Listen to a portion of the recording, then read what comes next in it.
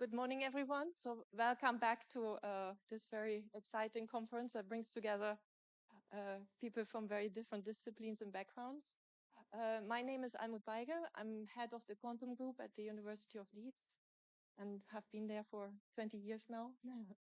And it's a great pleasure to introduce a fellow optician. I think Jared is very well known. I don't need to say much about. And yeah, all the time for your talk. Well, thank you very much, and thanks to the organizers of this meeting for giving me the opportunity to talk to you today. I'm struggling out in this wet and almost wintry morning. So my title is Quantum Machines Learning Quantum, which you might think at first is a typo, but as I'll explain, I do literally mean quantum machines learning about quantum. Let me begin.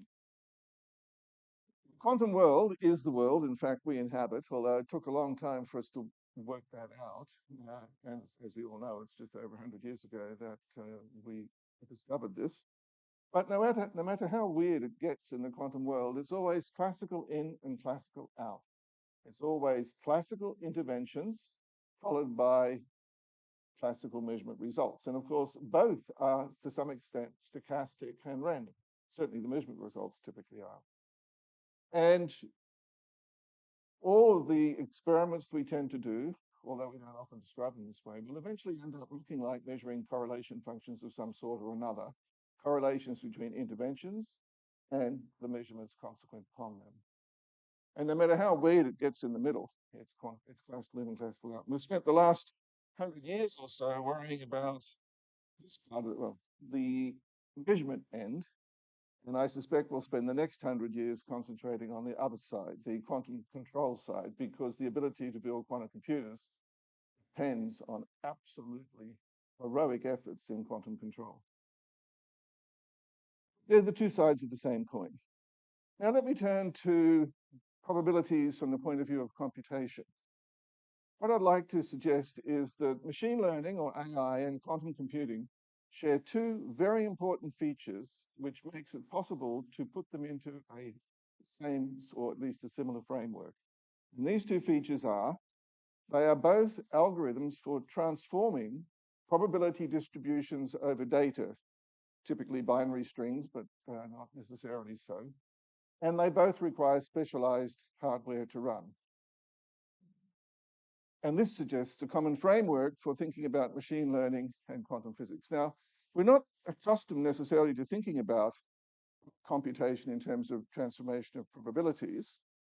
But in Los Alamos, of course, people discovered that there was a very nice algorithm, the Monte Carlo algorithm, that could be used to compute the values of pi. Now, there are many algorithms to compute the values of pi going back hundreds of years. I think perhaps to Kerala in India was one of the earliest ones that we've probably been discovered many times.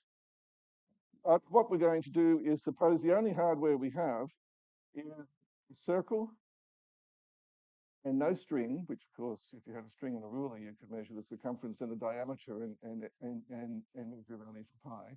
But what the Monte Carlo method does is the following. You inscribe a circle on the ground and you inscribe a quadrant into the circle.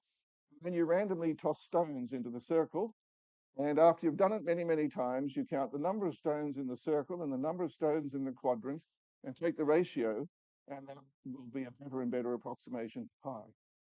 Now, there are many algorithms like this, many algorithms which could be implemented by iterating functions, which is the standard approach to computer algorithms, or by sampling or transforming probability distributions. So it's not particularly new.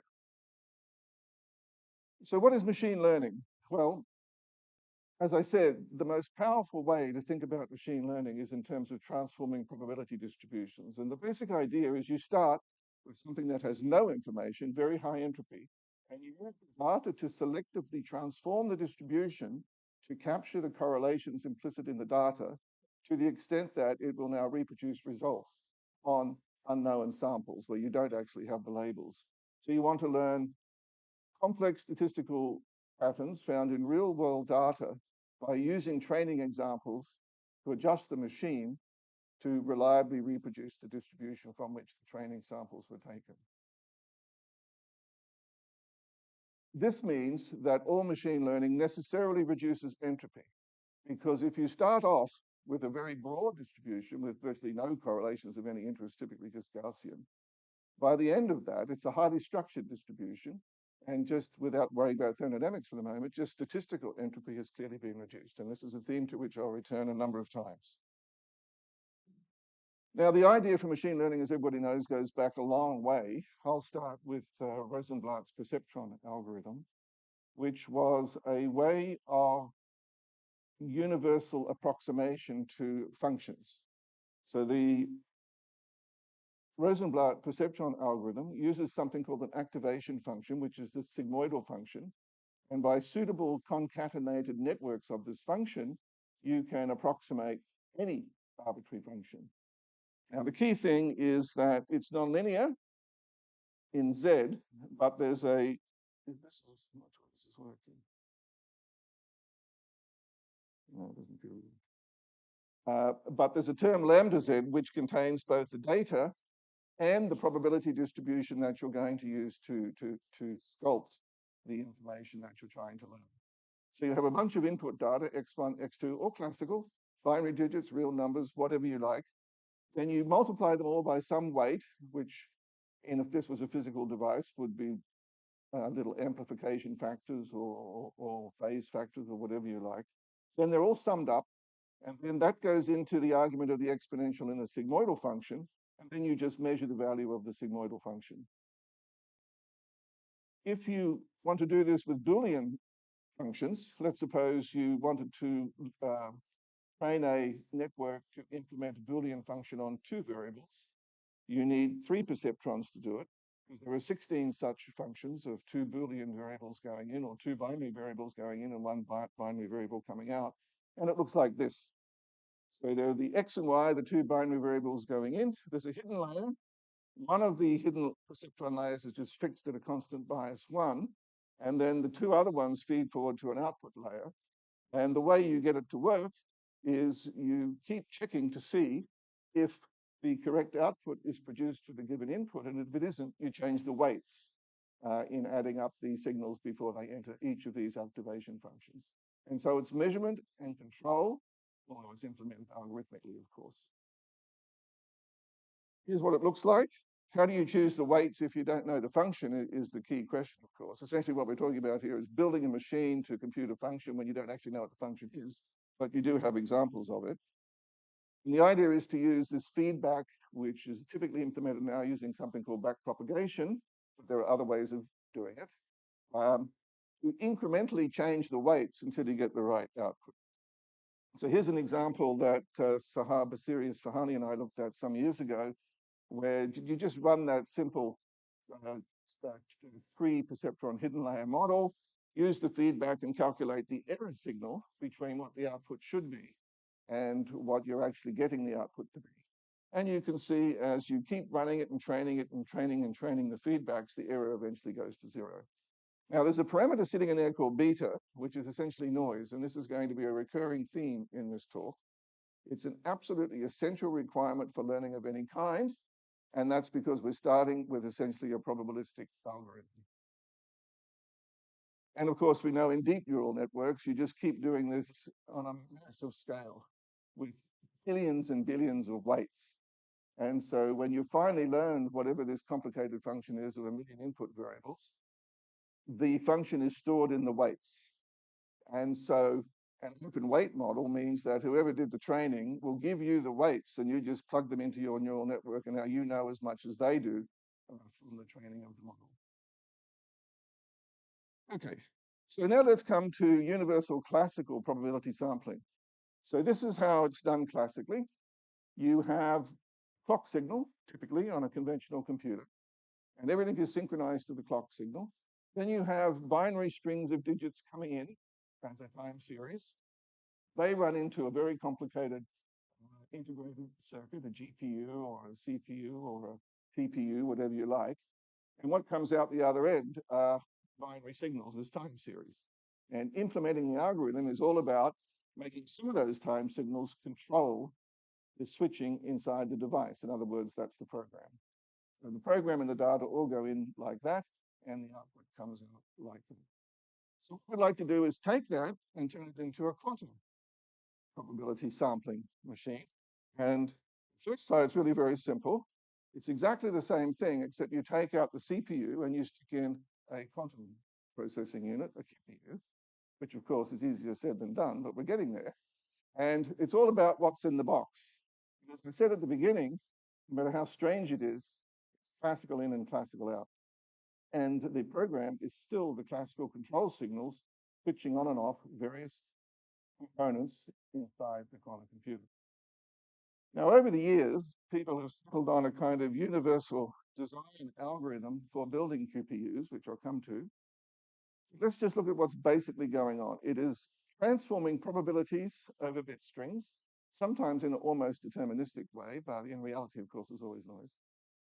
But it's doing it by acting not at the level of probabilities directly, as you would be in Monte Carlo sampling, but acting at the level of probability amplitudes, transition amplitudes. And so in many ways, this way of thinking of computation is controlled interference of probability amplitudes. And the classical signals are switching the control in terms of massive interferometers. And as we all know, or at least we're pretty confident, there are algorithms which can exploit this kind of processing of probability amplitudes to achieve a computational advantage. So in quantum mechanics, as we all know, probability is not primary. It's probability amplitudes which lie beneath it that we need to control. So here's an example which I like to call the Large Boson Collider. It's basically an optical quantum computer called boson sampling, and it forms the basis of many big commercial developments going on in the world today. It's a complicated system of waveguides etched onto a chip, which occasionally come together, where there's a probability of light being transmitted or reflected controlled by these R's and T's. And then at the input, we send in single photon pulses on some modes and nothing on the other. Now, let me stress, these are single photon pulses in the following sense. Each and every pulse has one and only one photon. And so the probability of counting one photon as you iterate over the temporal shape of the photon is 1. Of course, it isn't really in practice. There's some probability that you'll miss it. But one thing it is not is an energy eigenstate, because it's a pulse. It has to be a superposition of a single photon over many, many different frequencies. And the shorter the pulse, the bigger the variance in energy. Now, if it's a pure state, the pulse that you get is in optics would be called transform limited.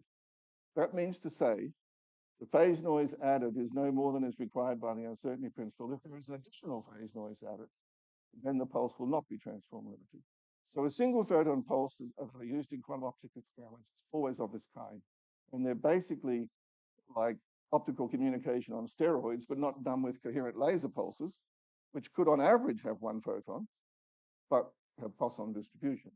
Here, the pulses have one and only one photon per pulse, and they are not energy eigenstates, and they are certainly not localized, and they're typically traveling at close to the speed of light, depending on the medium of the wave. So here's how the interferometer works. We send it through this big interferometer, where there's all sorts of paths where photons can scatter through the device, and then we put some single photon detectors at the output, and we ask, what's the probability distribution for the single photons? Now, there's a constraint in these devices because there's nothing in there that can amplify the light, so that if things are operating perfectly, which of course they rarely do, the number of photons that go in equals the number of photons that come out. If that's not true, there are errors, and that's a whole other story. So there's a constraint on all the paths that you need to sum up. So basically, to work out the probability amplitude, get the probability by squaring it, you need to look at all the Feynman paths and all the different ways photons can scatter through this device, keeping in mind one very important feature of bosons, and that is bosons like to bunch.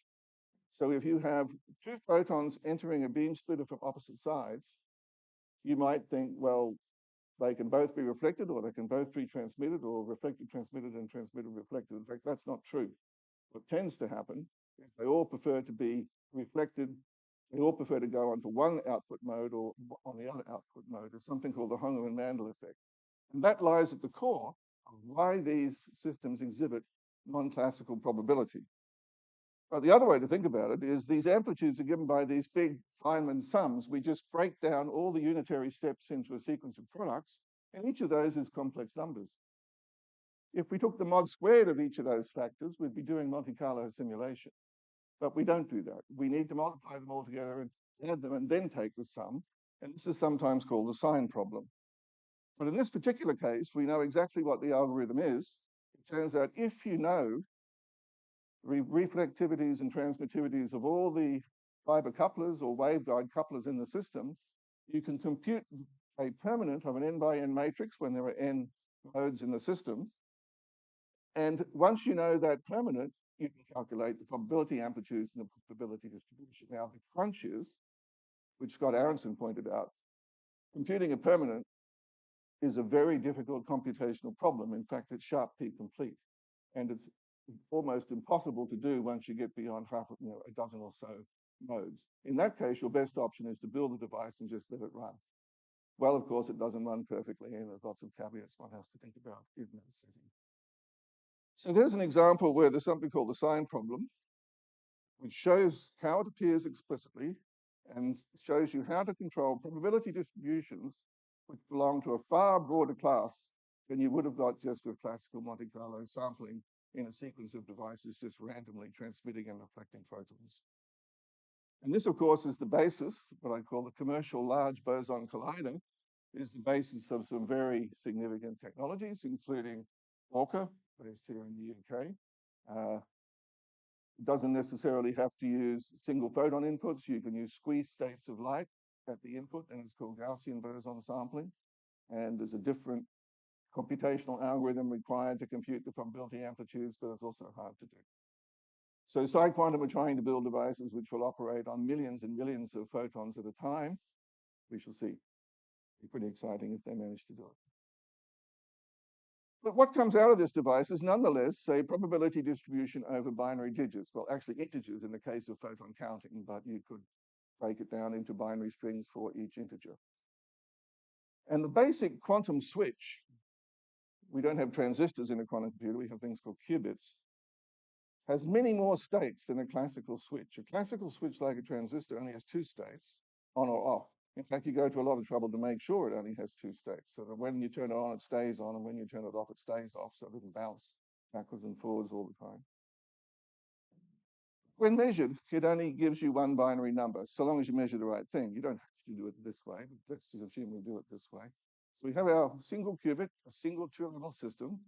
Compare it in any state you like. There is a continuum of states you can compare the qubit in.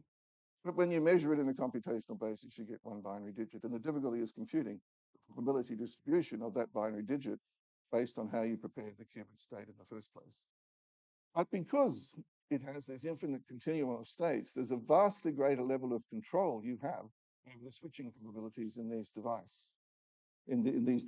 So a quantum computer, while it's fundamentally a probabilistic algorithm, has a vastly greater number of internal states than a conventional switch-based classical computer. And that's what gives the signal its power. And of course, it's always controlled using classical signals. And if you don't do the measurements at the end, you've done nothing. So it's often said, oh, a quantum computer is reversible, but it isn't. Because if it's reversible, it hasn't computed a thing because you haven't measured it at the end. It's very important to keep that in mind. That you have to do the measurements. And in reality, actual quantum computers that we run now have massive error correction codes, which are pumping out entropy all the time. They're incredibly reversible devices. Nonetheless, they produce probability distributions which exceed the expected class that you would get from classical distributions. I won't even attempt to try and draw these things. Just the case of two classical bits or two switches. We know you need three probabilities to describe the possible output, 0, 1, 1, 0, and 1, 1. So they lie on this tetrahedral type device with the extreme vertices corresponding to definite outcomes. It's very hard to represent what the equivalent thing is in the quantum case because it requires 6 real numbers, not 3.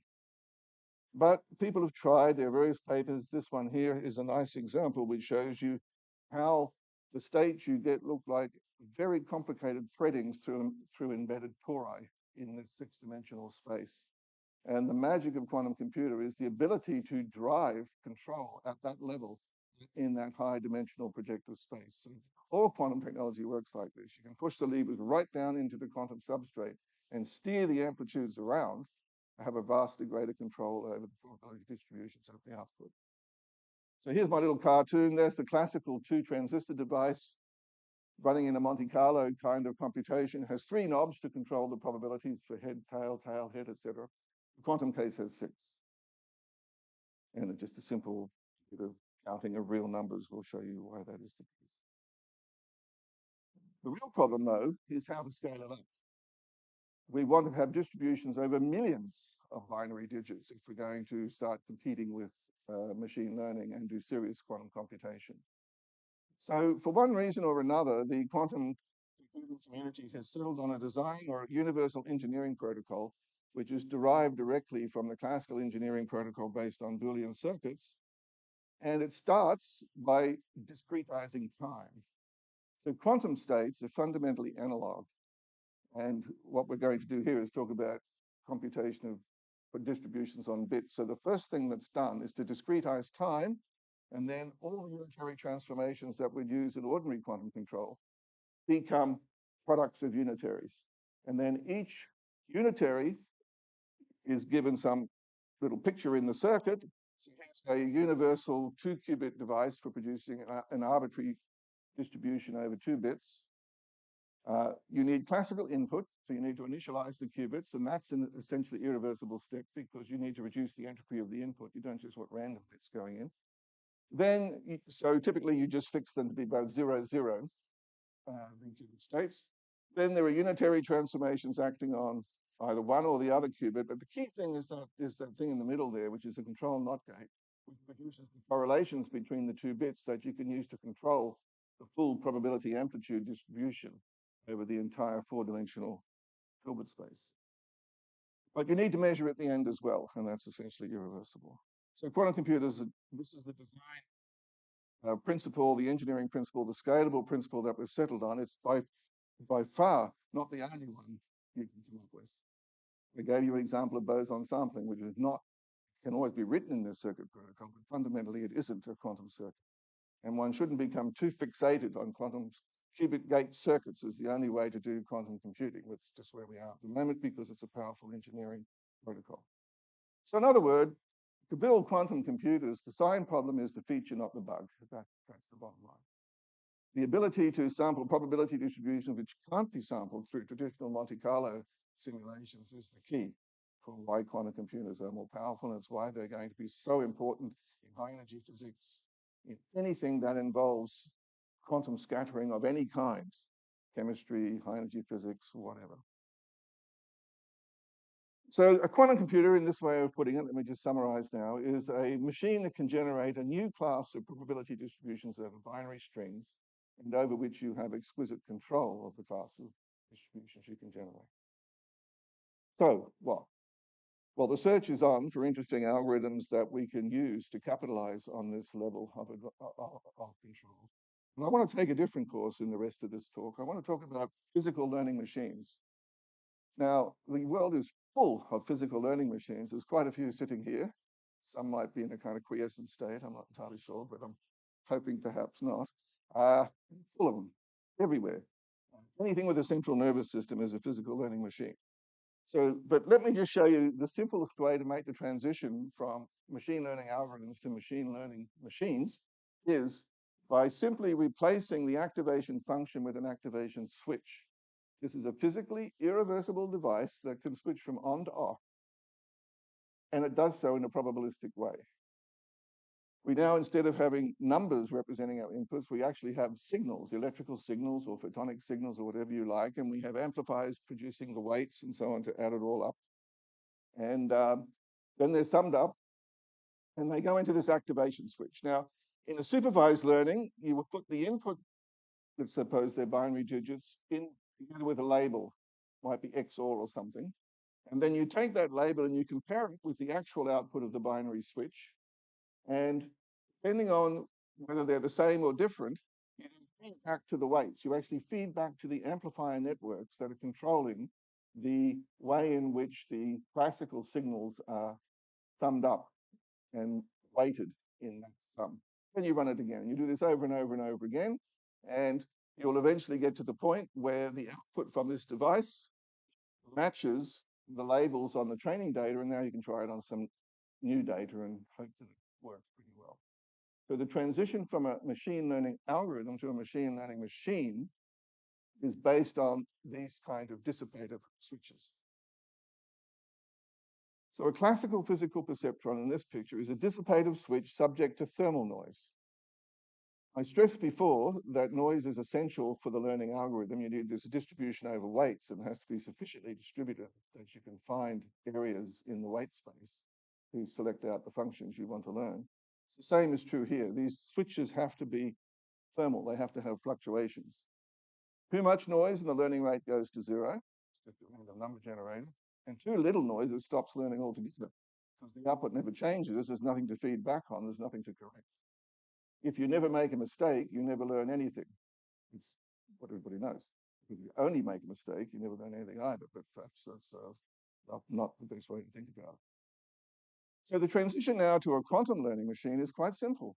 You just take that physical switch, which is driven by thermal activation over a barrier, and replace it with a quantum device for which the switching is determined by quantum noise. Same thing holds, too much noise, bad, too little noise, bad. But fortunately, in the quantum case, you can't really ever get rid of noise. So the other way to think about a quantum switch is a classical switch at very low temperature. If you took a classical switch and reduced the temperature, then if there was no quantum regime, the noise would go to zero and it would just turn off. But eventually you'll hit a quantum tunneling regime where it will continue to switch even at very low temperature. And that's a very important point because at low temperature, the power dissipation could be very low. Okay. Now, there are lots of different ways of realizing activation switches. The standard one is based on the double well, which is with high dissipation. Why high dissipation? Well, you want to be able to change the bias on this thing in such a way that it will switch from one side to the other without going into endless oscillations backwards and forwards. So you typically want a lot of dissipation for this to be a controllable switch. So there's the double well. It has stationary distributions on the presence of high dissipation. And basically learning is all about controlling the bias of a single double well. And so here's what happens if you look at the steady state response. If the noise is really large, there's lots of thermal noise, the average of whether it's on the left or the right has this fairly smooth curve. As you reduce the temperature, the average of whether it's on the left or the right as a function of the bias gets much sharper and sharper. So the noise is controlling the sharpness of this sigmoidal function. But of course, at each trial, it either switches or doesn't switch. You don't actually see the sigmoidal. What you see is it switches or it doesn't switch. So you've got to sample the probability distribution in order to construct those sigmoidal values in order to build a learning algorithm. I don't know whether Natalia will be talking about this, but we'll see. So if you have too much noise, everything switches straight away. That's no good. You've got to get the noise just right so that some switch and some don't on each given trial so that you have something on which to train the device in the learning protocol. Again, I stress that dissipation and noise are essential for learning. You cannot learn without it. So here's an example of the sorts of things that Natalia and I have been discussing over the last couple of years, and Federico and Path and others. It's a simple continuous function Boolean learning circuit, and I've written it in a kind of leading way. Here's the world out here, and there's an actuator which sends time series of Boolean, of binary digits to the world, which means you're doing work on the world. The world responds, does work on you, so it comes back into your senses. And the way it runs as a learning machine is simultaneously when you send a signal to the world, you send a signal to a learning emulator inside the box. In neuroscience, this would be called a corollary discharge. The box then tries to predict what's going to come back from the world with this I tilde of S and compares it to the signal coming back from the world to compute an error function, and then feeds back onto the learning machine to reduce the difference between predictions and observations. These models are often used in neuroscience these days for, I can't remember what they call them, predictor learning type models of neuroscience. But from the point of view of physics, it's just a binary signal going out, a binary signal coming back from whatever's in the box, and your objective is to simulate what's in the box as effectively as possible. Now, it's going to get a little bit technical here for a minute, because I want to dig down to some important details. Here I've written, so The way I've written this, I've kind of assumed that these signals are currents. They're actually voltages in the experiment, but they could be currents. Just imagine that these are currents, high current, low current, depending on whether it's 0 or 1. The error is then taken by taking the difference between the observed signal and the predicted signal and squaring it. Now, if they're currents, that's clearly power, I squared, proportional to power. We then integrate over some period, which is typically called an epoch in learning physics. So what that would represent, if you interpreted those things as actual physical thermodynamic quantities, is the average energy dissipated per learning epoch. So this tells you there's going to be a very close connection between thermodynamics and learning ability in this system. Now you just play the usual game.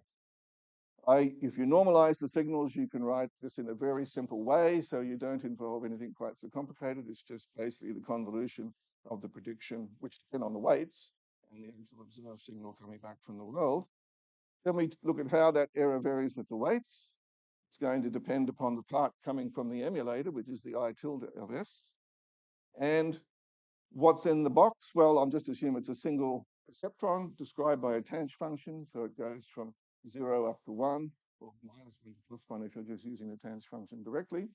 And we need to feed back onto the weights in such a way that the error is minimized in every step. And what you get out, if you assume the timescales are right, is you find that the way in which the error varies depends on the labels of the data, which is the signal coming back from the world. Here we're thinking of the world as an oracle labeling the data of the function we're trying to learn. The actual data is something that's supplied by the learning machine, which involves the weights. Now we assume the weights are running in the background on an Ornstein-Uhlenbeck process. They're just diffusing happily at some temperature T. They come to some steady state distribution, which is very broad. But now when you implement the feedback process, you completely modify the drift component and the noise component of that Ornstein-Uhlenbeck process to make it a highly nonlinear stochastic process, which depends on beta, which is related to the noise in the model, and the feedback and so on. Let me take a particular example. There are 4 1-bit gates, identity, not, and 2 constant functions. Let's look at not, where you always expect the signal coming back from the function to be minus the signal that went in. And so then you discover that when you solve the Fokker-Planck equation or the stochastic differential equations for the weights, you start off with some broad Gaussian distribution. And as the feedback begins to operate and the error comes down, they all tend to go to one particular narrow distribution in weight space. Here's what happens in the steady state. I took an initial Gaussian distribution over the weights. You only need one here because it's only a 1-bit function. And you run it and run it and run it and average. And now you get a new distribution, which clearly has lower entropy than the one you started with because you've learned the function. And in these large language models and all of deep neural network theory, they're simulating these sorts of nonlinear processes on the parameters or the weights or whatever they call them. And there are billions of them, so it's very hard to even imagine how this is working in terms of the weights. That's what's going on.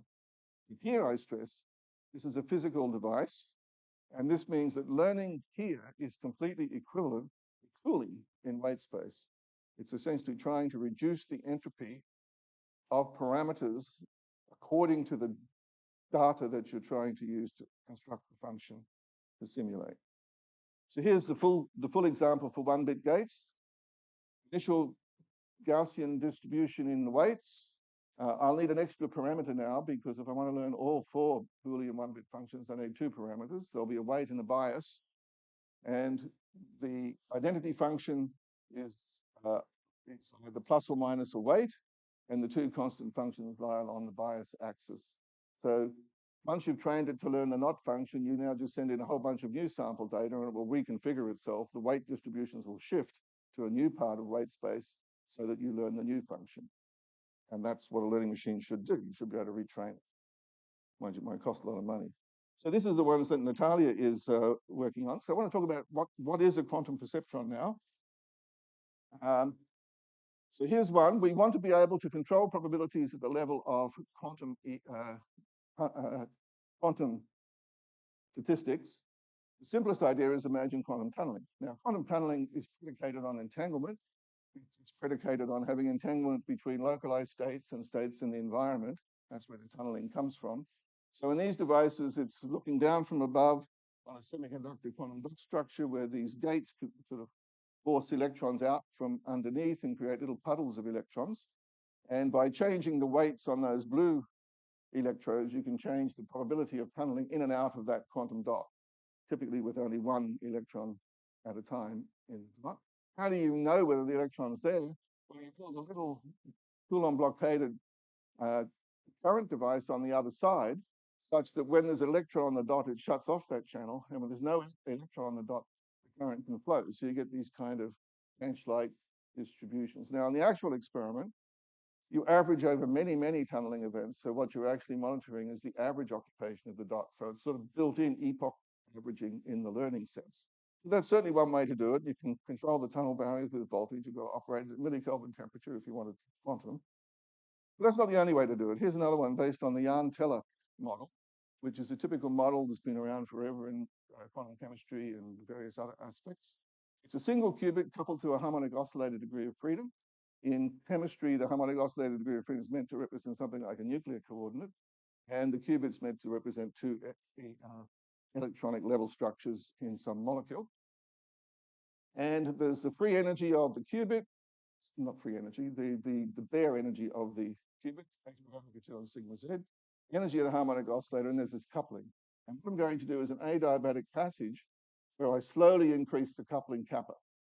So initially they're not entangled. They're both in their ground state, 0 for the qubit, no photons or phonons for the bosonic degree of freedom. And then I slowly increase the coupling. Now, what's interesting, this model has a quantum phase transition. When kappa is big enough, it undergoes a morphological change in the structure of the ground state. It's sort of obvious. If kappa is 0, then the ground state is all spins down, no excitations. If kappa is really big, it's all spins in the x direction and big coherent excitations in the oscillators. And something's got to happen in between. And it's just a quantum phase transition. It's interesting to look at what happens to the ground state as you go through the phase transition. It's actually a superposition of everything spin up in x in a coherent state displaced to the left, spin down in x in a coherent state displaced to the right. It's very similar to sorts of Higgs mechanisms and so on, where you create this spontaneously symmetry breaking by coupling to this global field A plus A dagger. But if you write it in the computational basis, what it's actually entangled with is spin down in Z is coupled to a superposition of coherent states, we call them cat states, of opposite parity. So now I ask, let's work out the probability, find the qubit in the ground state or the excited state, spin down Z or spin up Z. And it's given by this. It's just given by spin up Z is 1/2 into e to the minus 2 kappa squared omega squared. All it's doing is reading out the separation between the coherent states. Now, what you do is to make it a perceptron is you let the coupling be adiabatically varied according to a tanh function, the log of the tanh function, and plug it in and you get typical sigmoidal perceptron behavior that you would. There are other ways people have suggested. There's this very nice one based on qubit-qubit coupling, which essentially generalizes the transverse field Ising model, and it was recently demonstrated in a lovely transmon experiments.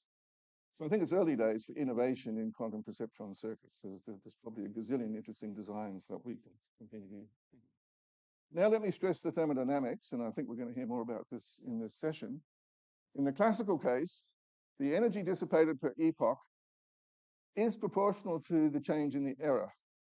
And the proportionality constant goes as kBt. So as the error gets smaller, the energy dissipation gets smaller and smaller. But there's a fundamental price paid for each step in epochal training. In the quantum case, there's a similar relationship, but it depends on h bar gamma, where gamma is some typically adiabatic transfer rate or quantum tunneling rate. And the important point is that kBt is often much bigger than h bar gamma. So in principle, there's a path here to engineering extremely energy inefficient learning machines through quantum devices. Okay, I won't say anything more about that. It's in fact an analog of Landauer's principle.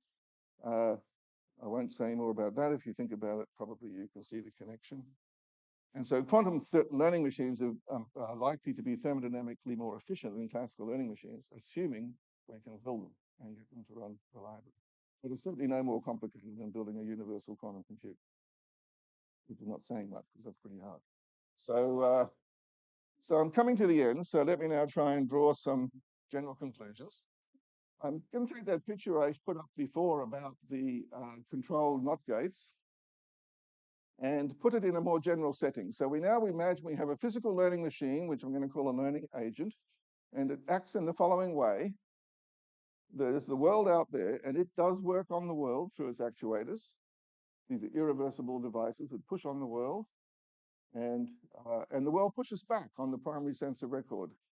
And as I said before, when the actuator record goes to the world, it sends a signal and an identical copy to the emulator, which then churns away and dissipates heat and all the rest of it to try and produce some prediction, which then compares to the primary sensor record. And if they're very different, it changes the internal settings of the learning machine. So that's why energy is dissipated in the learning machine. You're continuously pushing voltages around inside this device to make the prediction match the actual observation as well as you can. And with my two colleagues in Australia, we wrote a sort of philosophical, wordy perspective on this. And this is what I mean by a physical learning machine. I've tried to emphasize that it's incredibly dissipative.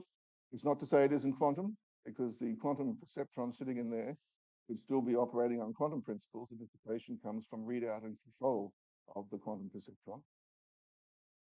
So what are we to make of such a thing? Well, one thing's for sure is that all learning agents are necessarily irreversible. You may dispute this, and I know people do, and I'm expecting you to push back on this a bit, but from my point of view, if an agent is learning, it is irreversible. Because it has to be embedded in an entropic gradient. There's no point in learning anything if you just have random bits in and random bits out. It's got to compress information into the lower entropy distribution of the weights in order to capture the functions that it's trying to learn. So it has to exist in an entropic gradient. It has to do work on the world, and the world has to do work on it through actuators and sensors. And all of these machines are necessarily open dissipative systems, maintained far from thermal equilibrium by access to a large store of free energy, and are necessarily subject to noise. No noise, they don't work. So what does this mean from the point of view of physics? Well, in this setting, you would say that the learned functional relation between the actuators signals and the sensor signals is the law of physics in this world. This machine has nothing more knowledge than what it did to the world and what the world did to it. And everything it constructs is based on trying to match those two as accurately as possible under the most wide and varying circumstances, which for us just means walking around. Typically, that's our primary actuator signal. And it's not surprising that things that walk around tend to be the things with the most sophisticated learning machines between their ears. So the learned function in this thing are things like they're actually represented by the bias voltages inside the machine. Now, that's not to say you can't build learning machines on top of the learning machines, on top of the learning machines, on top of the learning machines. These are all just physical devices now located in your head, and there can be different components learning different parts of the machine. And so it can be highly hierarchical and iterative. But the extraordinary thing is we can learn something about the world via these learning machines, predicting correlations between actions and sensations. Let me just quickly give you an example of how this might work and be of significance in the question of quantum gravity. So imagine we have a physical learning agent. To navigate your way in the world without GPS, which we've managed to do for quite a long time, you only need a clock, an internal clock, or at least something that changes in some regular way, an accelerometer and a gyroscope, and you're off. So here's an example. I imagine there's an agent confined to the circumference of a circle. It can move, but I'm not going to let it move. I'm going to fix it. And all it does is it sends out a pulse of light in some head direction. So it uses this little gyroscope to figure out which way to send out the pulse of light. All it knows is the pulse of light. And I'll give it an internal clock so I can keep track of when it sends out pulses of light. Now make the mirror perfectly reflecting, and the pulse will come back. It will eventually trace some path and come back. And so now let's build a little learning machine inside the agent. It simply says, what is the reading on the clock? So 1, 2, 3, 4, 5, 6 counts, send a signal, 7, 8, 9, 10, 11, 12, signal comes back. Send another signal. And it just keeps doing that over and over and over again. And it builds up inside its little head a table like this. So what learning could be is just make this table bigger and bigger and bigger and bigger. That's hopeless because eventually it'll be so big you'll never be able to search it to find this corresponding angle that you want to use to change your behavior in the future. So the whole point of learning is to compress that table into a function stored in the parameters inside the machine. Of course, we know from the outside in our godlike behavior, we can easily work out how many ticks it takes of this clock for the signal to come back, depending on the head angle. If I send it out across the diameter, it just goes out and back, and that's it. Otherwise, it bounces around the outside of the circle. So I just sent this off to a nearest neighbor learning algorithm, generate the data in the table, put in a lot of noise just to make it a little bit more efficient, sent it to a learning algorithm, and sure enough, it predicted this red curve, and the blue dots are what our theoretical prediction would be for the time. So it works pretty good. So in other words, this agent, I mean, I hope you see there's some connection to the holographic principle. It's there, it's just sending out pulses and changing its head direction and counting, and it's discovering something interesting about the world. And it then starts to invent stories to itself about how, well, the correlations in the agent is somewhere reflective of geometry in the bulk and all the rest of it. And the geometry in the bulk is in fact Euclidean. So if it was sophisticated enough, that's the story it would tell. So let's do something slightly different. Let's put a spatially dependent refractive index inside the circle, such that the refractive index gets bigger towards the center, and do the same trick. And now you discover that every signal takes exactly the same time to come back because it's curved a lot near the diameter and less curved on the outside. And you can pop this up to a third dimension to calculate the time it takes, and they're all just projections of these great circles onto the plane. And in fact, what you get out is de Sitter space. So if this agent was sophisticated enough, it would sit there pressing buttons and changing its head direction and discover it didn't matter. So there must be some curved space-time that it can't access, that it doesn't see, that's sitting there determining what's happening. Anyway, that's just a sort of intuition pump for how one can start thinking differently about questions of importance in modern physics in the context of learning. Let me finally finish on this idea of multi-agent reinforcement learning. Now I want to have more than one agent controlling the world. So I have two cavities coupled together. It could be a red sideband or blue sideband coupling generating entanglement. One agent is sending single photon pulses in and out of the system, so is the other one. Each is making homodyne measurements, measuring the electric field of the single photons as they come back. They can then communicate with each other and try and come up with some protocol to control this system to some advantage. So this is exactly the question of reinforcement learning. I won't go into the details of that here because I want to emphasize something else. We discussed an example of this for controlling a double well potential in this paper from 21.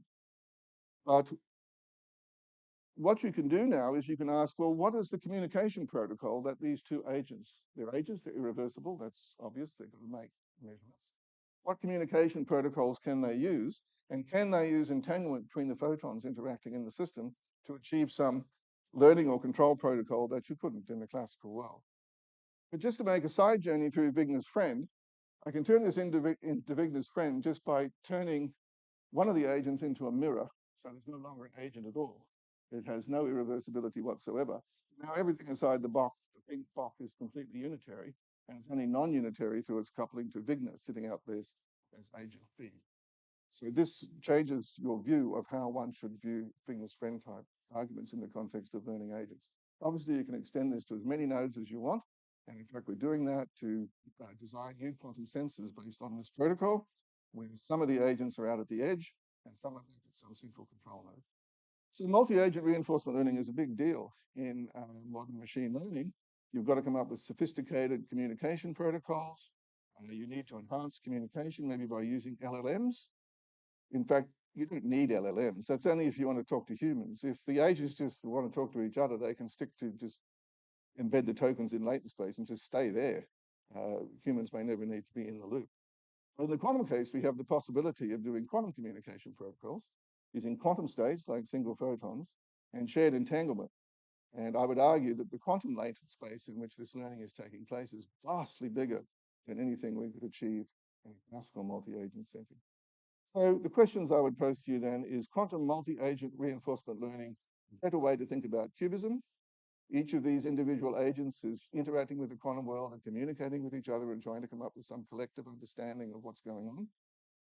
Is it a better formulation of decoherence in quantum Darwinism? Because in Wojciech's lovely presentation of quantum Darwinism, it's the reproducibility of classical records that enables some objectivity to be gained over the system. But the most important thing to my mind is something called quantum robotic scientific discovery. And that is, what you can do is have a classical machine learning sending in your control pulses and doing the measurements, but have a quantum computer doing the encoding in latent space, and use that to probe the quantum world and then bring it back. And so this should enable a vastly greater degree of power over how we learn the rules of the quantum world than anything that we've been able to achieve in our laboratories to date. And just as a motivator, here's one way of doing it for light harvesting: massive multi-photon spectroscopy on light harvesting complex or synthetically developed light harvesting complexes, where you have a big boson sampling network sending photons in and out, and then you run it into a temporal convolutional network to try and extract all the correlations inherent in the molecule, and then use that to redesign the molecule for greater efficiency. Now, with that, I'll finish. I'll just mention that there's billions and billions of dollars going into this robotic discovery project now. The periodic labs is one of the best funded, where the key insight is that nature becomes the reinforcement learning model. So there's half a dozen other companies in this space. So instead of just training learning machines on the internet, which is going to keep reproducing us in some form over and over again, to train it on the world. And this will eventually lead to new technologies that will surpass human understanding. So I'll finish there. Thank you very much.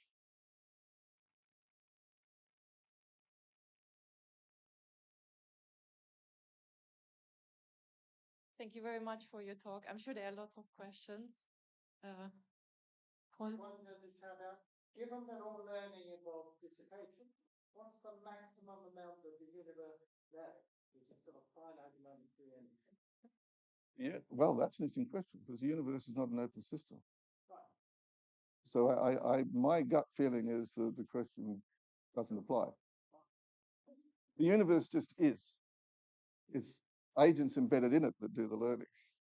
Yes, but we could still imagine that there'll be a maximum. Okay, now that's a good question. How many degrees of freedom can you control to learn everything there is to know? Well, the more you marshal to build your learning machine, the less there's left over to learn. And so you eventually get to the point where you control everything and know nothing. So I'm being a little facetious, Paul. I hate to do it. I know. Now, there's a much deeper question here, and that is the question of quantum control. And that's why I said the next 100 years will be dominated by worrying about the quantum control problem, not the quantum measurement problem. How many qubits can we coherently control with precision engineering? Is it 100? Is it 1,000,000? Or does quantum mechanics fail at some level, just in the way we've been describing? If you try and marshal too much control over the quantum world, you begin to see the finiteness of the universe kicking in. And so it may well be that quantum computers fail because quantum mechanics fails at some point. I know you say 400, yeah. Doesn't seem very much to me. We're already pretty much way beyond that in commercial devices. Admittedly, they're noisy and all the rest of it, so we haven't done anything very significant. But if the predictions are correct, we'll be there within 2 or 3 years. So, yeah.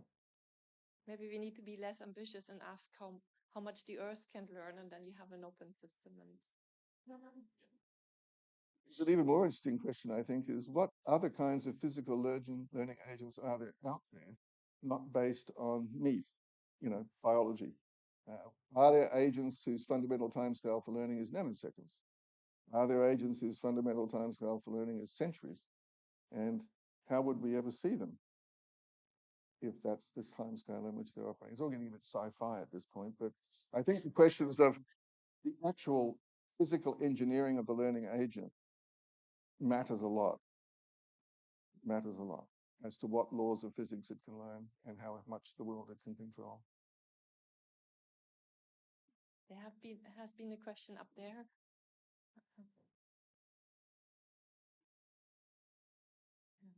And there was a question before you, yeah, just behind you. Sorry. But then Stephen and then left.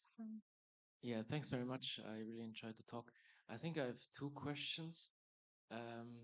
One has to do with what you emphasized in the beginning, which was every learning algorithm, whether classical or quantum, always is classical data, classical input in, and classical output out. And then my first question is related to what you mentioned in the end regarding multi-agent reinforcement learning, because there you showed these weakness friend type scenarios.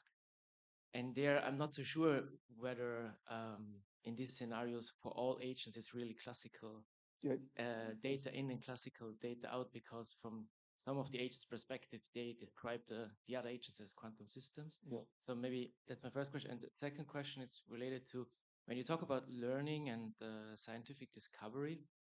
When we have agents learning space-time, as you showed as in an example, what do we mean?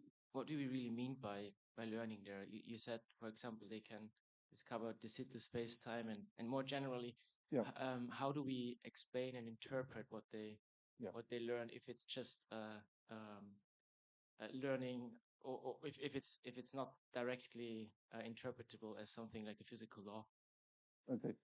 Two very good questions. The first question, you're absolutely right. The classical input, classical output probably is only necessary if there's a human in the loop, I would say. It's quite possible. So here, for example, I've got quantum channels in a quantum computer where it's quantum in and quantum out. But and you can just disconnect the AI, so nobody knows what's going on. But you have to make sure that you're not just looking at the coherent interaction between a complicated system of qubits and some quantum part of the world. In order to treat it as a control protocol, there needs to be signals going in and signals coming out. It may well be true that eventually we can build coherent quantum learning machines that can learn something about quantum phases of matter and push them around in just the right way, and then put it in a box and sell it without humans ever being in the loop. Maybe, I don't know. But that's a very important question. Do you really need, in the end, measurements?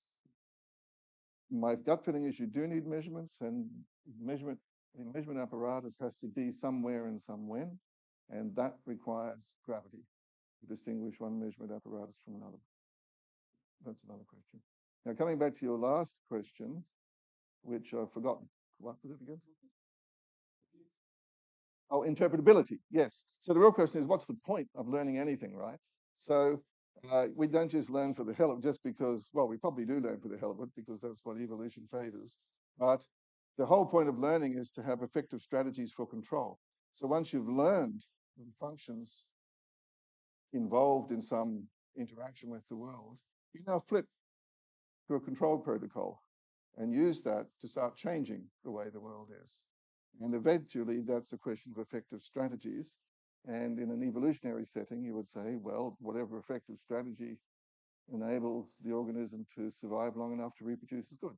So forming an ability to move around in the world efficiently is good from the point of view of evolution. The simple model I gave is just too simple to see how I'd have to introduce more than one agent on the circle. I'd have to let them move. It would actually be more interesting to put them onto, say, a hyperbolic sheet of something. You can put them on a sphere, wouldn't be much more interesting than the circle. Put it on something much more interesting and ask how could agents learn, communicate and control the world in such a way that they could act cooperatively in that setting? So these are much more difficult questions. But at the end of the day, what is learning for? It's to reorder the world to your purpose, I think. Nice. The next question was by Stephen. Yeah, wonderful talk, Gerard. I had a comment and a question. The comment was that I thought you'd given your machine learning algorithm quite a task exploring space-time around that circle, because, of course, as a function of the angle, it depends on whether it's a rational or an irrational number. So actually, it's an incredibly complicated function. I'm very pleased you asked that question, because very unlikely to be rational, right? That's a set of measure zero. What happens if it isn't? Well, then the return time is Poisson distributed. So the agent would think, good heavens, there's a lot of noise in this world. And you think, well, in fact, there is a lot of noise in this world. It's coming from quantum mechanics. So you sort of begin to wonder what other miracles could be achieved by these tricks. But yeah, you're absolutely right. I'm very pleased you asked that. The question I had, you mentioned this Yarn-Teller model where Yeah. you couple the quantum spin to a phonon Yes. oscillator, or a phonon probably Yeah. in a Yarn-Teller context. I was thinking, would it also be interesting to couple it to a double well, because there you've got something that's bistable, and the insight from condensed matter physics, which is where I'm coming from, is when those the number of particles gets very big, you can get stuck in these broken symmetry states. So that's a really good idea. I have another model based on molecular magnets, which have this J squared, it's sort of a double well molecular magnet.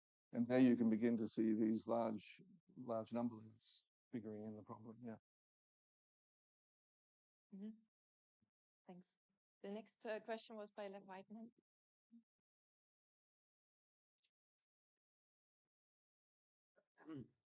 You stressed the importance of noise, both in measurement and in input. I understand measurement, at least we have a illusion or effective randomness when we measure.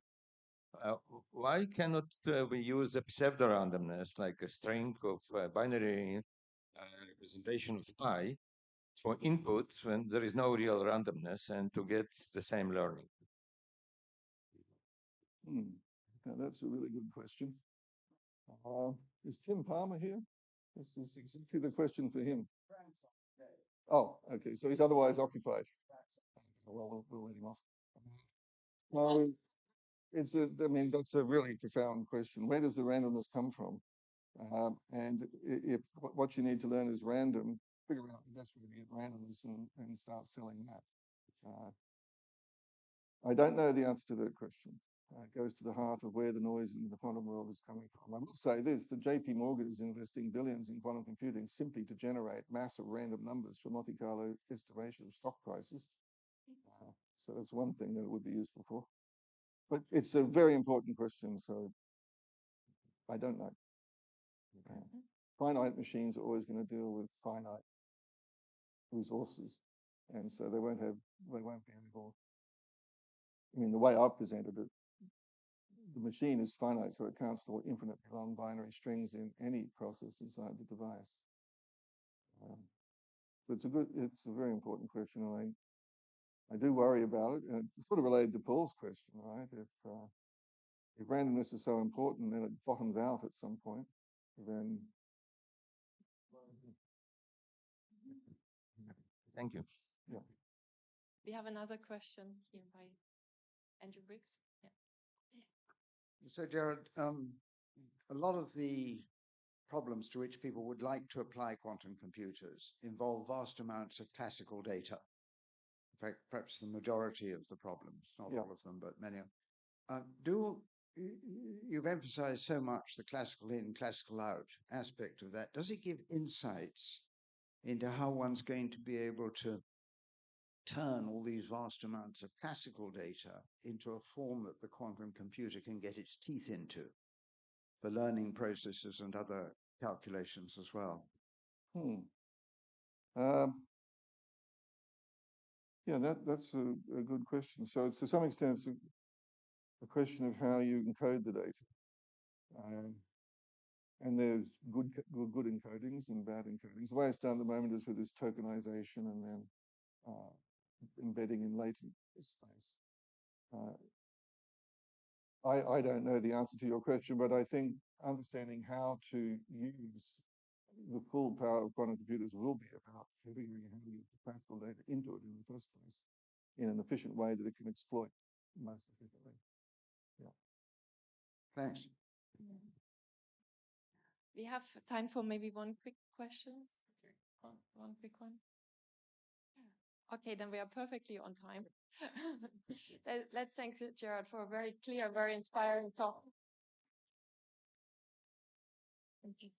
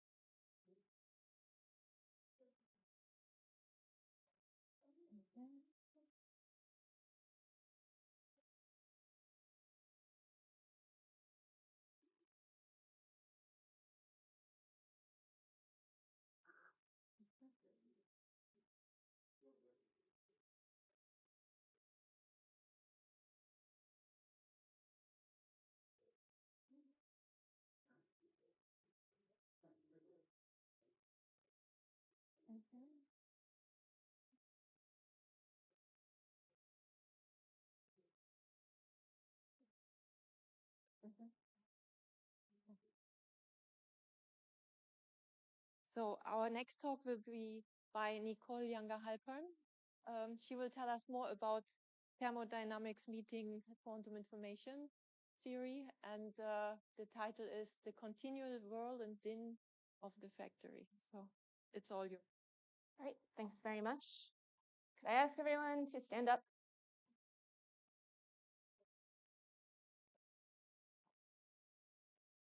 Put your hands together, interlace your fingers, and stretch. We've been sitting for a while, and we have a little more listening to. So some blood circulating is a good idea. You may sit. Thank you very much. Thanks so much to Chris for the invitation to speak here and for organizing this lovely interdisciplinary conference. Been really enjoying my time here. You might be wondering about the source of this quote, that is the title of this talk, unless you've looked it up on Google. And this quote is from this book, North and South by Elizabeth Gaskell. It was published around the end of the Industrial Revolution as experienced in Britain. Elizabeth Gaskell was an author of this area. She was a colleague of Charles Dickens's. And in the title, the North is intended to represent the Industrial Revolution and progress. It is symbolized by Milton, which is a manufacturing town which has a lot of factories. The South is represented in part by Oxford, which represents quiet and introspection and history.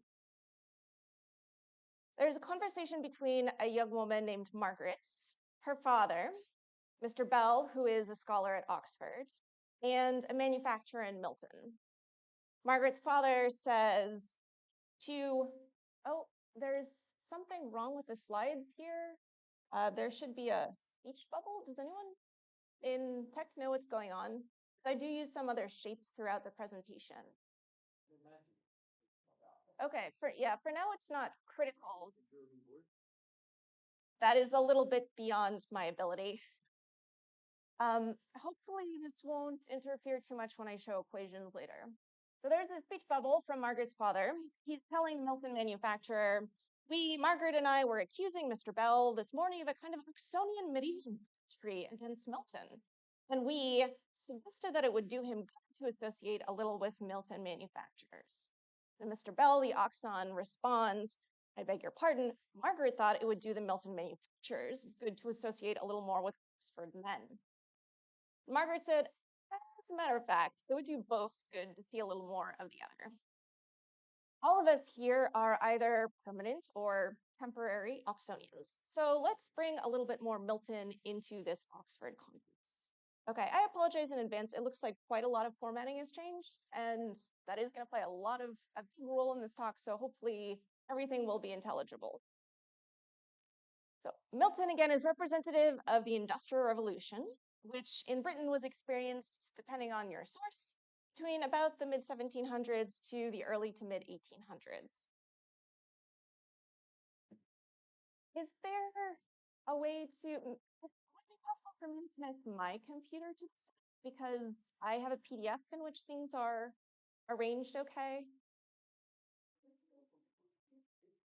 Okay. Feel free to stretch as much as you want while we are changing computers.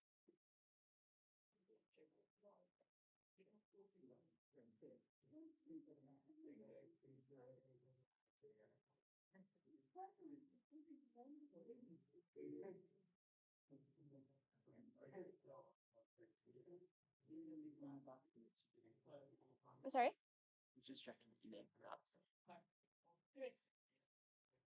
I also have one if you don't. Okay. Is it possible to move this off? I'll tilt.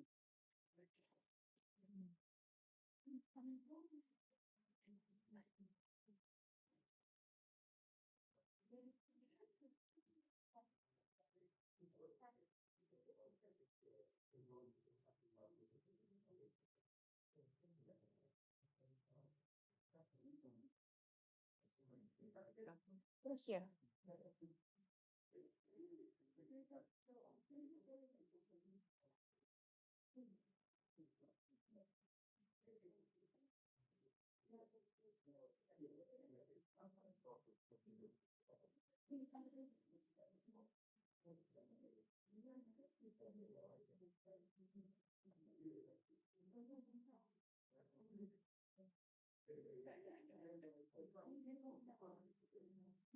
All right, we're back to our regularly scheduled programming.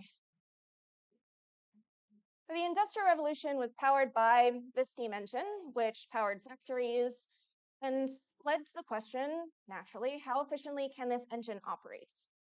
That very practical question based on technology led to more fundamental questions like, why does time seem to flow in only one direction? This motivating technology of the day, the steam engine, was large and classical. Today's cutting-edge technologies look rather different, as we heard in the last talk.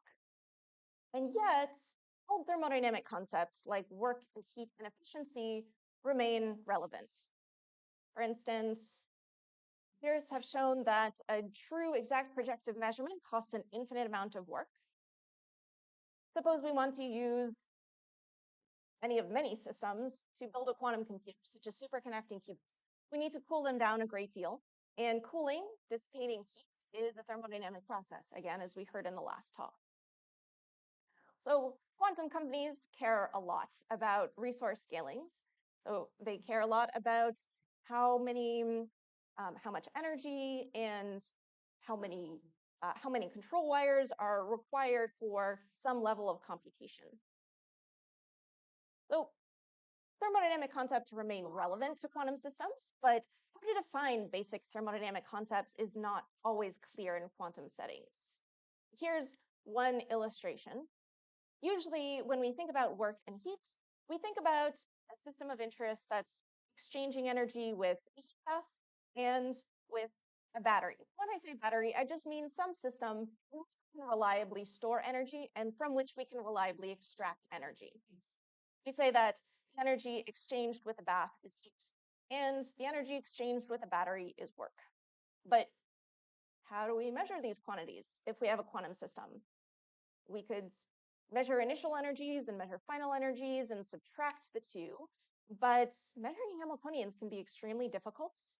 And suppose that one of our systems is in a state that has coherences relative to the energy eigenbasis. Our measurement of the energy will disturb the energy, and so change the amount of work or heat that we are trying to measure.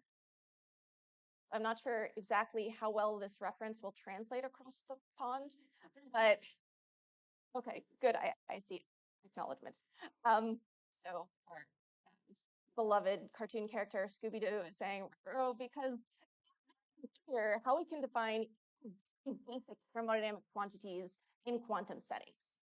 On the other hand, we here should enjoy this fact because we like puzzles, and it means that the problem of quantum thermodynamics has. Here's where I'd like to go in this talk now that I've motivated quantum thermodynamics. I'll talk about what quantum thermodynamics actually is. I'll give one example of a quantum thermodynamic problem that I particularly like. I'll go into some detail here. Then I'll step back and give a brief overview of the quantum thermodynamics of the past century. Finally, I will take a look at what I think or hope is in the future. What is quantum thermodynamics? It is a vibrant field that I see as centered on three questions. First, the laws of thermodynamics were developed by people who had in mind large classical systems. How can we extend those laws to small and quantum systems? A popular kind of result is to use a quantum model to derive more precise, more refined versions of the second law of thermodynamics, which helps us understand why time flows in one direction. Second, we know from quantum information processing that quantum phenomena such as entanglement can enhance certain information processing tasks, such as computation and cryptography. Just as there are information processing tasks, there are thermodynamic tasks, such as extracting work and cooling and charging batteries. When can we use quantum phenomena to enhance thermodynamic tasks? And when do what we would usually think of as a quantum resource actually hinder what we're trying to do? For example, we can develop quantum engines that, in some cases, in some ways, outperform classical counterparts. What do I mean by quantum phenomena? A whole lot of things. as a warning, I was influenced early in my career by Joe Emerson. So I think of quantum phenomena as more or less forming some sort of spectrum from less quantum to more quantum, or less classical to more classical. Or sorry, other way around. Anyway, let's start with discreteness. So quantum systems do have discrete spectra, but classical systems can approximate those, and we like to think about classical Ising models, which feature just discrete states. Coherence is important in quantum physics, but on the other hand, classical waves have coherence too. So again, this is a quantum phenomenon, but also reminiscent of the classical world. Measurement disturbance is fairly quantum. On the other hand, our electrical engineering friends like to think a lot about trade-offs between the precision achievable and some trade-off. Entanglement seems also pretty quantum, and we heard an entire talk yesterday dedicated to contextuality. So I will refer to other members of the audience for any questions about contextuality. And I'm sure that because of yesterday's talks, you know exactly what contextuality is.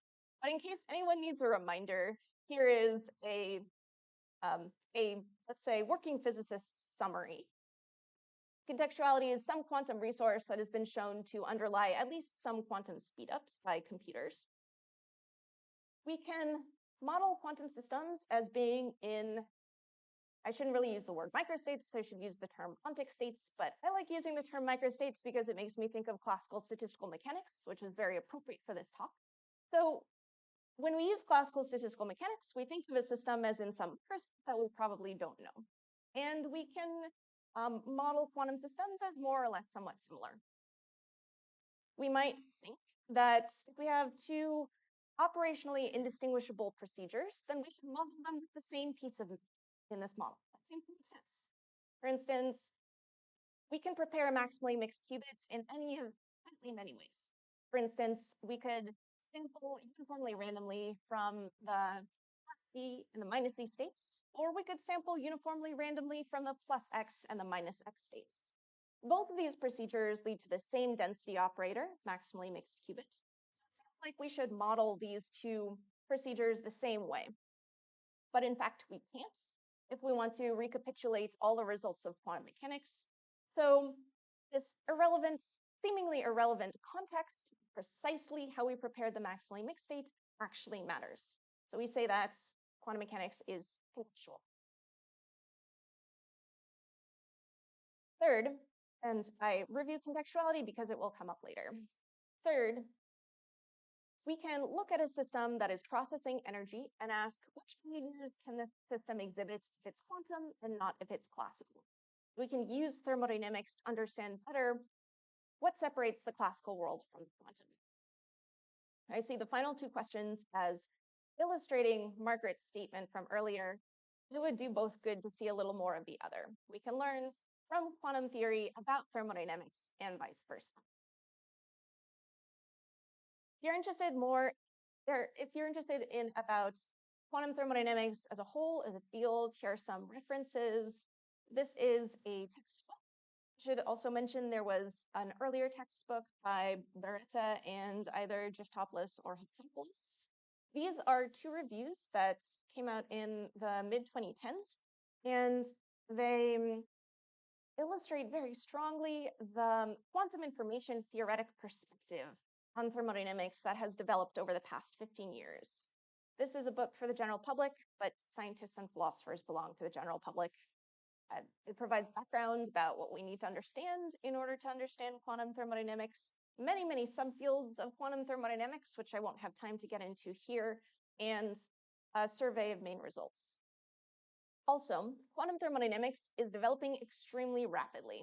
So over the past few years, a couple of perspectives have come out. This is a book in which each chapter overviews some up-and-coming topic within quantum thermodynamics. And this does something similar. It's actually about to be published. And there's overlap between the two, but new topics have come up and certainly lots of new results. Now that we've talked about what quantum thermodynamics is, I'd like to give an example. It's not illustrative of the entire field. There are many different ways to do quantum thermodynamics. As a result, I happen to like. It's an update to the second law of thermodynamics with help from quantum theory. We're going to show that we can use correlations to push heat from a colder system to a hotter system, even on average, including if we have entanglement to burn. I'm going to follow this reference, which has a result and a proof I particularly like. I should mention there are many other updates to the second law of thermodynamics. Many people have derived their own quantum versions of the second law of thermodynamics. Some famous versions are called fluctuation theorems. Some famous ones are results within a framework called resource theories. I'd be happy to talk about those as well if you're interested. Rudolf Clausius presented one formulation of the second law of thermodynamics. He said that heat can never pass from a colder to a warmer body without some other change connected therewith occurring at the same time. Nowadays, we know that he kind of implicitly had in mind that heat cannot move like this on average.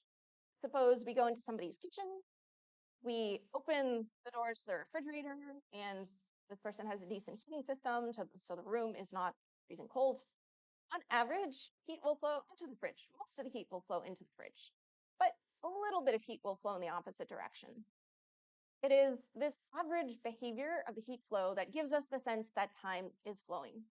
So suppose that we can observe the fridge's temperature relative to the surrounding environment and nothing else. We'll know that time is flowing because of this change in temperature, because of this heat flow. What did Clausius mean by some other change? In many cases, it's work. Our refrigerators are connected to outlets from which our fridges draw power. Work is not the only resource we can burn. In case anyone gets lost in the details, here is the too long don't read version of this part of the talk. We're going to derive what the authors call a generalized second law of thermodynamics. It shows that heat can flow from a colder system to a hotter system, even on average, with been mutual information that began between the two subsystems, or correlations. Furthermore, if we observe an extremely large current in the quote-unquote wrong direction, under certain assumptions, then we can conclude that the initial systems were in sync. Here's the setup we're going to keep in mind. We'll have a hot subsystem and a cold subsystem, governed by this Hamiltonian. Each subsystem has its own Hamiltonian, and there's some coupling. Time will run from some initial value to some final value. The joint state of the whole system at time t is rho h c of t. We get the reduced state of any subsystem x by tracing out the other subsystem. And at the initial time, each subsystem's state is a canonical state. This beta is an inverse temperature. I'm going to set Boltzmann's constant to 1. Here are the quantities of interest we're going to use in our argument. The first is the average internal energy of system X, where X could be either subsystem or the joint system. It's the trace of the subsystems or the system state times the Hamiltonian. Sometimes I might forget to say average, but throughout this argument, I'll be talking about average energy quantities. It's also interesting to think about single shot quantities in other contexts. The internal energy will change across the protocol. The von Neumann entropy of a state rho is the negative of the trace of rho log rho. And as probably most people here know, the von Neumann entropy signifies the average uncertainty we have about the outcome of a measurement of the state's eigenbasis. You might be concerned because I'm talking about an information theoretic quantity and I'm talking about thermodynamics. It is not clear that the information theoretic quantity should be, say, for example, regarded as the thermodynamic entropy. Anytime we want to combine an information theoretic entropy with thermodynamics, we have to justify what we're doing. Here's what Jennings and Rudolph have to say. The identification of the information theoretic quantity with the thermodynamic variable has generated a long history of debate. Probably could have lots more references here. However, we do not add to this debate here since the operational and mathematical correctness of our analysis holds independent of such interpretation issues. I was skeptical when I read this, but I worked through the rest of the argument and I ended up agreeing with them. We'll see what you think. Another quantity that we'll use is what I'm calling Helmholtz free energy in scare quotes. Strictly speaking, Helmholtz free energy is well defined at equilibrium. We're going to think about a generalization thereof. In conventional thermodynamics, the Helmholtz free energy is the internal energy minus the temperature times the entropy. What is its physical significance? It determines how much work we can extract from a system during a process that keeps the system's particle number, volume, and temperature constant. So the generalization we'll think of for a system X is the internal energy minus the temperature times the von Neumann entropy. It's just a definition. If you don't feel like calling it Helmholtz free energy, even with scare quotes, you don't have to. It's just some quantity we're defining. Possibly the last quantity of interest I'll present is the mutual information. Mutual information between systems A and B is the sum of their von Neumann entropies minus the entropy of the whole thing. The mutual information encodes the correlations between the two subsystems, or the information that they share. We can visualize the mutual information with help from a diagram from Nielsen and Chuang's Quantum Information and Computation textbook. Present the diagram without any explanation. They just say, here's an illustration. I'll try to put some words to their illustration. But this is just a heuristic understanding. Suppose that we have a system A that is in some state rho A. We know the form of rho A, and we measure the state's eigenbasis. So in most cases, we'll have some uncertainty about the outcome. That uncertainty is quantified on average over trials with the von Neumann entropy of A. We can tell a very similar story about a system B in a state rho B. We can tell a very similar story about the joint state rho AB. Now let's go through this formula and lay down or eliminate colors here in accordance with what we see up here. So let's imagine adding this bubble, and then adding this bubble, and then finally subtracting off this outline that extends across the two bubbles. What we'll have left is this purple part in the middle. That is a representation of the mutual information. It is what's shared by the A bubble and the B bubble. So it's the shared information, or an informational resource. Now that we've gone through these quantities of interest, let's use them to derive this generalized second law. We'll start with a constraint on how much each subsystem's free energy can change. We can prove that if we look at all the states of a given subsystem that have some fixed Hamiltonian expectation value, the one that achieves the minimal free energy is the canonical state. This is something that I ask students to prove for homework when I lecture about this results. You are welcome to check this for homework if you would like. In other words, the initial Helmholtz free energy, since each system starts in a canonical state, is the lowest possible. It can only increase or remain constant. Let's substitute in our formula for this F. So we have our final internal energy, inverse temperature, and entropy, as well as initial quantities. Let's rearrange to express everything in terms of changes across the entire process. And we have one of these inequalities for each of our two subsystems. Let's sum those inequalities. We have temperatures and internal energies on the left. We have entropies on the right. We can easily calculate the change in the mutual information simply by using the definition of the mutual information. Let's rearrange. Let's solve for this sum. And then substitute into the inequality we just derived on the last slide. We'll substitute in right here. Now we get an inequality that has the mutual information on the right. Now let's make some natural assumptions about the evolution. Let's suppose that the evolution conserves the whole system's entropy. After all, unitary evolutions do. So in the inequality we just derived, we had this final term that was the change in the whole system's entropy. That's going to vanish. Now, what I think is an implicit assumption in this argument is that the two systems couple only weakly, so that it makes sense to call this quantity the internal energy. So we don't have to worry that the coupling is too strong and kind of influences either subsystem's internal energy. The final explicit assumption is that the evolution conserves the average total internal energy. So this initial state's internal energy and final state's internal energy equal each other. In other words, there's no external system performing work on our system of interest. Let's start to use those assumptions. Let's denote by Qx the average heat absorbed by subsystem X. We just concluded no work is performed on the whole system. And we know that the whole system doesn't exchange heat with any other system because there's no other system around to exchange heat with.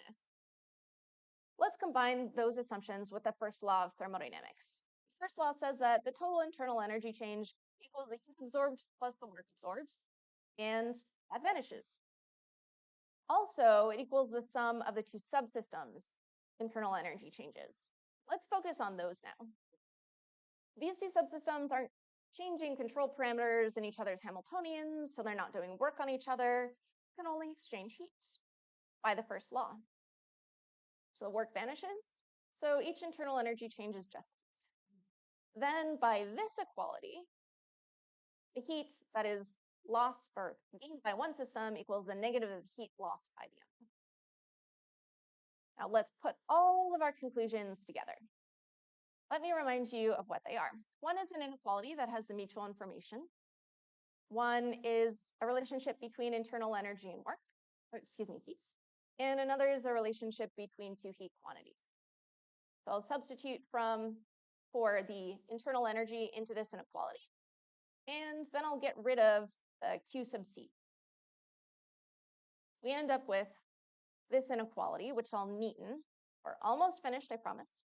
I'm going to re-express the inverse temperatures in terms of actual temperatures because I think equations are easier to understand that way. And I'll factor out this QH. Here's our result, this generalized second law. It says the average heat absorbed by the hot system times this difference of inverse temperatures is at least a mutual information change. Well, let me draw out one of the implications. Again, we have these two systems at different temperatures.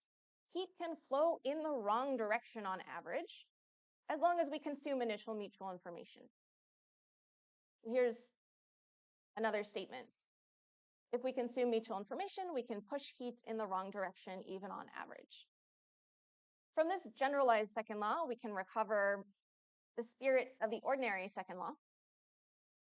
In the conventional second law setting, the subsystems don't begin with any correlations. The initial mutual information vanishes, and mutual information can only increase or remain constant. In other words, this part of the inequality is at least 0. And what about this part of the inequality? Well, TH is pretty high, the temperature of the hot system, so this is a small number. Conversely, this fraction is a large number. Small number minus a large number gives us a negative number. In order for this whole inequality to be satisfied, this QH has to be negative, or 0. What does that mean physically? The average heat absorbed by the hot system is negative or 0. In other words, on average, positive heats or no heats flows out of the hot system, which is what we expect from the conventional law of thermodynamics. So indeed, we have recovered what we expect. But instead, the systems could begin correlated, unusually, for our conventional thermodynamic thinking. In this case, the mutual information can decrease. We can consume correlations, and therefore, this average heat absorbed by the hot system can be positive. Now, we know that entanglement allows for stronger correlations than any achievable by classical systems. And so the authors show that under a certain assumption, if we observe that a particularly large amount of heat is flowing in the wrong direction on average, we conclude the initial state must have been entangled. In other words, anomalous heat flows can witness entanglement thermodynamically. I like this result in part because it hits all three questions that guide quantum thermodynamics, in my view. We asked how we can extend the thermodynamic laws to quantum systems. we saw how to extend the second law. We asked how quantum phenomena can enhance thermodynamic tasks. We saw how entanglement can enhance refrigeration. Finally, we asked how thermodynamics can help us understand, or can it help us distinguish quantum from classical systems. We used anomalous heat flows in order to do that. Now, this paper is in a line of papers about similar topics. This paper by Partovi was actually earlier, and it is mentioned in the Jennings-Rudolph paper. Partovi focused on entanglement. Jennings and Rudolph showed not only entanglement, but also other correlations. Classical correlations can push heat in the wrong direction on average. Under some conditions, entanglement can help us push even more. Amikam Levy and Matteo Lostaglio argued that we don't necessarily need entanglement. We could use coherence relative to the energy eigenbasis in order to enable anomalous heat flows. Collaborators and I said, we don't even need coherence relative to the energy eigenbasis. Suppose that we have a generalized setting, not only heat flow, also other quantities like particles and angular momentum. Suppose that some of these quantities don't commute with each other, they're incompatible. Then this incompatibility can enable anomalous entropy production. So the entropy production can be negative even on average. And also strange entropy values can witness contextuality. This paper showed that we can derive non-contextuality inequalities. Anomalous heat flows can violate those inequalities and so witness contextuality. And finally, this paper continued exploring the relationship between contextuality as well as entanglement and heat flow. And I think it's interesting, especially from the perspective of this conference and the centennial of a piece of quantum theory. Look at the years of these papers. The Partovi paper came out in 2008. Jennings and Rudolph's paper came out in 2010 or 2011. So that was a little while ago, but all of these other papers came out quite recently. Quantum thermodynamics is growing a great deal. And I think that this topic of finding thermodynamic signatures of non-classicality is growing particularly.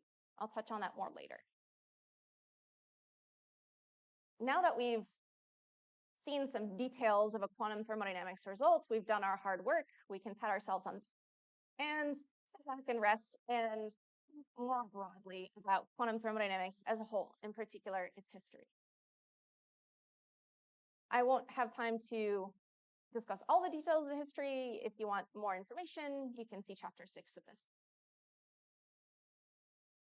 Arguably, depending on your perspective, the first piece of quantum thermodynamics was the solution of the ultraviolet catastrophe by Max Planck in 1900. After all, the ultraviolet catastrophe was about the black body spectrum, very much in statistical mechanics, arguably not thermodynamics. I would be happy to have a conversation later. But certainly, thermodynamic concepts and quantum theory were coming together right at the start. Then, within 10 years of formalization of quantum theory, people were explicitly trying to put together thermodynamic concepts with quantum theory. They asked, for instance, can we use quantum theory to derive the second law of thermodynamics or solve Maxwell's Demon paradox? In 1959 and 1967, folks at Bell Labs released papers in which they proposed the first quantum engine. The engine consists of one atom, and the authors focused on this energy level diagram. They focused on 3 energy levels. And by the way, people sometimes ask me if I drew these pictures. I did not draw these pictures. I do not draw nearly as well. Todd Cahill drew these pictures, so he deserves the credit. We can connect this gap to a system with negative temperature, which is achievable by quantum systems. It's extremely hot, so it's going to push probability weight of this atom's state to the uppermost level. We can connect this gap to a cold gap, which will tend to absorb quantum, and so drop a little bit of the probability weight of this state to the bottom rung. And we can connect this biggest gap to an infinite temperature bath. if a system is at infinite temperature and is trying to thermalize another system to infinite temperature, that system will encourage this second system to spread its probability weight evenly across the relevant energy levels. And since a lot of probability weight starts up here, some of it is going to drop down to the bottom level. So this atom is going to emit quanta to this infinite temperature bath. As an energy quantum enters that bath, how much entropy is produced? The entropy is the amount of, that should be the amount of energy sent into the bath divided by the temperature. Temperature is infinity, so the entropy produced is 0. So some sense to think of this energy emitted by the atom as work because it's well organized. One interesting takeaway from this paper is that we don't need lots of moving pieces like gears and cogs to build an engine. We can use just one atom. During the 1970s, researchers developed mathematical models of open quantum systems. For instance, qubits interacting with fixed temperature environments. A number of us use Maxter equations and Krauss operators in our everyday work. It's thanks to this precedence in the 1970s. During the 1980s, actually a lot happened in quantum thermodynamics, even though we don't always remember that within modern quantum thermodynamics as we really should. For instance, people were developing models for quantum engines. By the way, I'm going to list a number of names. This is, again, a very brief overview. If I miss anyone, I'm very sorry. Probably a number of people here know some of the people I'm going to mention. For instance, Marlon Scully is also known as the quantum cowboy. In addition to doing quantum optics, he has a herd of cows. A group of theorists at MIT were using principles from information theory in order to generalize the laws of thermodynamics, which, again, a lot of us are doing today. Of course, there was work being done in the context of cosmology, especially black holes, that involved concepts like temperature, including by our own Paul Davies. Quantum computing is, of course, a big topic at this conference. And quantum computing was motivated in part by considerations of heat. Paul Benioff thought classical computers dissipate too much heat. Could quantum computers dissipate less? On the other hand, Ilya Prigogine, who won a Nobel Prize for thinking about irreversibility, kind of emphasized the role of irreversibility in quantum theory. For the next decade or two, there were intrepid researchers who are still chugging along. There were some wonderful fundamental results derived.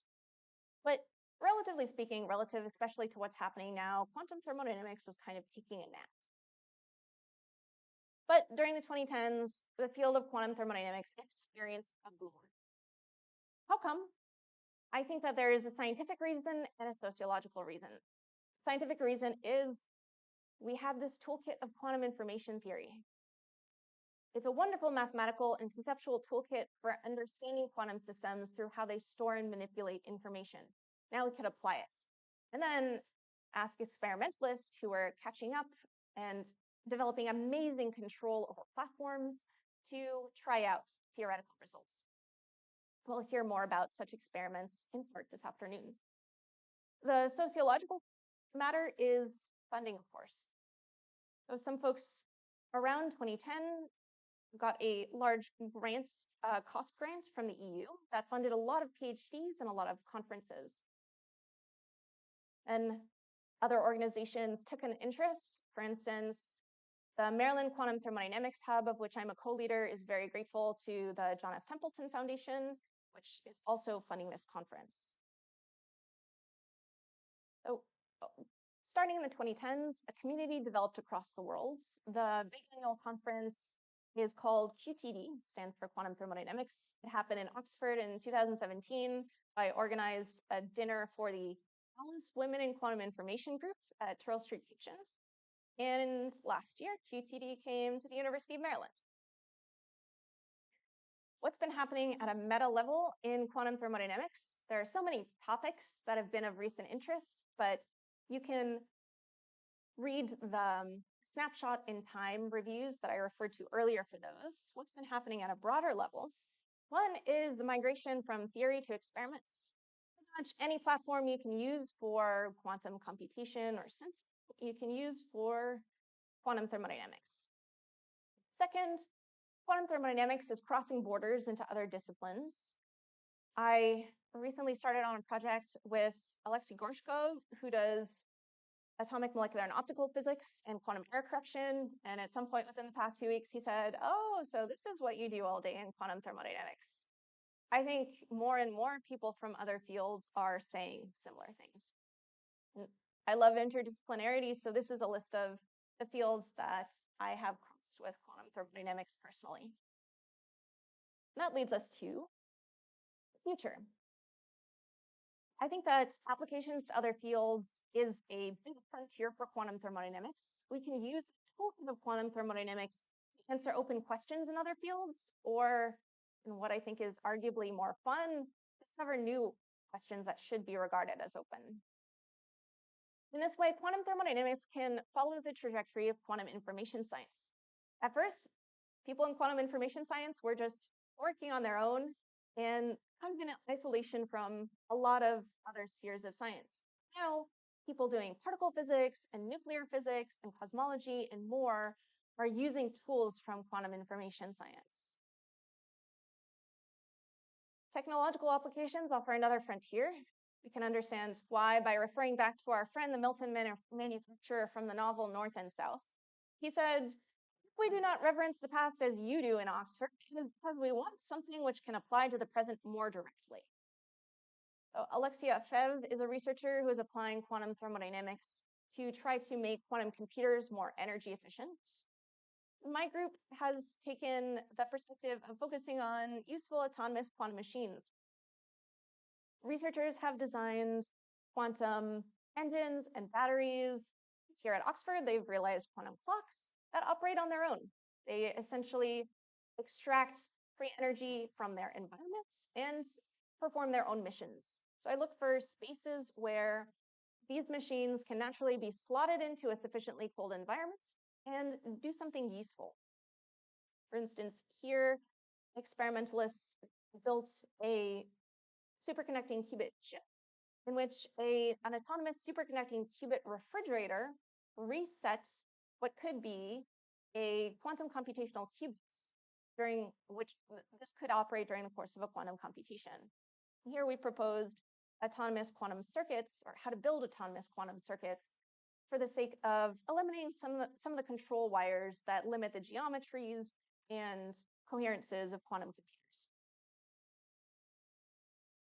We have seen one result within this research path of identifying truly quantum thermodynamics. We saw how an anomalous heat flow can witness something fairly non-classical. A toolkit that has been useful, especially in this line of research, has been the Kirkwood-Durat quasi-probability, which sounds horrendously obscure. It is pretty simple. A quasi-probability is an extension of a probability.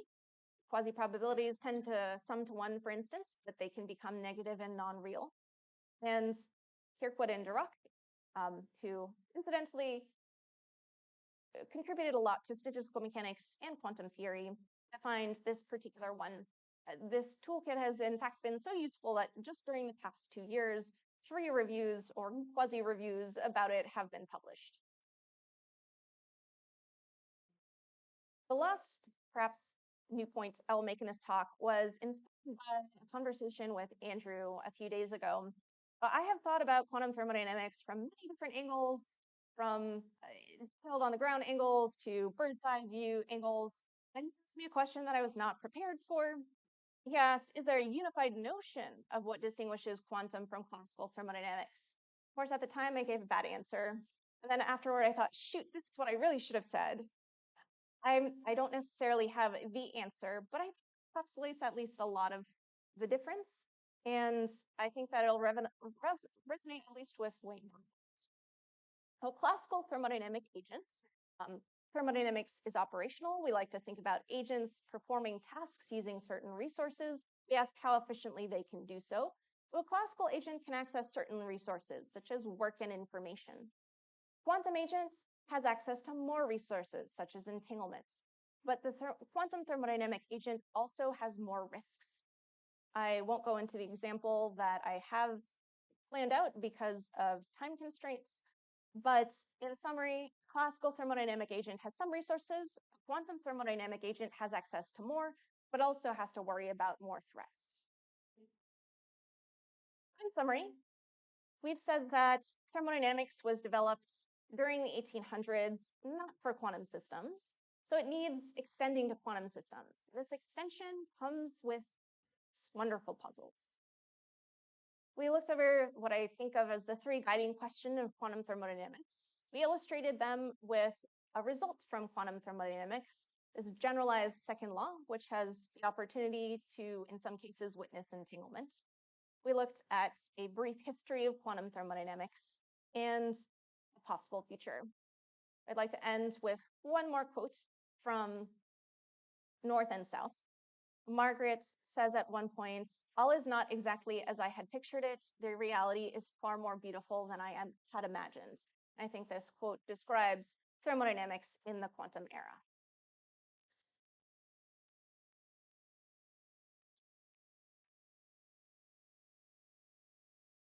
We already have a few questions. Jim was first.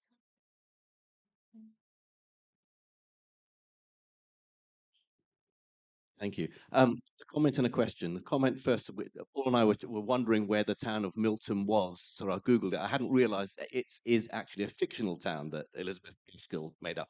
Oxford, I believe, is not a fictional town. It is fictional, okay. My question, you put me right on this, is something that confused me. What you call mutual information, I would call entanglement entropy, for example, something that increases over time as H and C become increasingly correlated. What I didn't understand was the point that if they start off correlated, how the mutual information can be less than zero. Surely, don't they, but H and C both, their reduced density matrices become ever more mixed states. So their von Neumann entropy is going up. The overall system is still unitary, so it still has zero von Neumann entropy. But in what sense can the mutual information, the entanglement entropy, be less than zero in order for entanglement to encourage refrigeration? Okay, I would start with a small clarification. When I say mutual information, and I am referring to this quantity that I defined that encapsulates both quantum and classical correlations. So the mutual information can capture an entanglement, and it can also capture some other correlations. So what you described is something that I would expect too. We might start with two systems that whose mixedness grows because they increasingly become correlated with each other. And in fact, this is the view that thermodynamics or that quantum statistical mechanics often take on quantum many-body systems. And we ask, how is the system thermalizing internally under some non-integrable dynamics? What we're saying here is that indeed is what we expect, but it doesn't have to happen. The systems can begin correlated, and we can dream up some unitary that actually makes the opposite happen. And Jennings and Rudolph present some examples in their paper. And the point is to create surprise that you and I would share. Mm-hmm. Can I follow on from this question? Can I ask if there's a simple example where a physical system has been seen in the lab to transfer heat from the hot to the cold, from the cold to the hot? Is there an experimental realization? I don't recall. I don't recall off the top of my head. It's something I think worth doing literature search for. Maybe if you can go back to this transparency about where you show your Hamiltonian, about the three subsystems plus system A, system B, and an interaction. There is something in quantum optics. It's been talked about a lot about gauge independence, and so there is some ambiguity in when you write down interaction Hamiltonians in how you define what your subsystem actually is. So there is some unitary, what you can do is you can multiply your Hamiltonians from left and right with a unitary operator. It doesn't change the spectrum, but it changes the definition of what is your system A and what is your system B. And it also changes the shape of your interaction term, which is usually called as gauge dependence. And you have to be there's some ambiguity in your model at this stage that affects what the shape of your interaction looks like. So at least the assumption that I said is, in my opinion, an implicit assumption here holds that the systems are not strongly interacting, so that according to some relevant operator norm, the operator norm of this is much smaller than the operator norm of this and the operator norm of this, so that when we're talking about internal energy, we don't have to worry about whether any of this is kind of should be partitioned between the two or incorporated into one or the other. We don't have to use at least the toolkit of strong coupling quantum thermodynamics. Usually when the coupling is weak, things are relatively simple. And when we think about internal energy, we can kind of ignore this. Yeah, I do think it would be very interesting to look at possible experimental implementations. Jennings and Rudolph had in mind a very abstract quantum thermodynamic perspective. Just we have a system, we can associate it with a Hilbert space, it's in some quantum state, and it's evolving under some Hamiltonian. Yeah, what I'm saying is you can always change your representation of your system in a way that instead of having a fridge and cold air outside or hot air outside, you can, what you call system A is some kind of mixture of fridge and air, and the other way around. And then you can get more or less any form of your interaction. And so then the question is, what is a fridge and what is air? And what makes physical sense and what kind of physical system you are describing? And then you have to and you can always get the interaction, I believe, into a form where you don't violate the second law. So I think that they had in mind, we're going to fix our physical systems. We'll say this is system H and this is but this is system something T. Yeah, I agree that it seems possible, like you could perform a transformation to say, I don't feel like viewing this as my system of interest anymore, and that is my system of interest. Some combination of those should be my systems of interest. It seems to me that the authors were saying, start by choosing our favorite two systems of interest, and then proceeding with the analysis in that way. There's a lot of work by Adam Stokes and Hassan Nasir. The classic example is the polaron in rocket field. So, for example, if you have the radiation pressure interaction between a cavity proton number, which is 8 over A, and X, the motion of the mirror, you can do the polaron transform and get rid of the interaction entirely. The price you pay is the radiation part now has a Kerr nonlinearity. But you also have to ask what happens to the observables you measure. Now you end up effectively measuring joint observables on a system that doesn't have a direct interaction. So it doesn't change, I think, the fundamental argument. It all comes down to which bit you have control over and which bit you're measuring. Good way to think of it. Again, my interpretation of what the authors say is, let's start by choosing our physical systems, and then let's proceed with the analysis. And I think that a very good rule for choosing our two physical systems is identify which systems we have enough control over that we can perform our analysis. But you might end up with something very physically very hard to realize in order to take advantage of the effect. That's possible. And so we can later on, I should not, there have been a few more questions. Thank you for a lovely talk. I only have a historical comment. I think in your brief history of quantum thermodynamics, you might also want to include Tatjana Ehrenfest-Afanassieva, who I think in 1926, if I'm not mistaken, wrote a paper on thermodynamics in which she's the first one, to my knowledge, to talk about negative absolute temperatures, and saying that quantum mechanics would allow such systems. That's great to hear of. Thank you. Yes, the earliest reference I had heard of was Norman Ramsey's in 1956. Yeah, so this is very useful 30 to know. years earlier. And this maybe, but that's perhaps more debatable. You might also want to include Leo Szillard's papers on the monoatomic gas and the entropy increase on associated with measurements. I would agree that Szilard has played a very important role in the quantum thermodynamics community. Yeah. It isn't entirely clear to me whether his paper is really, or his 1929 paper, I guess you have in mind, is really quantum, but Yeah. probably we could have a long conversation about that question. Yeah, that's why I said it's debatable.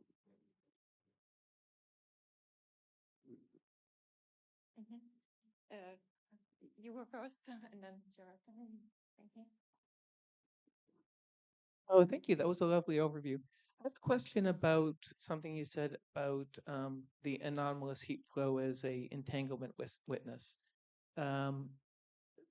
As you mentioned a moment ago, the mutual information you're talking about captures both classical and quantum, and unless I'm mistaken, that whole derivation of the generalized second law goes through both in classical and quantum mechanics, if you talk about classical probability distributions. So you could have anomalous heat flow classically too from classical correlations. Is that right? Yep. Yeah. Good. Now you mentioned that there are, quantum mechanics permits stronger correlations, but that's when you've got a choice of different things to measure on each side to that are non-commuting. Prima facie heat has to do with just energy. So in what sense can we get anomalous heat flow as a witness of entanglement? When I'm saying entanglement allows for stronger correlations than classical systems do, was intended to just provide intuition. Okay. I didn't, and I'm not surprised that you, given your profession, picked up on how that was not, in a very technical sense, relevant, because in the setting we discussed, there isn't an agent who is making measurements on H&C in this story. At least Jennings and Rudolph didn't talk about such an agent. And I agree that if we want to do something like observe a violation of a Bell inequality, we have to make measurements and choose those measurements very carefully. So I was just intending to provide intuition about how if these two systems start off with entanglement, it could make sense to think that they could achieve some behavior via the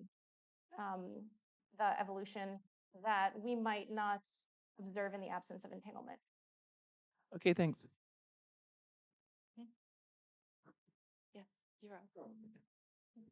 This is only a half serious comment, but there's a question at the end that might interest you. I think the prime example of the heat flowing in the wrong direction occurs in financial mathematics, where if you see the profits flowing in the wrong direction, you begin to suspect hidden correlations between the counterparties. So, but the serious question is, I think there are important applications of stochastic thermodynamics along you've discussed in financial mathematics. I don't know if you've looked at that or not at all. I have not. I would be interested in hearing more. It's great to hear there are examples. Do we have another questions? Yes, there at the back of the room. Yeah.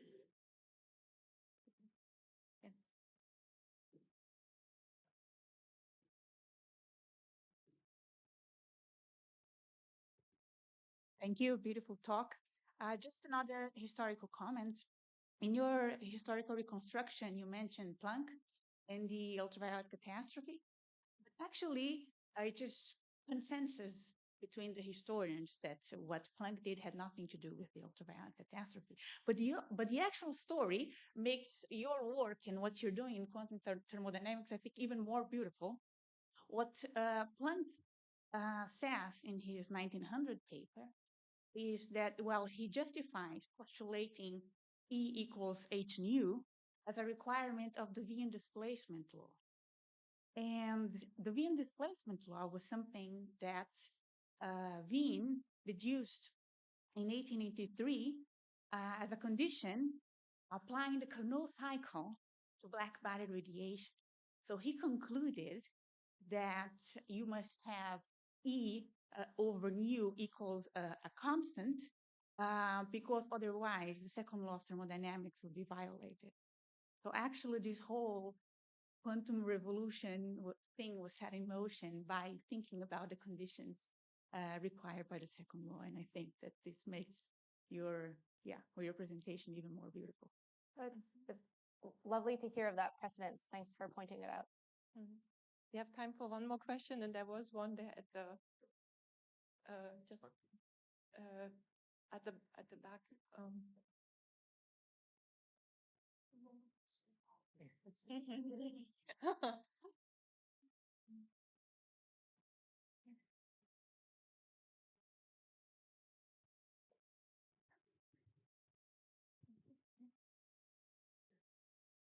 This is exactly the slide I wanted to ask about, so I'm very glad that that it's up. So here we start off with the state of the system being in equilibrium state, and the question I want to ask is, of course, if we wanted to realize this experimentally, no system is going to be exactly in an equilibrium state. Presumably, if we have some distance function on the state space, we want to say that it's within an epsilon, right, of being in an equilibrium state, and there's going to be some corresponding function of an epsilon that will lead to a correction in the inequality. So I just wanted to invite you to say more about what would that function look like, what kind of relevant way of measuring distances on state space would give us such a thing, if you know any results about this. You're pointing out the importance of incorporating errors into our analysis when considering experiments. I'm afraid this paper was a very abstract theory paper, and that error analysis was not done. I'm not familiar. I think it's a great idea, and it sounds like the three of us, in fact, should plan an experiment and do this error analysis necessary for it.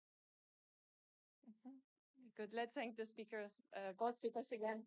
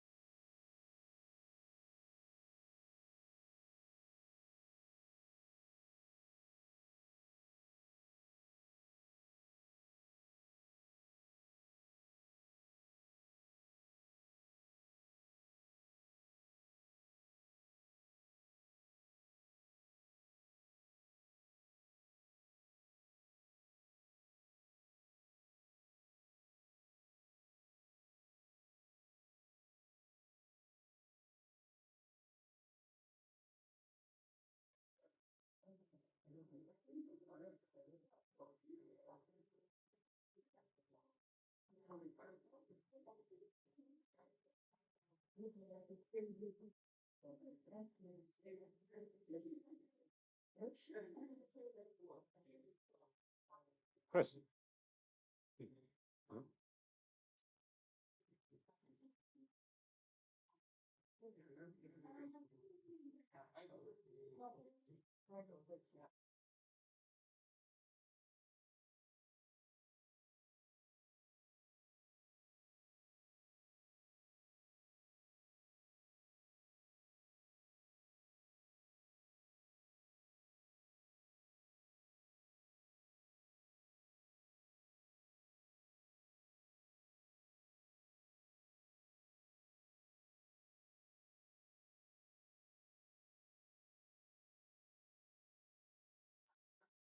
Hello.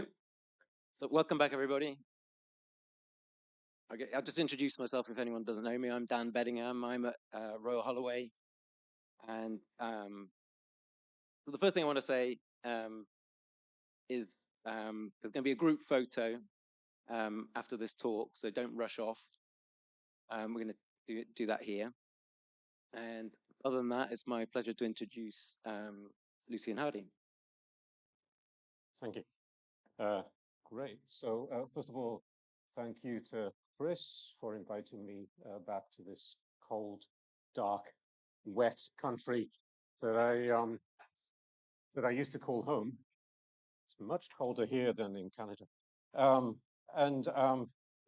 Yeah, and it's also, I just thinking about what Matt said yesterday. I guess I've been in this field for now for a third, slightly more than a third of the 100 years. And it's nice to see when I look around lots of old friends. Many of you have had a sort of profound impact on the way I thought about quantum theory over those years. I remember coming here when I was a graduate student and giving a talk in the philosophy in a philosophy group. Harvey was there, and Harvey must have noticed that my shoes had holes in because he unnecessarily gave me £20 for the train ticket afterwards. So yeah, it's nice to be back in Oxford. Let me start with a story. So the morning I was due to fly here to Canada, I was having a cappuccino and working on my laptop. The cappuccino had oat milk in it. Now, cappuccinos were invented in Italy in the early 1900s, much like Planck in quantum theory. Laptops were invented in the late 70s, early 80s, much like quantum information theory. I didn't look into when oat milk was invented, but I would like to think it was invented in Helgoland in 1925, because it's a really radical idea to substitute real milk for something else. The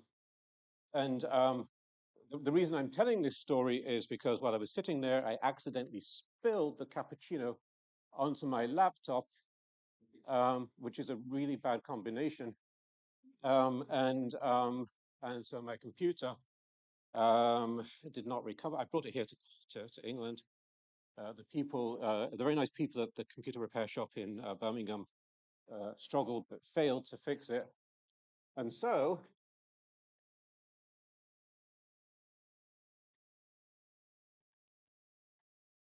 okay, I promise I'll write bigger than that. That the top of that whiteboard is taller than I am, and I struggled to write up there. Anyway, so here we are.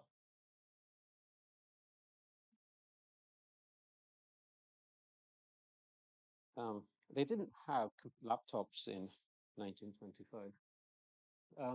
Okay. They didn't have whiteboard, they have blackboards, which is come to Perimeter Institute. Okay, so here's the title: Operationalism, Causality, and Quantum Theory, a mostly time-symmetric perspective. Let me just comment on some of the words here. So operationalism, going back to Eric's great question yesterday, and he asked people to vote, and I voted for both operationalism and realism, I think was the other choice. So I regard operationalism as a methodology, not as something one should subscribe to as a fundamental philosophy. So I think there is some deeper reality, and I believe operationalism is a good methodology to get there. Causality, and I could cross the word causality out and write physicality, because there's really a whole suite of, well, actually, there's really more concepts I want to put in there. So physicality is the idea that you have certain causality conditions satisfied, which I'll talk about, and also that probabilities are between 0 and 1.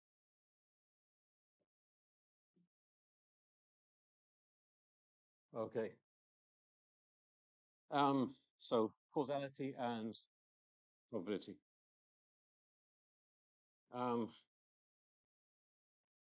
Okay, what else have we got here? Quantum theory. So the quantum theory I'm interested in here is what I call operational quantum theory, by which I mean the quantum theory of density matrices, completely positive maps, POVMs, all that stuff.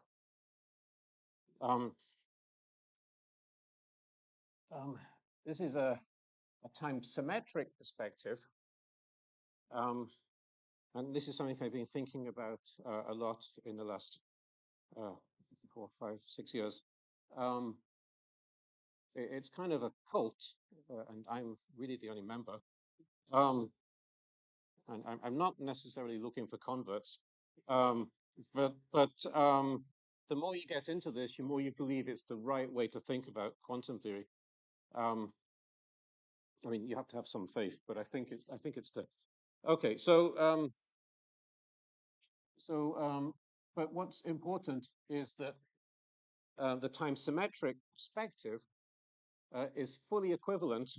You can prove that it's equivalent to the usual perspective, which I call the time forward perspective, slightly disparagingly. So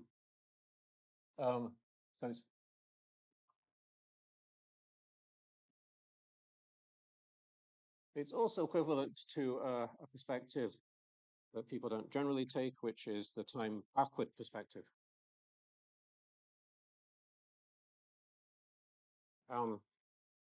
Okay, and really, this is about repackaging probabilities in such a way that you can pass between these different perspectives. It's kind of, I call them temporal frames of reference. Okay. My motivation for getting into this comes from quantum gravity.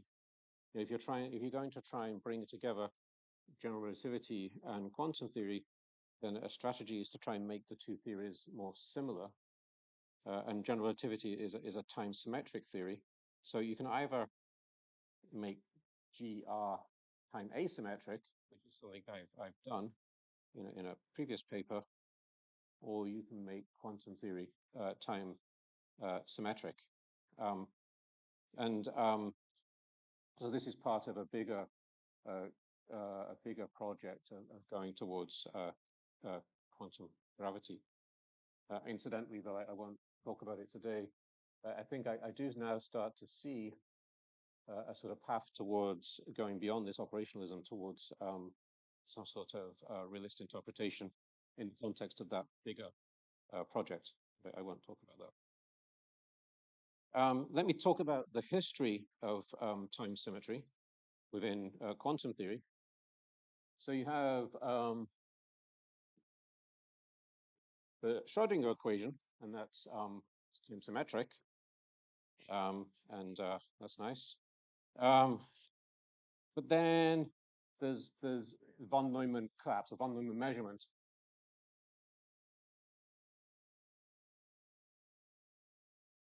So suddenly, it becomes time asymmetric. Okay. So not so good. But then there's the ABL, all the work of Aharonov and his many collaborators. Lev is here, one representative. which recovered time symmetry within quantum theory by looking at pre and post selection. Now this approach works within the pure state framework. I mean, I think there has been work looking at this in the mixed state framework, but it's a dissimilar approach to what I'm doing. Anyway, so what I want to do is look at it when you have mixed states, the operational framework. There's kind of an obstacle there. If you look at the work of the Pavia group, that's Giulio Carabella, Mauro Dariano, and Paolo Perinotti, they make it explicit that the standard operational framework for quantum theory is time asymmetric. One way to see that is if you look at the space of states. So rho states, you don't just take normalized states, take the states that are subnormalized too. And then the shape of that space is like this. It's a cone with a ball on top. I'm just drawing it in one less dimension so I can represent it. Yeah, so the space of states is a ball, goes down to a cone. Whereas, so these are states, whereas effects, which are the time reverse of states in quantum theory, are a double cone. So clearly you have a time asymmetry. At the top here is the sort of identity. Okay. So in the time symmetric approach I'm going to take, these two spaces become both are double cones.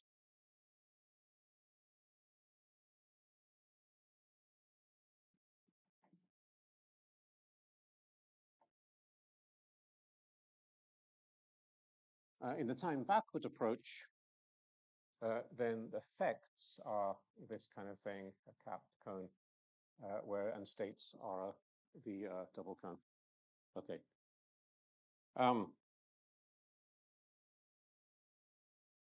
Drink of water.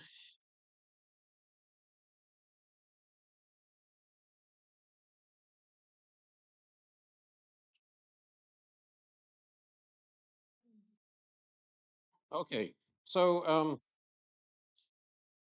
there's lots of people who have lots of work that's influenced this kind of approach, and to some extent, the approach I'm going to talk about is a continuation of work I've done, starting with the sort of work on axioms for quantum theory that was very much inspired by Chris Fuchs, sitting here in the second row,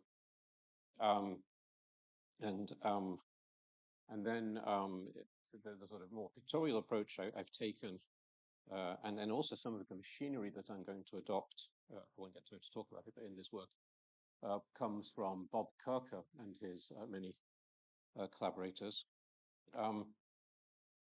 The time symmetry, there's some paper by Andrea Di Biagio with Donna and Ravelli, which is in spirit very similar to what I'm doing.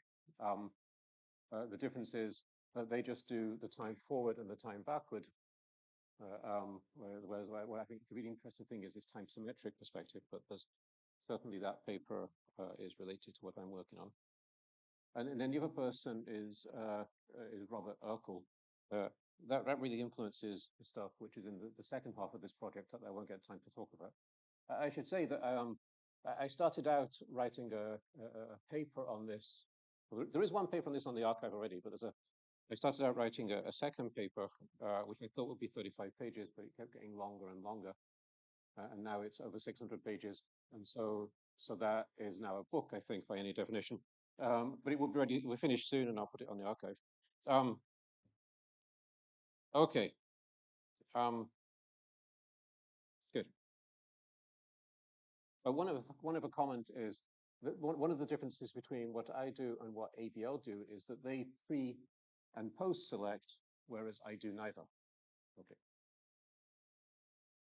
And if you do neither, then you don't get these non-linearities that are introduced by conditioning. Okay.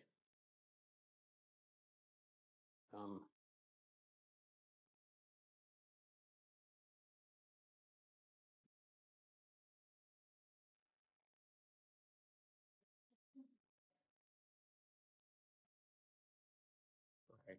I just ran the basic program on this earlier to make sure it works. Okay.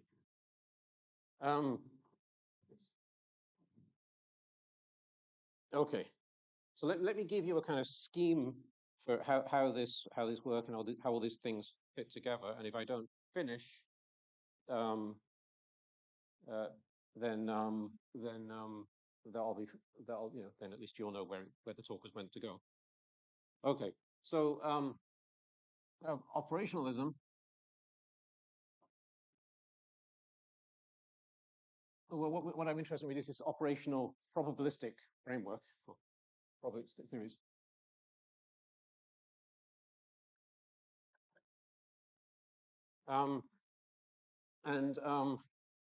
Well, how does that start? Well, this chimed in with some of the quotes that Guido had in his talk yesterday. About from Bohr. The first thing you do is step into the laboratory, which is a very scary thing to do if you're a theorist, just as long as you don't touch anything. So we have, when you go into the laboratory, you can have an operational description.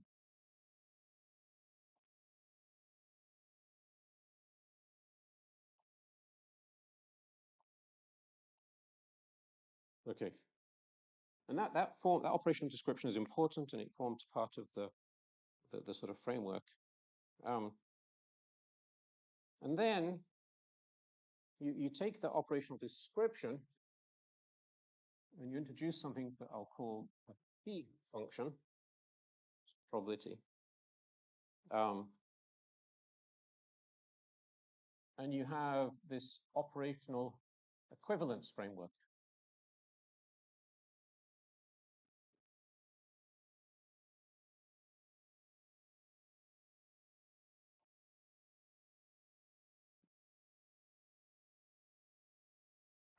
Okay. So you can talk about sort of operations that are equivalent, and that's a very useful strategy. Actually, you can do a bit more than that. This P function is equipped with some linearity structure that I'll talk about. So this induces some linearity structure down here, which enables you to get vector spaces out. Also into this, you can put this physicality conditions that I talked about earlier. So the idea that you have causality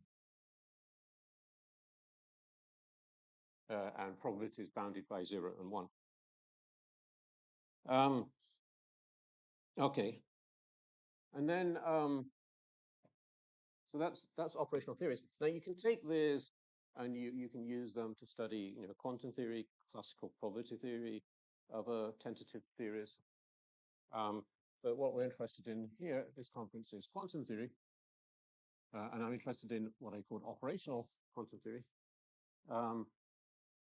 Right, so what you have is from here to here,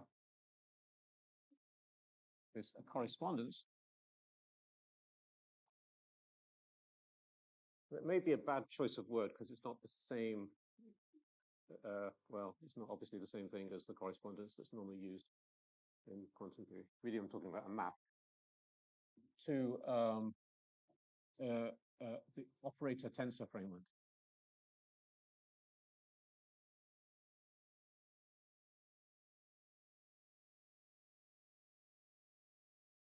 This is something I've developed over the years, but it's similar to things that have been developed by other people, such as Bob Kirker, the Pavia group.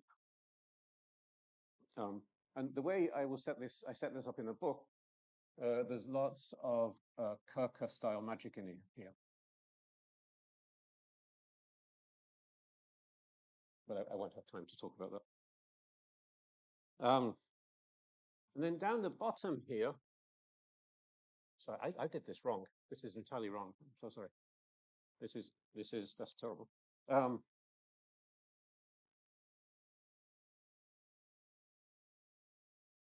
Here, correspondence.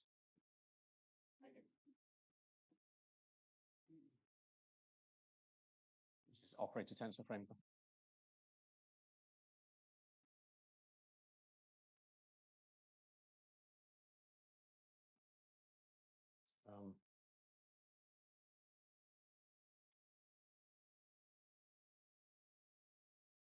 Yeah, because this is a sort of linear space. These things exist have a linear structure, so we need to do this from here, where we have this linear structure I mentioned.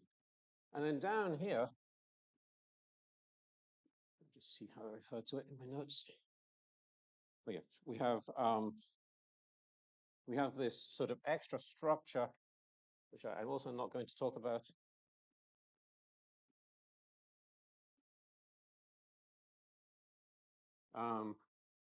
And this extra structure enables you to set up this correspondence. So this extra structure concerns fiducial elements, for those of you familiar with that, concerns what I call duotensors, which are the kind of weights that you get when you expand these things in terms of the fiducial elements. Okay. So all very interesting, but not enough time to cover it. Okay. So I'm going to go through those different elements: the descriptive framework, the operator, the operational equivalence using this P function. I'll talk about physicality, and I'll talk about operator tensors. I probably won't talk about all of that because of the time. That's the plan. Okay.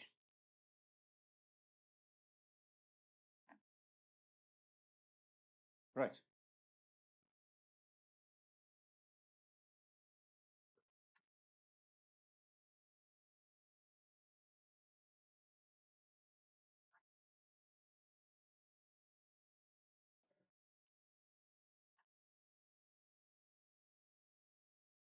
Okay, so first of all, the descriptive framework. So this, you walk into a laboratory, and you know, you've got lots of apparatuses. They're wired together. You have settings. You have readouts. You know, typically, a piece of apparatus, you can represent it schematically because we are theorists after all. Apologies to the experimentalists in the audience. You can, let's give it a name. You can think of it as something that has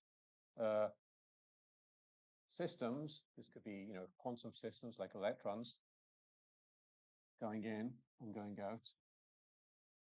And then you also have, you know, classical readouts. Yeah, let's call that Y. That's a readout. And the other thing you have are settings. So a setting is some knobs you adjust. They look like that. The setting is information that's available beforehand and also afterwards, as the readout is only available afterwards. And to make my diagram simple, I'm going to erase the settings and just include that. That's already specified in this letter B. Okay, so if I want to change the setting, I put a different symbol there, like B prime or different letter. Okay. Okay. Well, everything I've said so far is fine in the sort of conventional time forward point of view. But all of this framework also works there. And I want to go to the time symmetric point of view, and you can see a problem with this diagram. It's not time symmetric because it has this outcome.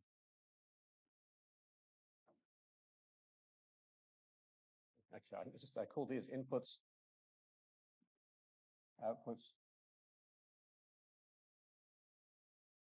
For the physical systems, I call them outcomes for the physical measurement results. And something is missing if you want this to be time symmetric. So to make it time symmetric, we also need an income.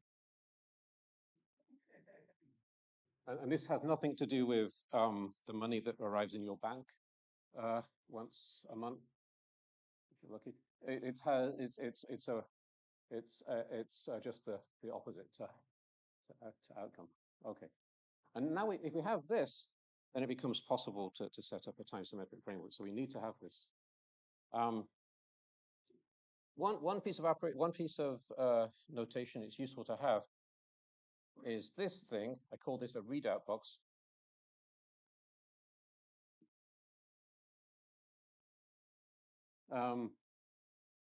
And I place readout boxes in the incomes and outcomes just to sort of illustrate that I'm reading off a particular value, x, for example, or y, whatever, from that from these things here. I call these systems, the ones that go in and out. I call these pointers. So this is a pointer, and this is a system. Okay. And then one thing you can do is you can put a readout box here, a readout box here, and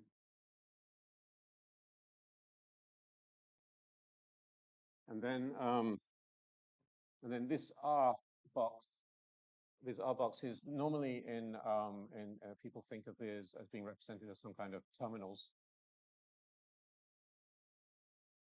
So so in a time asymmetric language, this one absorbs the system, whereas this one sort of emits a noisy system. But formally, they're boxes that you put in the past and the future. Okay. Okay. And these boxes for a given type of pointer system are actually unique in this time symmetric framework. They have to be unique. That follows from causality. Okay. Then you can wire these together to form circuits. So here's a circuit.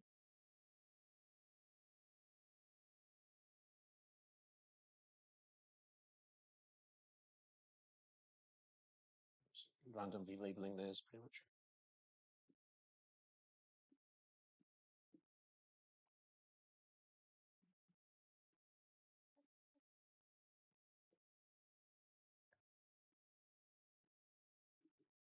Okay, like that. And maybe let's put an outcome up here. Okay, so that would be a circuit.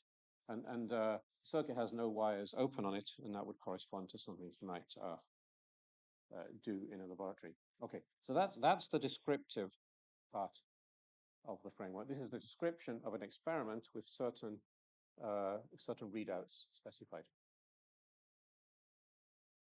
Okay. What I want to move on to now is the this bit, the operational equivalence framework.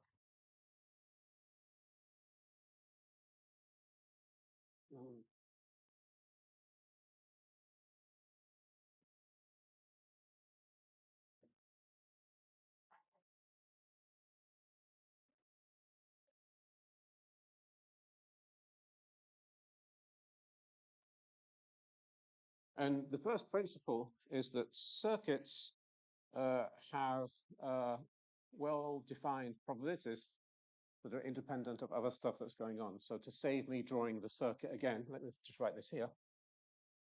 So I can think about the probability of this thing. Okay, so that's, you do an experiment, you look at these different readouts, and you have a probability for it. Those probabilities are taken to be fixed by this description here, and they don't depend on something that's done elsewhere. This is actually quite a deep assumption that's really necessary in this kind of operational frameworks. It's also a very powerful assumption. It enables you to set up a lot of this linear mathematical machinery that I'm going to talk about. Okay. So once you have that, you can establish a notion of equivalence. Let's take two operations.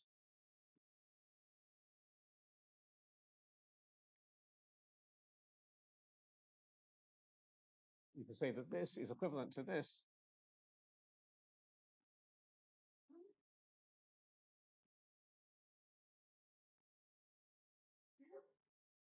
If whenever you embed, whatever circuit you embed this one in, you get the same probability if you embed this one in that circuit for any circuit.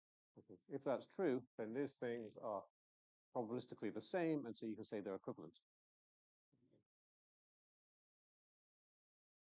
And you can go a bit beyond that. So you can define a function, a p function I mentioned earlier, which takes as its argument a real weighted sum of circuits.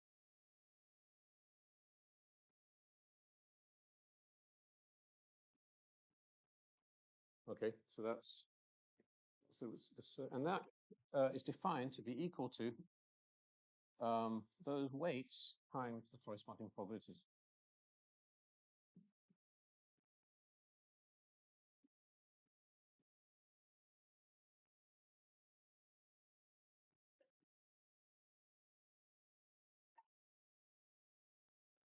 Okay.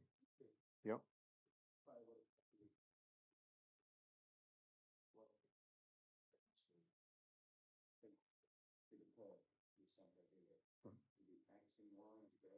Yes, yeah. So I'll just write. I'll write. This is the probability. This is the probability of the form x. Let's see, what have we got in here? We've got x. We've got u, v, w, given circuit specification.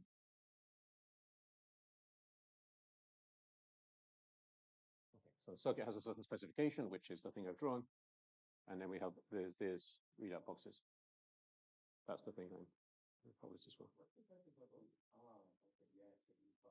Yeah, the circuit specification. Yeah.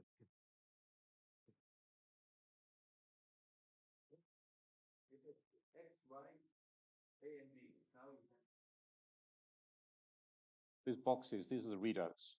These are the pointer positions. A and B are the systems. These are just labels of the systems. Anything inside a box is the actual reading, if you like. That's specifying the kind of operation you have along with the settings on that box. Yeah. Okay. Why couldn't you stop on detecting the line? Why do you got to be that's a classical. Yeah, I mean, like there's this when you start thinking in a time symmetric way, you really want to have those R's, because you wouldn't leave a wire open to the past in the standard way of thinking, would you? Because who knows what's going to be sent into it. Well, you just want to. I think it's got to be closed if you're going to think. Yeah, yeah. I mean, you have to get more into the cultish way of thinking that. Sure. Okay. Okay, where was I? Well, once you set up this kind of linear structure like this, okay, so I've allowed us to do this. This is a slightly weird thing because these circuits are things in a laboratory, and we're taking multiplying them by real coefficients. Although it's not really weird, that's just what we do with vectors anyway. It's just like a vector. A vector is pointing in some virtual space. This is a circuit. So we're multiplying by probability. We can do this because it's well defined. And now we can use this to define, make statements like this. A plus, so this alpha is a multiplicative constant and putting it inside a little box so it doesn't get away.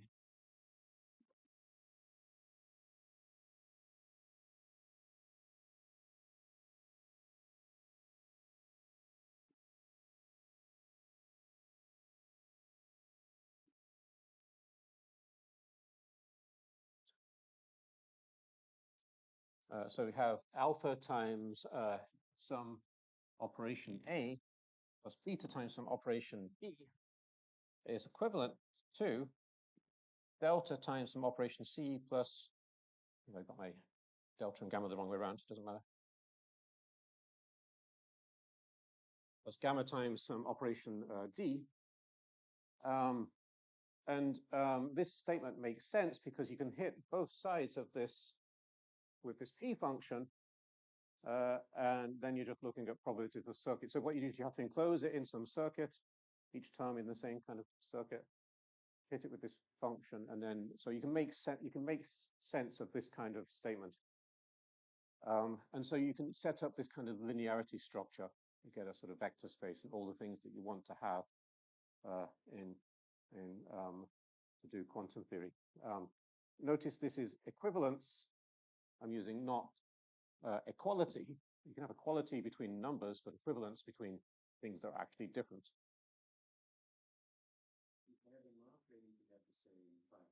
Yeah. They should all be the same types everywhere. Yeah. Otherwise, you can write the expression down, but they won't be equivalent because you've got to be able to hit it with the circuit, the same circuit everywhere. Yeah. Real numbers between 0 and 1. They're real numbers. They might be negative. They might be greater than 1. And they might be less than 0. Yeah, just real numbers. Yeah. And that fits in with, in quantum theory, we have expansion coefficients, which are, if you can represent a density matrix, for example, as a linear weighted sum of some set of positive operators, but you may have negative numbers in that sum. So it corresponds exactly to that, basically. Okay. You just see what I'm doing for time. I think it was about, no, I wanted you to wave your hand, wasn't it? More or less, maybe a few minutes. Oh, okay, 45. So I've got 5 minutes before the 2 minutes. Okay. So I'm not doing too bad. Except I need to define what I mean by time symmetry. Okay, that's really important. I've forgotten about that. Okay.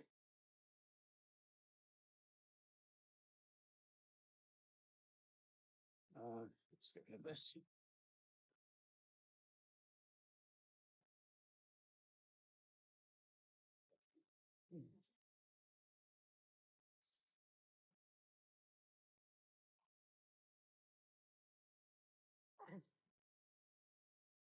Okay, definition of time symmetry. And there's lots of definitions out there of time symmetry in the literature, so it's good to be specific. This is what I mean. So first of all, I want there to exist a time reverse map.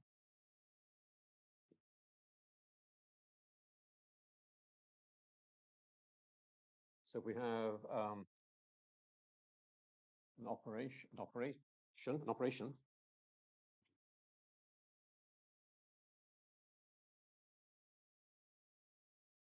In the paper, I'm very careful about the font I use. There's lots of different fonts available in LaTeX, and I use most of them.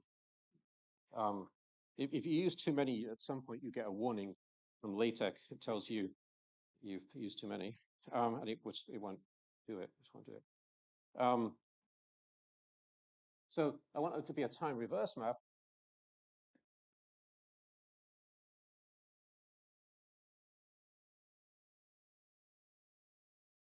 And actually, maybe this slightly relates to a sort of a confusion earlier, which was my fault. Inside this box, I use the standard map font, whereas here I use a different font. Okay. So this is the reader is in the standard map. Okay, so there's a time reverse. Again.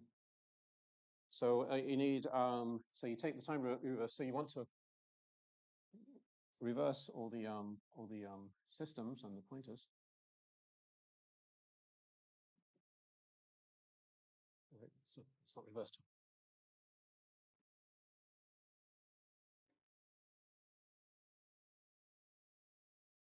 Okay, y, x.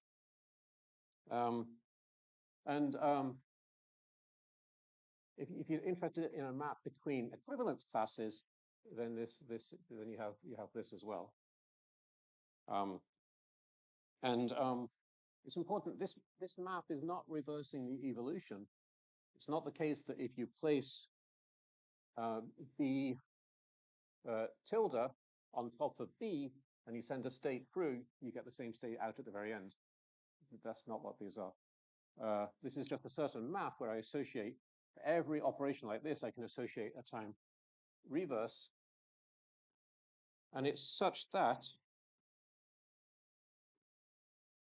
for any circuit, okay, these circuits take a while to draw.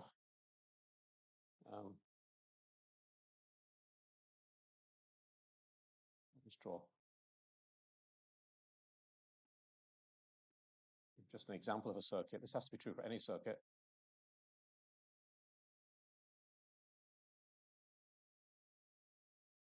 For any circuit, here's an example. The probability for that circuit is equal to the probability of the circuit you get if you time reverse everything here, which means you turn the whole thing upside down and you tilde underneath. Okay, let me just do that. A.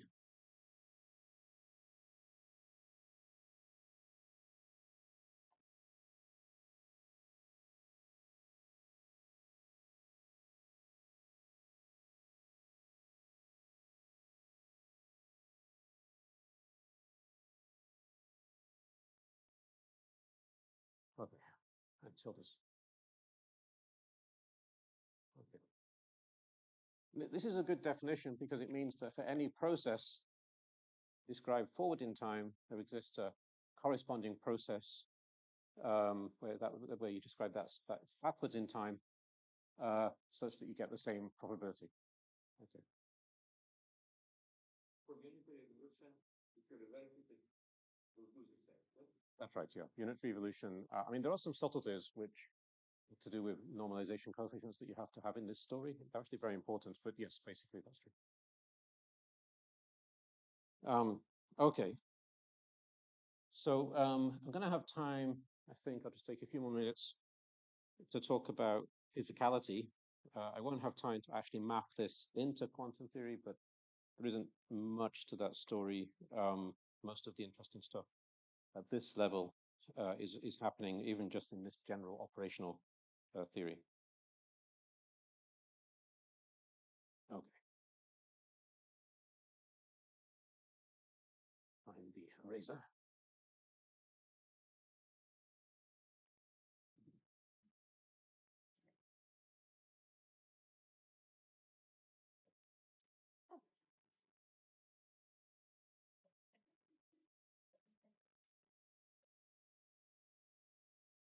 So physicality, well, I mentioned that already.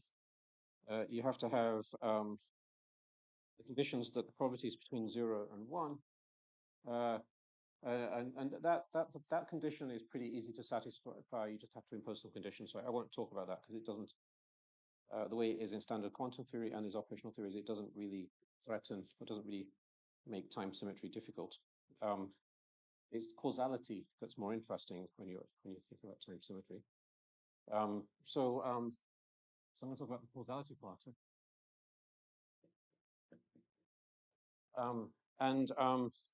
Well, usually in these kinds of discussions, causality is the principle that choices in the future cannot influence the probabilities of events in the past.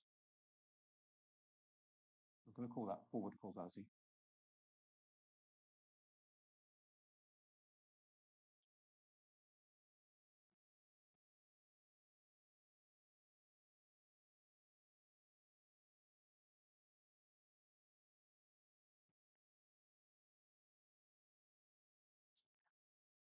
My handwriting is so bad I can't read it, but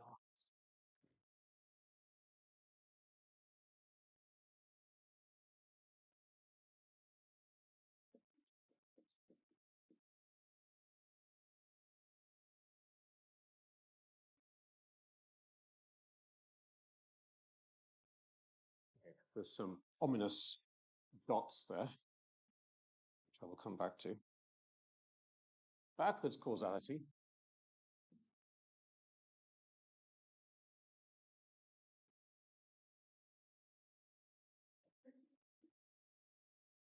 Well, you just got to reverse that statement. Backwards causality is the statement that choices in the past cannot influence probabilities in the future. Okay.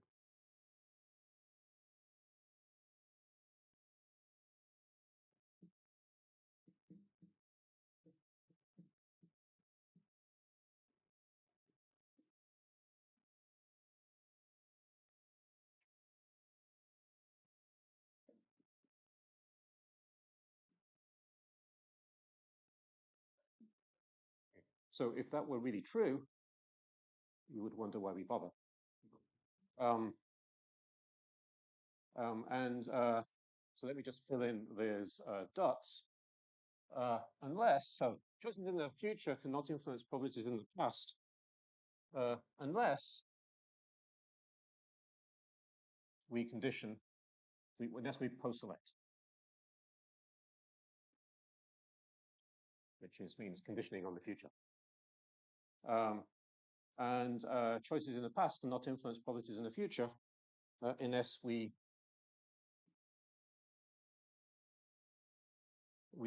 pre-select. And actually, these ideas, that paper I mentioned by Di Baggio, these ideas are in there. Okay. So you can set up, you put those ideas into this framework I've given. It gives you mathematical conditions, and I'm just going to write those down quickly.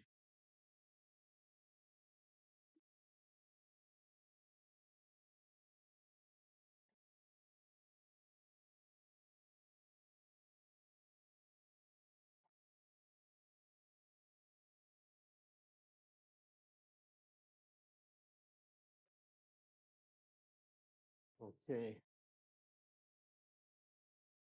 If you basically, this is saying if you ignore the outputs, the output and the outcome, but the output and the outcome from a box, that's just equivalent to ignoring the input and the income. And then you have the time reverse of that condition.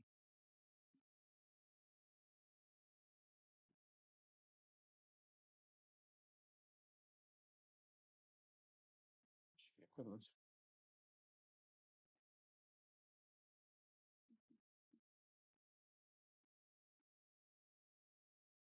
And so this says, well, you can read it. Okay, so what's interesting is now you have time symmetric causality conditions to impose on your operations. This implies constraints on this linear space of what operations are allowed. It translates into constraints on operator tensors in the case of quantum theory, and you have time symmetric constraints. So this is why you end up having the double cone structure for states and effects,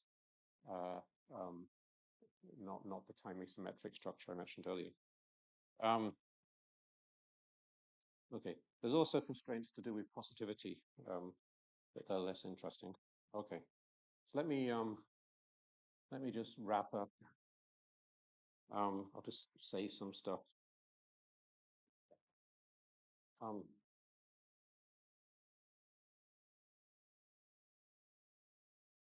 The time symmetric temporal frame of reference is in some ways counterintuitive, but it is, I think, mathematically better, you know, it does seem to enable you to prove some theorems that you wouldn't necessarily be able to prove very easily in the time forward point of view. This is a criteria that Yakia Harino has for any new formulation of quantum theory. There's an interesting analogy with inertial frames of reference. So, you know, we're standing here on Earth, and we typically use this frame of reference, which is stationary with respect to the ground, and that's very convenient for us for contingent reasons. But from a sort of fundamental physics point of view, a better frame of reference is a freely falling frame of reference, and I think it's possible something similar is going on here. And then that leads to this question: well, maybe well, an even deeper point of view is to have a general coordinate system. That's how Einstein gets to his field, how he gets to set up general relativity. And then likewise, is there some sort of general temporal frame of reference? And you can set those kind of ideas up. I haven't shown that they are useful, but they're interesting. Again, another point of view, and it's useful to be married because your spouse will say things that other people won't tell you. And one of those things is, well, look, clearly the world is time asymmetric. And so, what are you going to do about that? There's two responses to that. I'm not sure I watched the recording. One is a kind of formal response, which is that we have this formal equivalence between the time symmetric and the time asymmetric. So, it's all okay. If you want to calculate probabilities, you can calculate them in any framework. But then there's also, we could go a bit further and say, well, maybe can we try to account for the fact that we do actually have pre-selection in the world we live in, even though there's some fully time symmetric kind of underlying picture of the world. And that's kind of tricky, but one idea I have, which is speculative, is well, by the time we get to be doing an experiment, we need a laboratory, with apparatuses in it, experimentalists, some friendly theorists in a different room, and all that. So all that stuff has to be there. So we are conditioning on that before we can even start to do an experiment. And you might ask, well, how would that come to be in a time symmetric universe? Well, time symmetric ontology doesn't rule out there being probabilistic processes which lead to having things like that. And you can imagine a process of coalescence. It might happen in a time forward or time backwards direction, but if it happens in the direction we call time forward, then you could get sort of a whole bunch of fundamental particles coalescing into apparatuses, and those apparatuses would then, maybe there's a story to tell how pre-selection comes up in that process. And I call this transgressing the boundary between apparatus and system, because normally in this is a kind of particularly theoretical approach. You have these types and you have these objects. I may be getting that wrong. Which way? These things and these things live in different worlds. But if you have this coalescence, you're bridging that gap. Okay, I think there's just 10 minutes left. So let me just choose for a few of these final points here. Underlying this kind of project is this sort of more mathematical fact that joint probabilities are nice and linear, whereas conditional probabilities are not, because you have to divide by this, this ugly denominator. It's what makes the ABL rule nonlinear. There's this denominator. Normally, in the standard time forward point of view, that ugly denominator turns into a constant because of the causality condition you impose. Okay, and that's fortuitous, but I think it's more fundamental to work in a time symmetric point of view.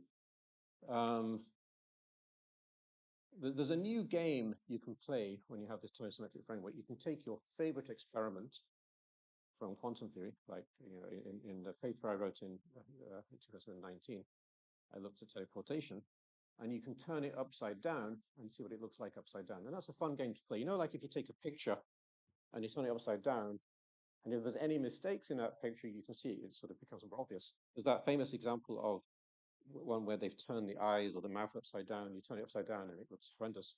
Well, you can play a similar game here. The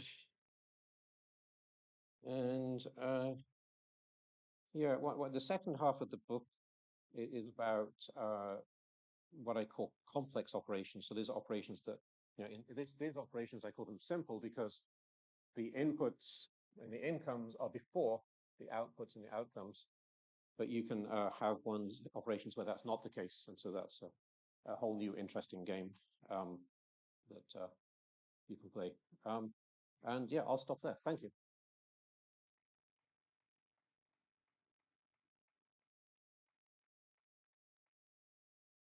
Okay, questions?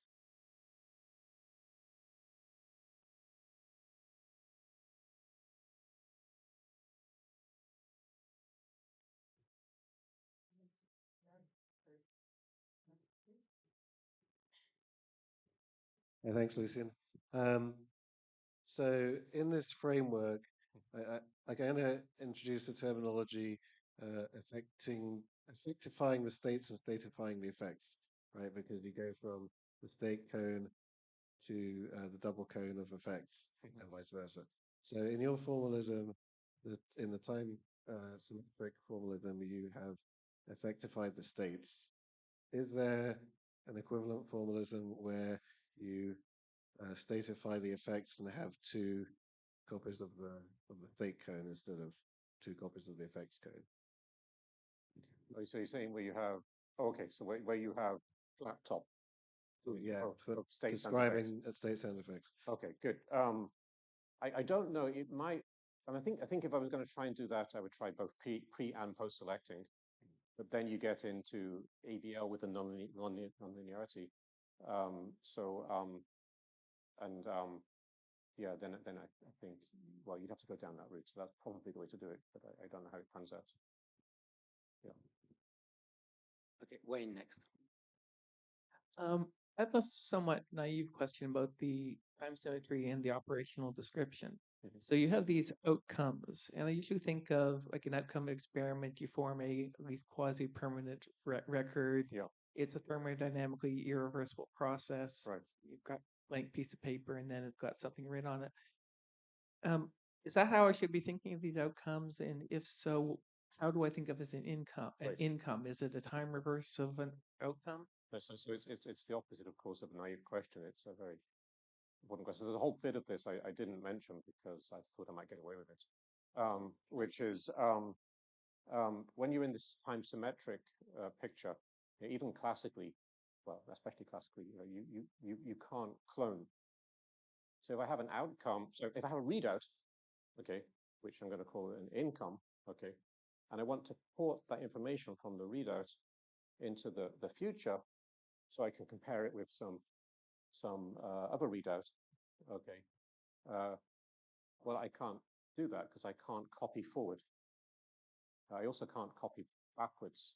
And in fact, if I want to be able to read that information, those readouts, I have to have, I want to port that information to the future, then I need to have some kind of pre-selection somewhere else. What you can do is you can have this beautiful time symmetric description inside a box, and then you can imagine using an asymmetric resource outside the box to be able to port all the information to the future. So there's a lot of interesting stuff that happens there. But yeah, it's very it's important. On the question of irreversibility, because I think possibly your question meant something different than the answer I gave. Yeah, like a typical measurement is a very irreversible thing, but you know, that if you take the von Neumann model of measurement, it's actually very reversible, and so in that sense, it doesn't seem that irreversibility is playing a fundamental role in our basic ideas of what measurement is. We can describe it in a reversible fashion. So I've given a lot of answers to that question. So. Thanks. Okay, I think Lev was next. So this was exactly my question. Von Neumann is reversible, but your X and Y are reading, you said pointers. Yeah. And what is different that you start with X equals 0. You prepare your pointer in a 0 state, and then you know the outcome, which is Y. So the difference in even in reversible von Neumann measurement, that you always prepare your pointer in the 0 state, and then you know the outcome. Because if you go backward in time, it's not, you cannot be forced. You can prepare your device, it will start with some reading and end with reading. The difference is your outcome. But if you don't have this reference, 0, and usually we do the reference before. So even von Neumann sounds not reversible because we have this assumption. In every measurement, our pointer started from 0. But you can do what I've said because, I mean, here's a model for how you might model this just to, um,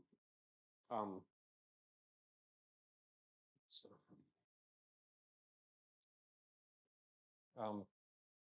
so you could model what I've described. You could have a classical, some classical information comes in.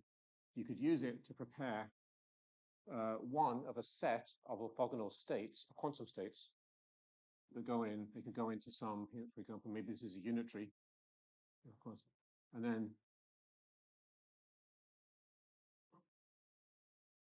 you can measure. Let's call this x. This is some. You can measure y in some basis, and so you have this kind of thing. So you can build this sort of device. This is some classical information that comes in. It goes into your measurement, but it gets absorbed. Okay, you lose access to it, and then you have some information that ends up coming out classically. So you can build this kind of thing. You can model it within quantum theory if you want. Okay, maybe we should continue. Yep. Yours next. Thank you. That's thought-provoking, but I'm not quite clear how to understand these notions of causality. You talk about choices in the past or in the future, but choices about what? Are you going to choose different operations? Are you going to choose different operations? So the answer is different operations. So systems, or are we going to choose? Let me just give an example. So if I want to send some, let's see. So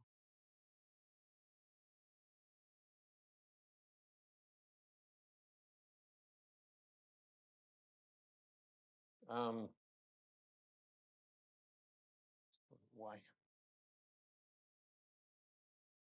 So this could be a sort of standard quantum picture. If I have a unitary followed by a projection measurement, then I get an outcome like this. Well, if I just send noise in here, the identity state, then whatever, and then it doesn't matter if I put u or u prime here. I can't send information into the future. However, if I put some kind of preparation in here, I can. It's actually let's call this x, and then I pre-select on some particular value of the income. Then it's possible to send information to the future. And the time reverse works as well. If I turn this picture upside down, it works. So if I want to be able to send information from the past to the future, I need this pre-selection. So Simon next.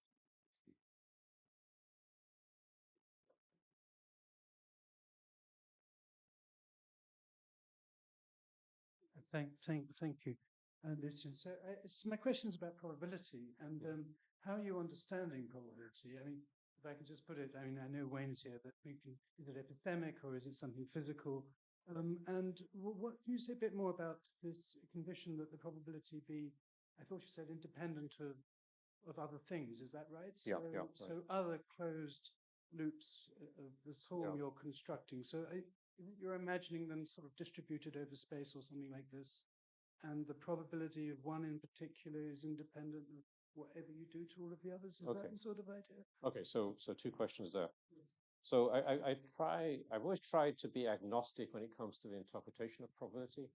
I mean, I find that the projects where you commit to a particular interpretation of probability and show that can do some work really interesting. And I think like the stuff you've done on many worlds, you and other people in the Oxford School is very interesting, where you can try to obtain the notion of probability from there. So I haven't done that, or what Chris has done, where he tries to show that this sort of particular point of view, you can use it to do some work. I find that a fascinating project, but it's not what I've tried to do. I've tried to be agnostic. If something would crop up that would force me out of that state of being agnostic, I would be very happy. But it's not that way. So the condition that let me talk about this condition, because I think it is really deep. Um,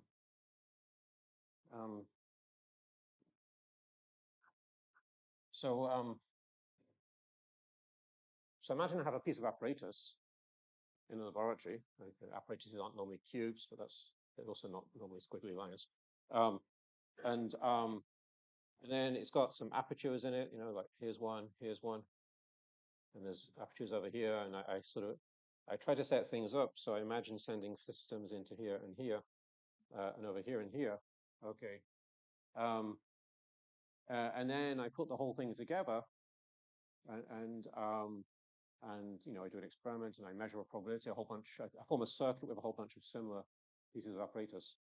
Now, it might be that unbeknownst to me, there's another aperture over here, and my competitor at a neighboring laboratory is able to send stuff into here. And so I run my experiment, I get one probability, and then I try to reproduce my results, and I get a different probability because they can mess with it. Okay, so I'm saying that the experimentalist has been sufficiently careful that that isn't happening, and so they've got sufficient control over all their apparatuses so that the competitors, evil competitors, can't mess with what you're doing, and that's really non-trivial. And one might try to think of all sorts of ways that can't be true. But anyway, that's the assumption. Okay, maybe one last question over here.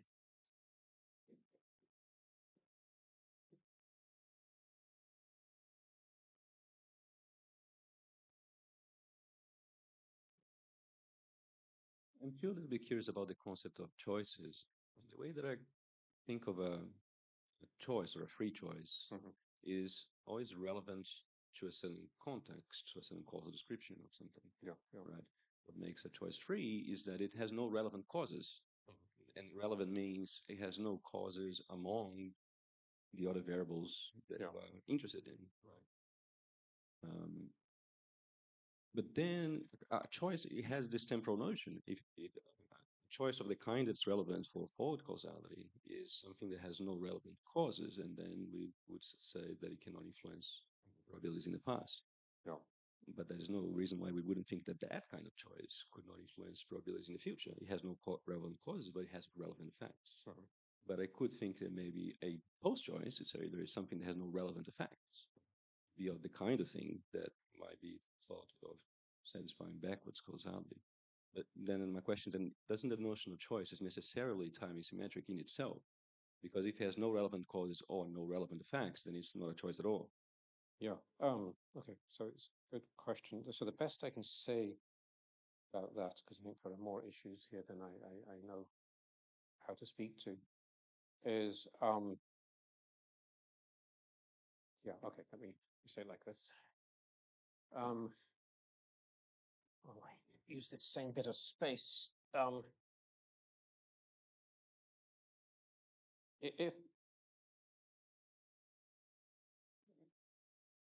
so, the place where the choices are happening here are on the settings, and those are the things I incorporated into the choice of letter inside the box. So if it's A or B or A prime or whatever.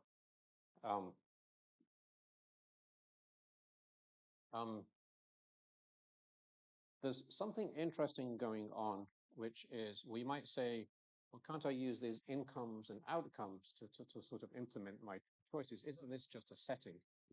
Okay, no, it's not the way I've set things up, because if you just have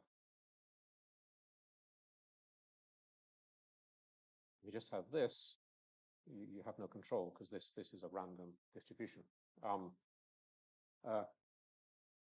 However, if you have got if you have a pre-selection resource, then you can choose a certain thing. Furthermore, if you have enough pre-selection, I should attribute this idea of resource. If you're thinking about pre-selection as a resource, is also due to Andrea Di Biagio, at least in a private conversation we had. So if you have lots of pre-selection, you can use it to copy. So I pre-select some 0 state, and then I have a thing here which is capable of, and now because I've got this pre-selection, it turns out you can copy. And then I can send this copied system all the way through out the other side. And now it looks just like a setting because it's information I can have available before and afterwards. So the copying is happening this way. This X gets copied up here. Okay. In the presence of a pre-selection, a sufficiently abundant pre-selection resource, you can use incomes and outcomes to model settings, and so you can sort of set up your choice that way. If you lived in a world where you had post-selection as a resource, then you could make your settings go backwards in time in some sense. So that's I don't think that covers everything there is to say about your question, but that's what I have to say for the moment. Yeah. Okay, well, I'm sure everyone's getting hungry, so let's first thank Lucien again.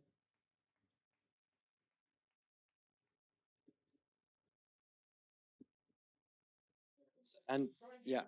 If you could come and gather yourselves down here.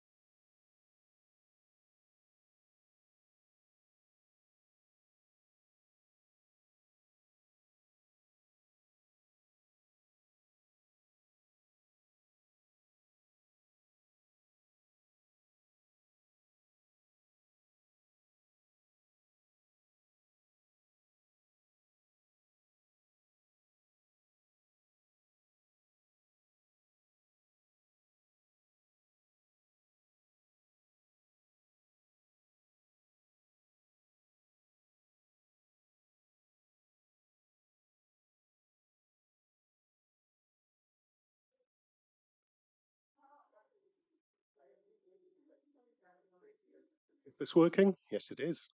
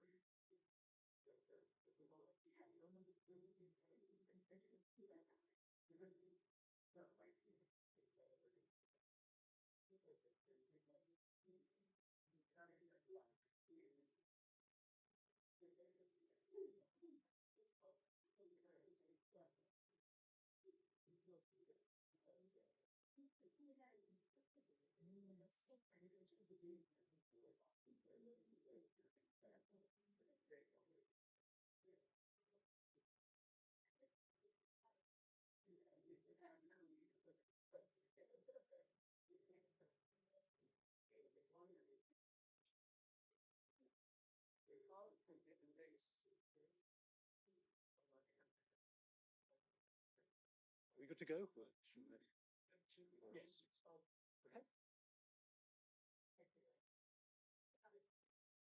Okay. Hey, welcome back, everybody. So I have the pleasure of chairing the next session, which looks particularly intriguing. By the way, for those of you who don't know me, I'm Adrian Kent, work at the Cambridge Centre for Quantum Information Foundations, and I also have a visiting position for Meta. So our next speaker is a local hero who needs no introduction, Natalia Aris, and I'm going to hand over. The floor is yours. Thank you very much. Thank you. This has been so far such a fantastic event, and I'm so glad to be here. And I had far too ambitious plans for my talk, far too ambitious. And you can see from the title, because my plan is to go all the way from machine learning control of quantum devices to the thermodynamics of learning and things that Gerard has introduced. And you've seen that these are very different. Well, it's a range of topics that goes from one to the other. So it's going to be a catalog of experiments that we can talk more about. But I thought I would show them all so that we have a room for discussing them more in detail as we go. Yeah, there would be quite a lot of experiments that I'm going to show you. And I'm going to them a bit like AI for quantum.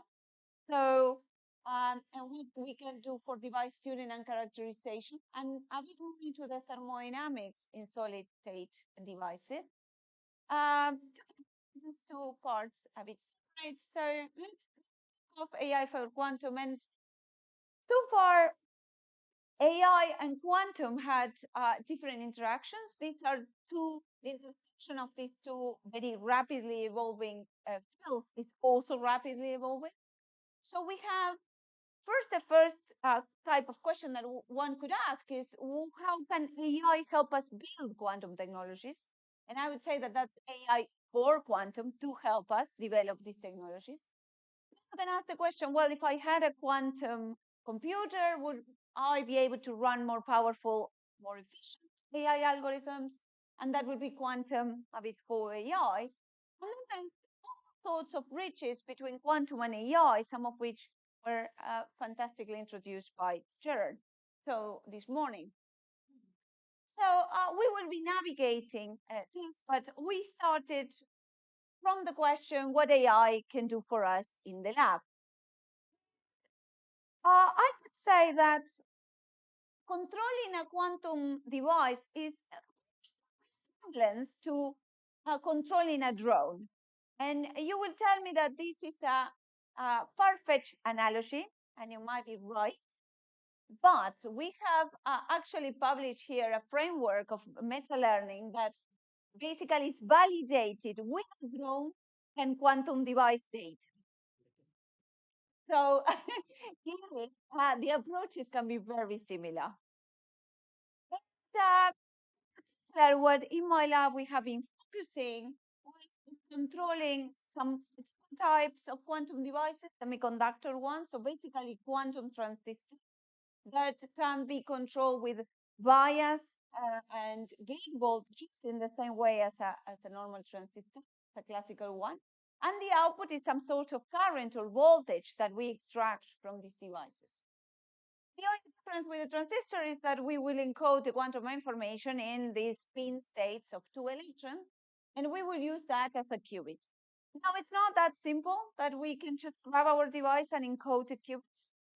What we do is define the confinement, tune to have it exactly right, find operation and readout points, and then finally we can operate this device as a qubit. But that's not how we do it. Actually, it's a bit convoluted than that. It's informed by the measurements we perform in the device. So many times this is very time consuming and not very scalable, as you can imagine. And because we experimentalists enjoy this, but not so much, and we can focus on more fundamental questions if we can do this completely automatically. So this was one of the first questions that we ask ourselves. How can we automate this?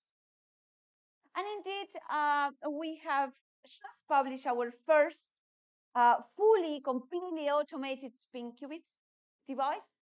So we have shown this in different devices, but this is germanium heterostructure where gate voltages allow us to define these puddles, these quantum dots, where we confine electrons. And the algorithm basically goes from large measurements and parameter spaces to some measurements where we can see that actually our device is behaving as a qubit, a nice qubit, optimized qubit.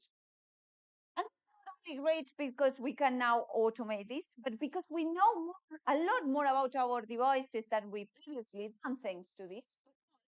Now we can create entire maps of where this device operates as a qubit with different characteristics. So actually, you can see here that by shifting millivolts, we still find qubits, but of the very different characteristics. And now I'll show you that we have different coherence times, quality factors of the qubit, even exchange interactions between the spins. So we have, for different configurations, all sorts of ranges of operation that we can find. So AI is helping us really map the possibilities that we have in these devices. How difficult is this problem? Well, it's a needle in a very big haystack. If we try to find the operating conditions by hand, we see that they exist in a very small volume. But here we have so many in this volume of gate voltages where this qubit exists. If we zoom out, you would see that's the needle in this haystack. And now we can find, again, these volumes automatically and exactly see how the qubits vary by moving in this voltage space. And again, we have maps and maps of how these devices characteristics change. By change, it's just a few millivolts in parameter space. So this is allowing us a really fantastic possibilities because, as I said, not only we are able to find these qubits automatically, but also compromise-free in between speed and coherence of manipulation in these devices. So this is a fantastic tool for us, very enabling. New things come up in machine learning that are really helpful for us. For example, meta learning, which is that, okay, I'm good at sports, then I should be able to learn a new one. Really well, our algorithms are good at tuning devices, they should learn a new one very easily. So if we think about that we have a Hamiltonian with certain parameters, there's a neural network that can capture what is shared between a family of systems and one that discriminates each unique system. So this can be the mathematical model, and these the parameters. So once that I learn a certain type of systems, then I can learn a new one with a lot less data. And for us, this is particularly important in experiments where we don't have a lot of data of each of the quantum devices that we look at. So in this meta-learning framework for different types of devices, we were able to train our algorithm in some of the data we obtain and test and find how our device should perform in different regimes with different gate voltages. So this has proven to be a very powerful tool for us, and also to understand what are the mathematical models behind our devices. Now, this has been a long journey. We have applied these algorithms to a big range of devices. This is keeps on growing and growing. We have devices from basically all of the top labs in the world, and we have developed our algorithms to control a big range of things. And we see more and more that it's allowing us to go into the regime where we can control much more complex quantum circuits. Good. But so far, I showed you basically a lot of things that we would have learned if we would have time to play with our quantum devices, which we don't have, but still. Now, the next question is, okay, is machine learning helping us to learn something about device properties that actually in the devices we can't access? Some property that is hidden to us experimentally. And we have several, that the answer is yes. We have done in collaboration with DID some work in which we use the cumulative readout outcomes of the state to infer the parity readout errors and probabilities and reconstruct the initial state parity. So that's something that you can do with hidden Markov models. And in this case, what was required was to understand where the errors were coming from in terms of state initialization and readout. But not only that, we know our devices have properties we do not control, like disorder, and cannot be probed at these small scales.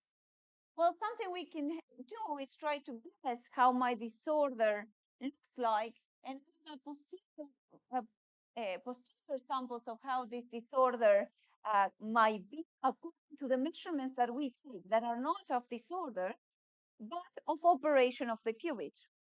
But by doing these iterations, we can refine our posterior to the point that we increase the posteriors to our really true disorder. So basically, we are learning about this hidden property of our device by just using machine learning and some other measurements. So this is great because in the trying to that's exactly what we need. If we want a wafer full of quantum devices, we need to understand how disorder looks like. If it varies, how a qubit is going to be different from one side of the wafer to the other.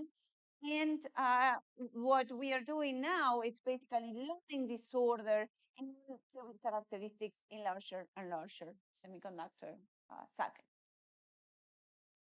Okay, of course, I said that data is difficult to take, so there is where digital twins for us become more and more important. We have developed some features that are allowing us to sure, I think it's the thing. I mean, fantastic simulators of quantum devices, but some are too slow to inform any real device decision, any real-time decisions that we take on the measurement of a device. So we need basically a trade-off between simulators and good simulators. And where you can see that these are all measurements and these are simulations. We are still using some effects to capture. We are now on the 2.0, working on the 2.0 version of this one. But this has been particularly useful in helping us deal with these devices and develop some of the algorithms. Now, you can see here also how I work here in collaboration with industry as well, where we can ramp gate voltages in real time, and we can calculate. This is the gate voltage landscape, and this is the electron density, and how that can be calculated very quickly using a bit of machine learning, using deep learning to accelerate some of these calculations. So that's the use in terms of digital twins. Now, how we've done all of this with a fantastically big network of companies and that help us. But also, apart from our labs in Oxford, we control several labs around the world. We control quantum devices in different places remotely so that we can test the algorithms and we can actually check for different device architectures, different types of materials, how device characteristics change. And this as well with strong collaborations here with the machine learning experts so that we keep up with the latest developments there. Okay. For those that are also want to learn more about AI and quantum, we participated in a bunch of reviews now that tell you a bit about learning in quantum systems and what AI can do for quantum computing. So flag those there. And then I can move to thermodynamics in solid state devices. And again, here, Nicole gave a really good introduction of this topic. And for us, it's also the other side, the other perspective to device control, right? So in this case, basically, the question is, how do we optimize device control? And here, it's also, well, maybe some of these fluctuations, some of this noise help us refrigerate, build engines, build clocks, and how do we do that? So let's jump into the thermodynamic in solid states. So we started this by asking, well, one of the authors of this work is sitting there actually many years ago. So Anna started with measuring the time. What is the minimum thermodynamic resource required to measure time? So the line of the new scientist for it, measurement time accurately increases the entropy in the universe. I thought that was a big statement. But what we did in the experiment was basically to system that allowed us to track of the thermodynamic resources while measuring how precise our clock was and try to connect accuracy and precision with thermodynamic cost. So this experiment was what introduced us a bit into the thermodynamics work that also Gerard has inspired a lot of us to do. And what we did basically is we have a nanoscale, well, nanometer thick membrane. I'll show it to you now. But we use that as a clock, and we have the oscillations of the membrane as a function of time. And every time the membrane oscillates, we can say, well, that was a tick. And we can define the accuracy in that way, basically with the time between ticks divided by the standard deviation of that quantity squared. And then you can ask yourself, well, what is the maximum accuracy that a classical clock can achieve, and in this particular setup? And we found that it should have been proportional to the entropy production. A proportionality constant that had to do with the noise temperature and the temperature of the circuit. Now you can ask yourself the same question, and our collaborators in Vienna, Markus Huber and his group, asked themselves, well, what's the accuracy of an autonomous quantum clock? Found that, again, should be proportional to the entropy production with a different constant of proportionality.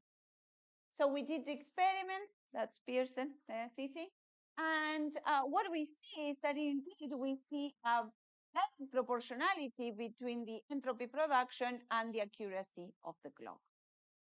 So that's how we started, but you can ask yourself, you can ask yourself the question, well, okay, I understand that the more accurate my clock is, the more entropy I'm producing. But what happens if I have a clock for which I have zero thermodynamic resource? Would that mean that I cannot build a clock with zero thermodynamic resource? And we started talking about this, and we were like, okay, does it make sense to ask yourself that question? And then we find a way to actually build it in the experiment. So what we've done, we took one of our devices that machine learning can help us do, and thought, well, okay, if I confine electrons in this device, and I have some fluctuations here, or a bias, if I have a bias, then the electron would be basically jumping from a reservoir of electrons into one dot to the other and out, right? And every time it goes all the way out, we can say, well, that was a tick given by my electron.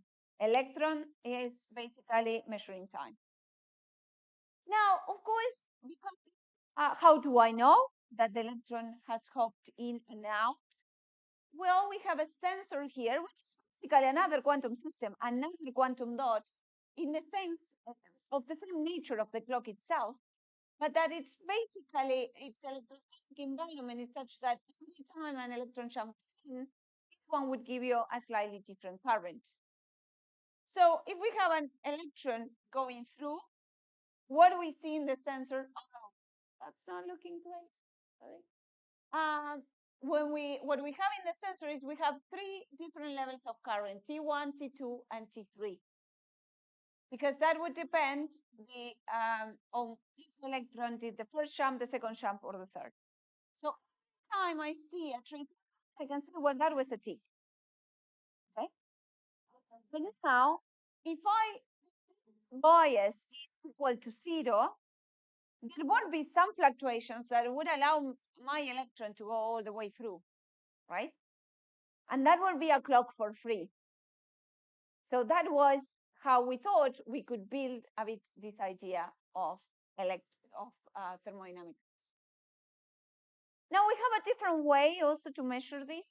We, instead of measuring the current through this sensor here, we have a way to basically send a signal and back. And, because this signal would have a resonance frequency, whenever that resonance frequency shifts because of the changing capacitance that that electron produces when hopping in and out, we would see again that we have three levels of different signal when the electron goes first dot, interdot, and out. So we have basically two different ways to measure the sensor. What do we see in the experiment? What we see in the experiment is for both types, DC and RF type of measurements that we do, we have some of the ticks. You can see them in pink here. And those are the ones that we take our clock to count time. Our also unticks, I want you to see, because do you see the unticking event here in blue? sometimes it does happen that the electron goes the wrong way. And that's allowed, right? So our clock antics, and but we can calculate basically what is the accuracy of this clock and how much is the resource that we introduce as a bias in the clock itself and as a resource for the sensor that can be a bias or actually an AC signal. Okay, so what do we see? Well, we have the thermodynamic cost of producing the ticks, let's say, of the clockwork itself. And what we find is that the precision increases with the entropy per tick. That's something we knew since Anastar. That the more entropy, the more precise our clock becomes.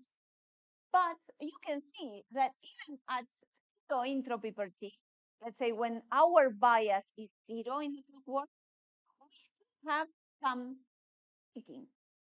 And this is because of fluctuations that allow our clock to tick. There are two types of curves here, the red and the blue. This is basically because in the pink or red one that we have here, we count the ticks net. So those are ticks minus those that are ticks. And that's why that one, yes, goes to zero in precision. This is an optimal, basically, way to measure the ticks, which only counts how much time the electron has been in each of these states. So basically, it is a difference on how exactly do you extract the ticks from the measurement record. Now let's look at the readout and at the detector. And what we see is that, again, we have an entropy of the measurements of current and the entropy of the reflectometry. That's the different way of measuring our sensor. And we see that the precision, again, increases with the entropy production, and that the orders of magnitude of measurement cost are a lot higher than those of the entropy of the clockwork itself. So what we find here is that indeed the dominant thermodynamic cost is given by the readout and not by the ticking mechanism. Okay, so now that's about the thermodynamics of clocks. And one can think now, okay, for a long time we thought how to use these fluctuations in terms of a Sealer engine type of architecture. And there was already a engine with a single electron, and was published some time ago. And okay, the idea was that you could extract some work out of these small fluctuations in single electron transistors. But something that we set up to do in this type of devices is also find if there's an optimal way to extract work. And basically, we configure our device now again with one jump, and we see in our sensor all of the basically transitions in and out of this device. So it's a two-level system that we have here. When we basically change the gate voltage, if we do so when there is an electron in, we are making work against an electric field. So we are making, we are basically making work happen. But if we actually take out the electron first, then we can do this for free. Basically, we can lift the level without an electron in. So basically, this sensor is taking advantage of knowing if the electron is in the dot or not and reacting appropriately. But the question is, how do we do that? And we know the work is going to be given by the change in the population and the change of the average population of the dot, and basically how fast we can move that level of energy there. So then you can think, well, okay, maybe I should go up quickly and then go down in some other way or shape and then measure again. And exactly how you move this electrochemical potential, which this energy level, will tell you basically how to extract optimal work from it. And what we see is that we have efficiency, power, and power fluctuations as a function of the different terms that we take into making this ramp happen. And indeed that we see that there are trade-offs of efficiency, power, and power fluctuations. So we can see that there are optimal protocols for rapid work extraction. Even we are not going very slow, there are ways in which we can extract work optically if we optimally if we are going very fast. Again, going very quickly through this so that I have time to show you other things, but you also ask yourself the question, okay, typically, to erase a bit of information, what we think that we have is basically a system in equilibrium with a bus, and we can think ourselves how to erase a bit of information with one bus. But in our setups, we can also investigate how to do this with two bus. And what we can see is that there are extra constraints to those of the Landauer that do not only have to do with temperature, but also, and this is something that Gerard also touched on, not only with the temperature, but also with the lifetime of the electron inside that quantum dot. So again, I would not go too much in detail, but we can see that the work costs for different populations of the for different steady state occupations and energies of this electrochemical potential where the dot is. We have different work costs, and those change differently with respect to temperature. So we have the Landauer bound, but also some other bounds that come into play because of the lifetime of the electron inside of the dot, and what's the interplay between the two bands. Okay, so again, I want to show you, I know I'm going super quickly on all of the experimental results, but I just want to show you the kind of things that we can do in the lab. And the other kind of interesting experiments that we can set are those that also have control of single electrons, and we can also look at fluctuations of non-equilibrium systems. But we also have mechanical degrees of freedom. So here we have a semiconductor wire, in this case a carbon nanotube, that is suspended between two metallic pillars. And we have some gate electrodes that allows us even to control the electron, to push it up or down, and communicate with some electron reservoirs. But at the same time, that electron is coupled to the mechanical motion. So what we have in mind, and we've been exploring, is confining single electrons in a way that we have reservoirs that can be at different temperatures, reservoir of electrons, that they can also be in different states in double quantum dots, for example, in the carbon nanotubes. And we have the spin degree of freedom, and that spin degree of freedom also could couple to the mechanics. And behind this was the desire of having a thermodynamic system in which we can actually measure work. Because when the carbon nanotube moves, that's motion, and that's mechanical work. And if we can measure that, we can really relate mechanical work to whatever quantum information processing we are doing on the electron. So we have developed and thought about different types of that would benefit from that. For example, electron pumps and heat pumps that look at the how the mechanical motion could help as a Maxwell-Demon type of system. So now information flow in multipartite systems. So the electron is playing a role, and then the mechanics is playing a different role, and these systems will exchange heat and work in different ways. And I'll happily discuss this more in detail. But where did we get to here? Well, we've shown that the mechanical motion is strongly coupled to the charge.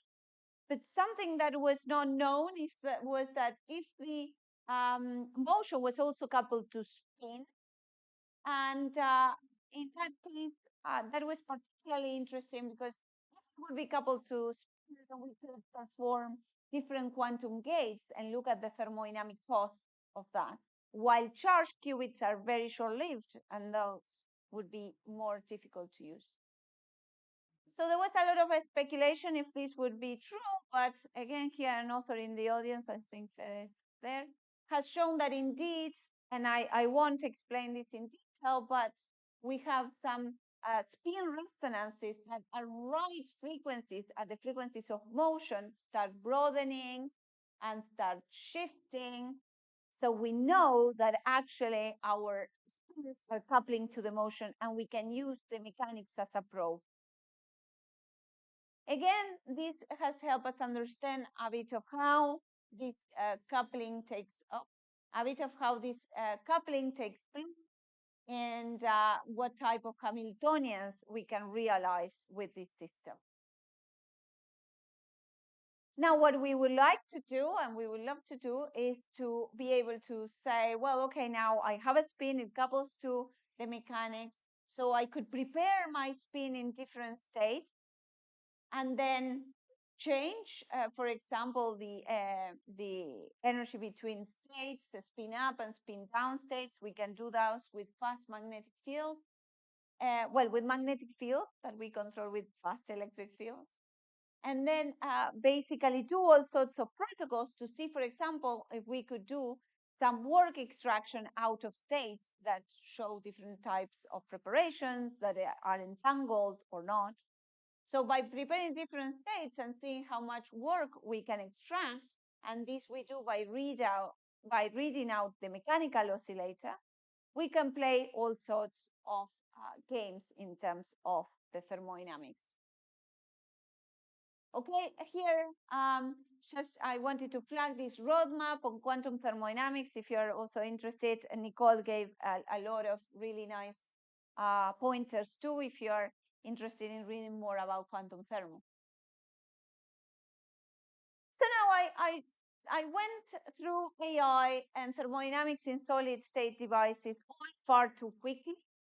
But one of the things that we are very excited about, and this is because Gerald keeps us very inspired. Okay, now we know for quantum, we looked at the thermodynamics of these systems. Can we now make experiments that teach us about how what is the thermodynamics of processes that are a bit more sophisticated, like learning? And for this, the idea was, and I would not try to re-explain what Gerard already did very well, but the idea here is to introduce a quantum element in an AI architecture. But we started with a perceptron. So this is one of the schematics that Gerard showed today. What we've done in this experiment is basically repeat this activation switch by one of our devices. So by basically using one of these electron transitions as the activation function, as the nonlinear element, we wanted to see how the noise in this device help us learn a single bit function. And again, I won't have much time to show you exactly how this works, but I would very much like questions on this. These are results that are fresh. Nico, that is here, has just taken them like last week. So you're the first one, apart from Gerard, of course, to see that. Gerard was showing in terms of an activation function, this 10H function. Now, basically, it's what we see, the signal that we see between an electron being inside the dot or out. So these are the two levels that we have, electron in, electron out. And what we control, I don't know if it's super clear to you, but from the pinkish ones, reddish, to the blue and the green, we are basically introducing some heat into the system so that the transition is more broadened. So this beta that we have discussed in terms of the noise, it's basically the width given by the Fermi distribution of the electrons that are tunneling in and out of the reservoir. Does that make sense? More or less? But we have, so the nice thing about these devices, and this is something that we have over and over with these types of systems, is that we have enough control of the system to actually have a knob for how much noise, how much heat we let in, and therefore how much this tonnage is. And then we have that control as well, and we can ask ourselves, okay, I'm going to give a simple function to this neural network, to this perceptron actually, one single perceptron, and I'm gonna make it basically try to learn when it should go towards here, which is a 1, or towards here, which is a 0. So I will leave this system, adjust the weights to actually find this plateau or that plateau. And ask ourselves the question, well, how much noise can I introduce and still learn? And what we find, and again, excuse us for the poor presentation of the results, but they are very fresh. What we see is that indeed for these blue, green, reds, and this, we have different learning rates. So we learn, or learning speeds, if you want. So we see that when this curve is very steep, basically it's very difficult to learn because we need to find that steep transition.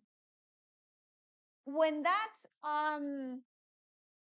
but also when that curve is too flat, it's very hard to find what's up and what's not, which means our learning speed also decays.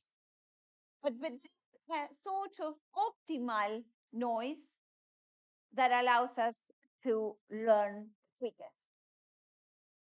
And this is what we are trying to understand, how different types of noise in our system give us this, lead to these optimal learning rates.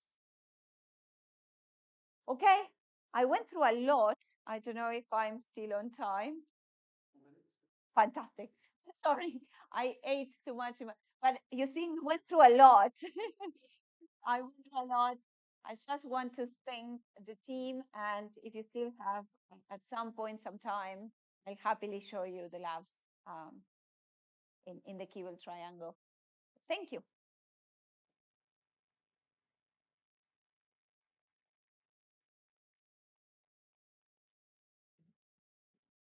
Thank you so much for keeping to time. We have good time for discussion. First question, Wayne, I think.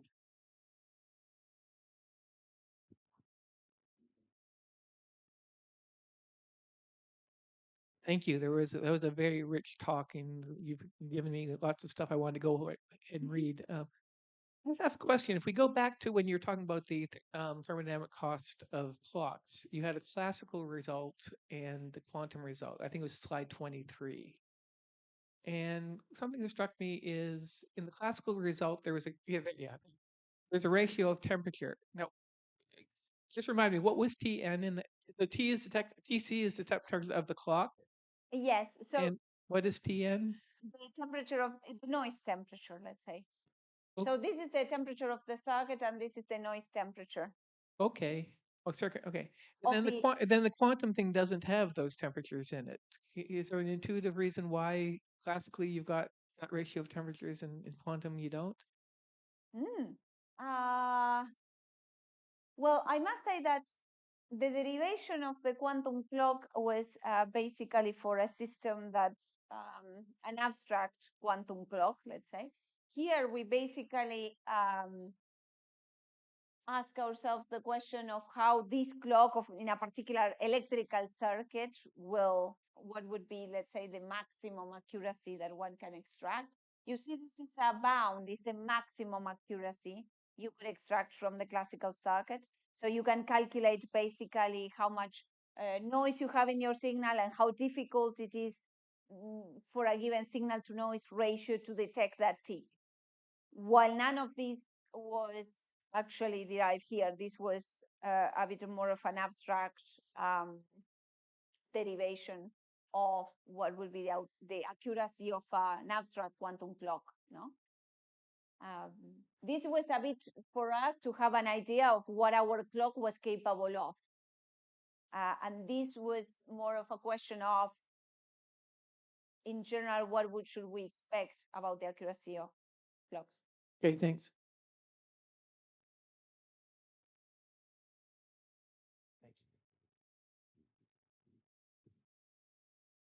Thanks so much. I was just curious how applicable or generalizable your machine learning framework was to other platforms. Say for spin qubits, I'm sure you have to tune up a whole set of metrics. So for different qubit platforms, there's a different set of metrics to tune up. But is it something where I could just put in a different set of parameters and a different set of training data and have it also work for tuning other types of qubits? So some of them, for example, well, basically, the algorithm doesn't care about almost anything except your inputs and outputs, right? So for most of them, the inputs are the gate voltages. There is no other way. Oops. Oh, no, I'm going the wrong direction. For most of them, you have gate voltages. So that's your input, and it's going to be your input in all of them. The output is always a current or the sensor signal in some way or another. So that's all the same. The only thing that changes between them is basically the type of how the measurements look like. Some look, let me see if I find them here. Yes, for example, this is a type of measurement of a typical device. But depending how you're measuring, you might, instead of seeing those triangles, you might see these wavy lines. So these are the kind of things that change. So basically, in these pipelines, what changes is exactly which computer vision algorithms you use. Then once you get to the qubit operation, they're all again the same, no? But maybe at these earlier stages, they're a bit more about what computer visions do you use. But what we found is that the most difficult part of it was to try and set up the decision tree algorithm and all of the possibilities and make the algorithm only take enough, like maybe low resolution measurements to make the decision of what comes next. So this was, and this can be taken to many different types of architectures without much problem. So okay, do you use CNNs for the first stage? Oh, it's a convolutional neural networks for the image. We use everything. We use CNNs, transformers, all of the and things that also are not deep learning, like Bayesian inference, Gaussian processes of different types. I mean, we just had to take all of the machine learning toolbox and even develop a bit for this particular meta learning for those cases where we don't have many much data. I see. And last question, what's your main source of error in spin qubits? Do you deal with interface traps at all? Would you say that's a leading source of error, or do you have other ones as well? Yeah, well, it's the solid state, meaning that charge traps, electric noise also feed into via spin orbit coupling and so on. They're big sources of error, but there are all sorts of decoherence, I would say.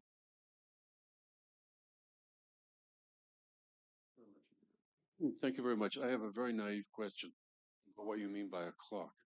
So when you define the accuracy of a clock, it's the tick time divided by the standard deviation. Yeah. You could imagine, I suppose, a system in principle in which tick time changes over time, the standard deviation changes over time, and the ratio is constant. But that would not be a good clock. Is that fair?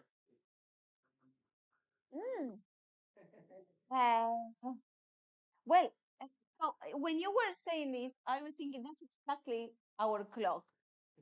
Because our clock, if you see, it's really a bad clock. in the sense that if you look at the clock traces, that's exactly what's going on. I mean, the tick traces are not all of the same, and the standard deviation changes, and it's a bad clock. But the idea of this work was to try and see what are the minimum thermodynamic resources that are required to have any notion of time passage. But definitely, I work that's exactly what you described. And so maybe Anna wants to say something about it, maybe. So yeah, this was a while ago, but if I remember correctly, the T tick is the average tick time. So you'll take your whole lifetime of your clock, which in this case would be one experiment, and the T tick is the average tick time, and then you have the standard deviation from the average.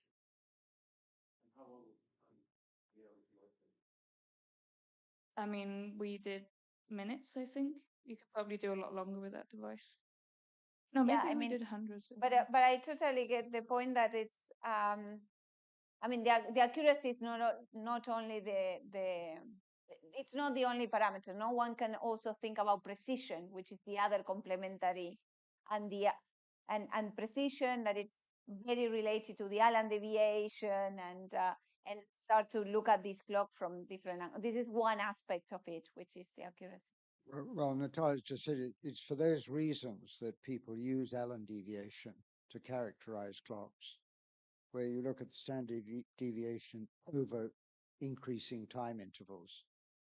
And generally speaking, the other things being equal, the average deviation, the Allen deviation improves as the square root of the time that you average, unless, as you say, you've got a really bad clock, in which case the Allen deviation will reveal that. But it's a fascinating question, because talking about this type of experiment, we were saying, okay, what happens if you have zero resources? To some extent, we ended up thinking, well, if you have a cup of tea and you think about measuring the particles that at some point, is that a clock? And to what extent is that a clock, right? Because, okay, it's a clock for free to some extent, one would think. I mean, probably you would end up with the same conclusion. But the definition of what exactly is a clock and what is a useful clock is an interesting one. Well, there are real quantum clocks out there, like at NIST, for example, incredibly accurate, 1 second in the age of the universe, and so on. How do we connect that with what you've been talking about? I mean, are they dissipating a lot of energy? Do they generate a lot of entropy?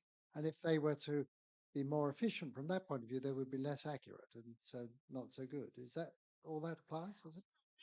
So as I said, this is a bad clock, and atomic clocks are really good clocks, but they are also they require a lot of resources, right? So we are taking the basically the energy efficiency back to saying, well, can we put the minimum amount of thermodynamic cost?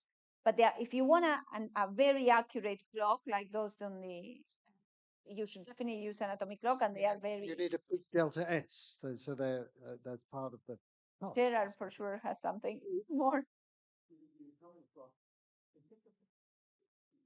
So the atomic clocks are made of 2 bits. One is the laser, and the other is the atom. So the reason you need 2 is the lasers are artifacts, so they have all sorts of man-made problems built into them, and you lock them to the 2-level system. It's a little bit like the way you lock the escapement mechanism to the pendulum in a pendulum clock. The primary source of noise is the laser, and most of the power is dissipated there. You've got to dissipate a lot of power to get the phase diffusion rate in the laser, the line width of the laser as small as possible before you do the next step. But then there's a huge amount of thermodynamic resources spent in counting. If you've got an optical clock, you've got to mix the signal down to electronic gigahertz signals so you can count it. So you start using frequency cone pulse technology. So all the way along the line, you're dissipating more and more energy. But the more you dissipate, the better the clock is. Yeah. Yeah. That's right. It's counterintuitive. Yeah, you're just going with the flow of the universe, right? Well, it's all winding down. But I also, Paul, I think you would find that fascinating, because I was thinking about this, about how nature does it. And if you start looking at, I've been reading a bit about clocks in nature to try and find out, and they are really bad clocks. Most of them are not relying on even, inertia like pendulum. They are stochastic, very small nanoscale processes that, and with variations. So I hope I'm, the kind of things I read, for example, is even your heart in rest in the same state can have variations of 5%. So clearly nature has found a way to make most of the control and the learning work with really bad clocks, but very efficient ones.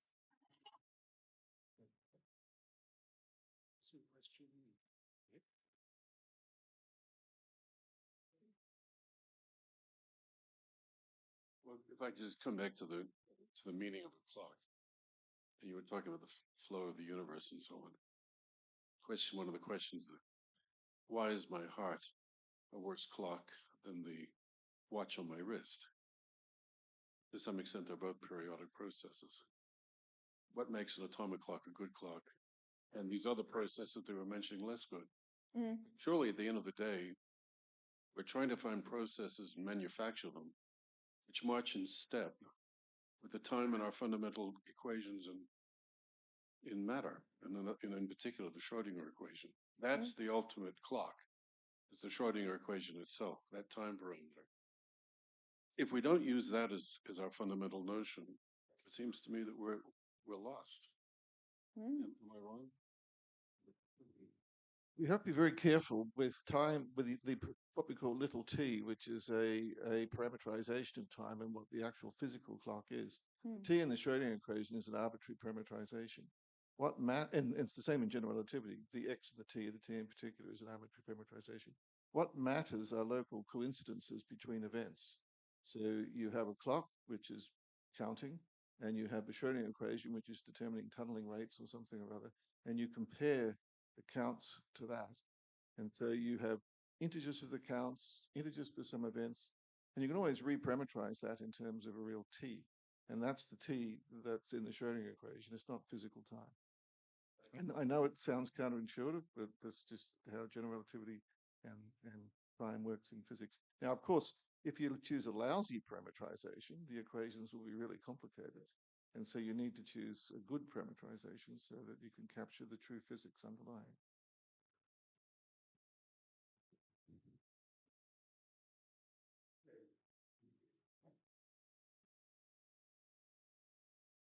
Sorry, just to follow up on that. So there's another conception of what would be the perfect clock, which would be something that measures the length along a world line in general relativity. So how do those two things relate? The t in the Schrodinger equation and the idea of time as like length along a world line. That's not really a fair question, is it? Sorry. Sarah?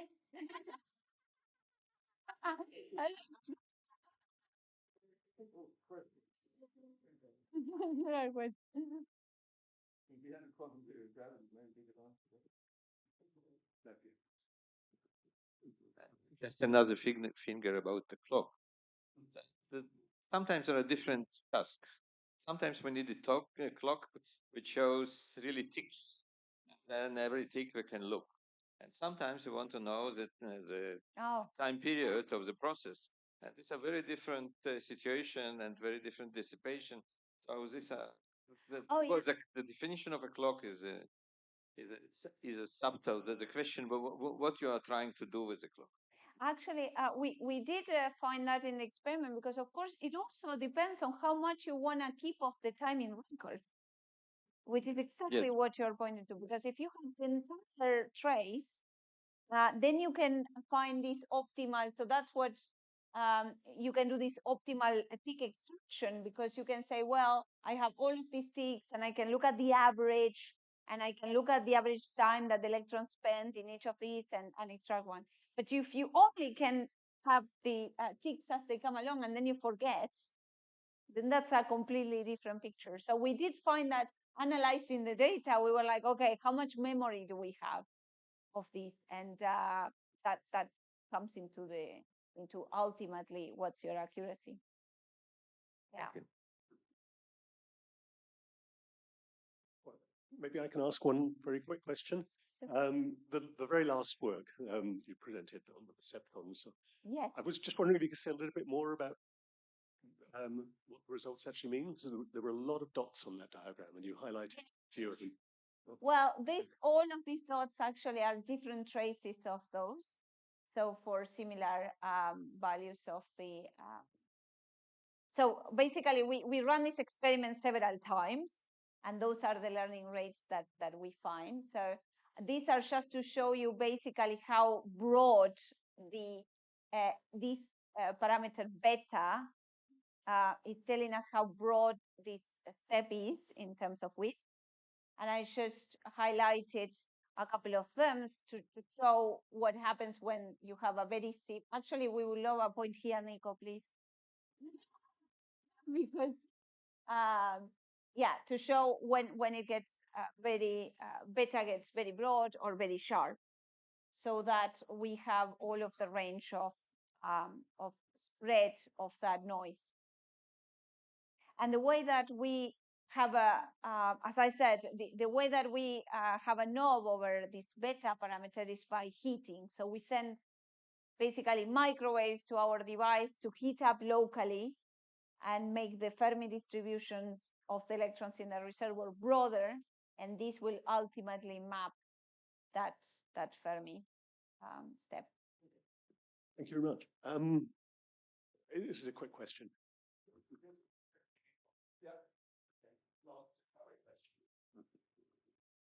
So since you can change beta, could you actually sweep beta from a broad to a narrow distribution, and wouldn't that learn even faster than any fixed value? Oh, you mean that while you're learning, you're changing beta? You start with it wide, and as you learn, you narrow it down. Oh, well, so definitely what I see already, and I'm looking at the guys because, as I said, these are results that are very fresh. We see what Cher predicts about the cooling down of the weights, right? So if we plot the weights, the distribution of the weights from the start, and then look at iterations, we see that the distribution narrows. So that's the prediction about the cooling of the weights. I didn't show it because the data is still in process. But what you are saying is basically that the system will cool down as, so an entropy reduction as we. That's an interesting. Yeah, we can definitely do it. Now I need to think what that means. And well, because you have to have some feedback, no? We need to be able to tell an extra feedback. That's an interesting one. We have one more experiment to make. Great. Good. Well, on that exciting note, please join me in thanking Natalia for a super stimulating.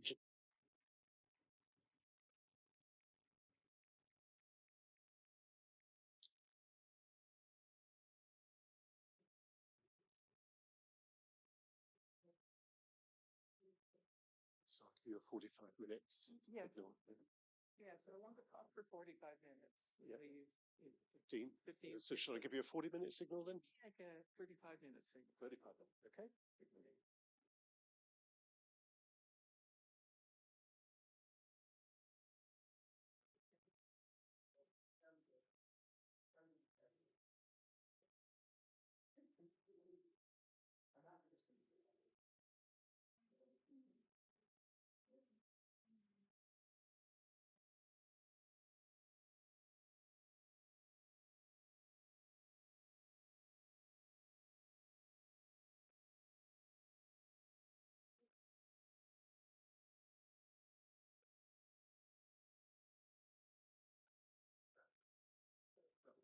Okay.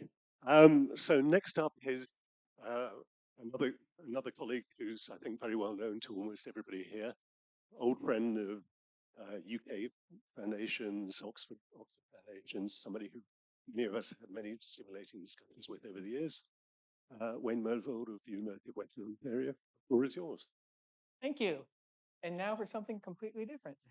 I'd like to start out, thank you for Chris for inviting me, and thank you, Chris, for inviting everyone else. This has been a really amazing conference. Of course, thank you for the Templeton Foundation for funding it. And Chris, when he invited me, suggested I talk about relativistic collapse theories, which is something I haven't really thought about for a while. And my first thought was I would just sort of survey recent work and then just realize, okay, that's impossible in the time allotted. So what I'm going to do is I'm going to talk about one thread of recent work. And this is something that I myself in the past few weeks have been trying to get clear in my own mind about. And so I really welcome feedback from the audience. Just a word, like if there's young people in the audience, it's not a bad idea to give a talk on something that you're not really clear about. Like people often have this fear of, I'm going to talk about, about something in front of people that know more, and I might say something's wrong, and that, they're afraid of that. That actually should be your goal. To say something that's not right in front of somebody who knows more, because that's the way you learn, right? If I'm sitting in my room and I write something and it's wrong, nothing happens, right? Okay. And so I'm trying to get clear in my own mind about a certain thing, and my thoughts have been developing over the past few weeks. And in fact, I think last week I sent Chris a title that had a question mark on it, and I've actually been removed the question mark because I actually think this is what I want to argue for. Okay, so this after I send the talk, the dynamic gravitational collapse is ambiguous because it could be a talk about collapsing stars, right? But what I'm talking about is the quantum mechanical dynamical collapse theories that couple collapse to gravitation, the sort of idea that Roger was talking about last night. And if you look at foundations of quantum mechanics, there's various approaches to what we misleadingly call the measurement problem. And people often say, okay, there's invariables or additional beables approaches like the de Broglie-Bohm theory. There's Everettian approaches and there's collapse approaches. And I think collapse theories tend to get sort of short shrift. Like there's this community of Everettians who are pushing that. There's a community of Bohmians who push that. And there's not as much a community of, what should we call ourselves? Collapsarians? I don't know. Yeah, and here's some reasons why I think we should be taking it seriously. So if you look at how people were talking about at the birth of quantum mechanics, at least some people were talking about collapse as a real physical process. Like if you look at the Solvay conference in 1927, Dirac at least is thinking this is a real physical process.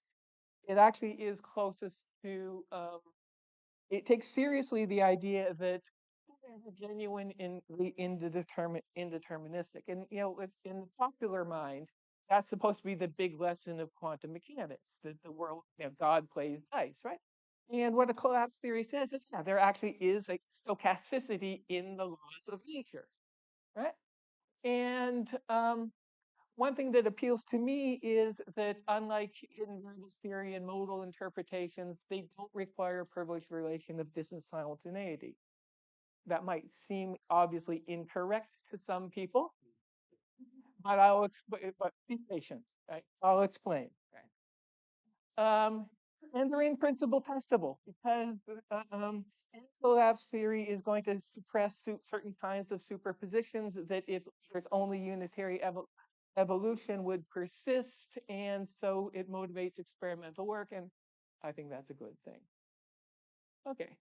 And something I think is also an advantage is that we don't actually, no one actually thinks we have a definitive, this is the correct, a fully satisfactory collapse theory. It's a work in progress. Now that might actually not sound like an advantage. And in fact, the Everettians sometimes say, well, it's an advantage of the Everett approach. At least, okay, we have we can take quantum theory as we have it.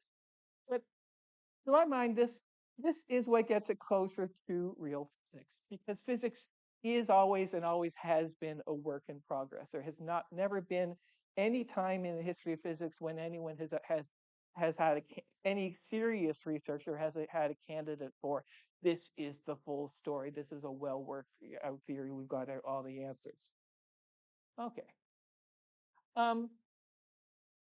I'm going to argue, same is, it is possible to develop fully relativistic dynamical collapse theories. We have Daniel Bedingham in the audience, who is the author of at least one of them.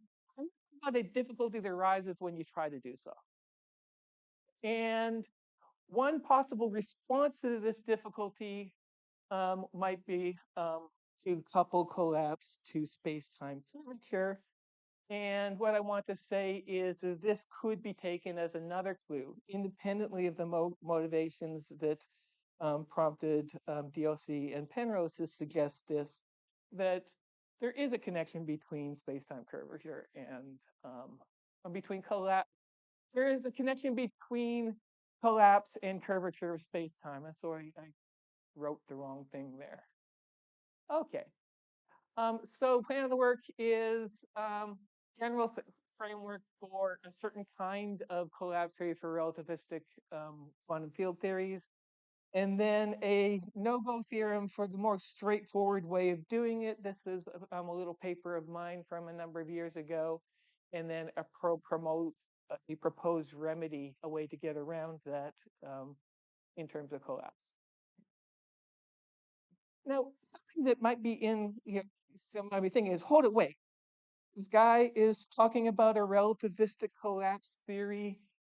Doesn't Bell's theorem already show that that's impossible, that there's a deep incompatibility between relativity and the predictions of quantum mechanics unless we go Everettian? And I just want to point out that Bell himself didn't think so. So if I say that no, Bell's theorem does not in fact rule this out, this is either this is a idiosyncratic misinterpretation of Bell's theorem that's shared by Bell himself, or it's not a misinterpretation of Bell's theorem. And what was, if you find in Bell's writings talk of a fundamental incompatibility or an apparent incompatibility between relativity and quantum mechanics, those predate the GRW theory. And when he heard about the GRW collapse theory, he later said, well, my first reaction was, when I saw it first, I thought I could blow it out of the water by showing it was grossly in violation of Lorentz invariance. But then he actually investigated further, and he wrote this paper, Are There Quantum Jumps?, in which he showed that even though the GRW theory is formulated in Galilean spacetime, it's formulated in terms of non-relativistic quantum mechanics, it has what he calls a residue of Lorentz invariance, in which he called relative time translation invariance. And the basic idea is if you've got two groups of particles spatially separated and not this group is not interacting with this group, if I write down a Schrodinger equation, I can write down a time variable for this one and a time variable this one, and it doesn't really matter how I link up the two time variables. There's a multi-time formulation, which actually in the 1930s had some currency. And what he shows is that the GRW theory retains that relative time translation invariance, is what he calls it. And what he said later was, this takes away actually in that paper, in the Are There Quantum Jumps paper, he says, this theory takes away the ground of my fear that any exact formulation of quantum mechanics must conflict with fundamental Lorentz invariance. That's Bell. And in a lecture he gave in the last year of his life in Trieste, Bell spoke about efforts by Ghirardi and Grassi and Pearl to relativize the continuous spontaneous localization theory. And he was encouraging. There were problems having to do with divergences, infinite energy production. But in Bell's opinion, those were what he called second-class difficulties, technical difficulties, not deep conceptual ones. There's something right about that and something not right about that, I think. Okay. Oh dear. Yeah. I always thought that the P in PDF meant portable document format, and it was device independent, and you could take it from one device to another. And apparently, that's not true. So I created this on a Windows machine, and this is a Mac. Is that the problem? What's going on here?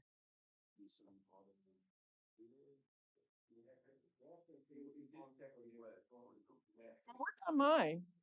Yeah. In fact, while Nicole was having those problems, I checked on my phone to make sure that the file I sent looked fine.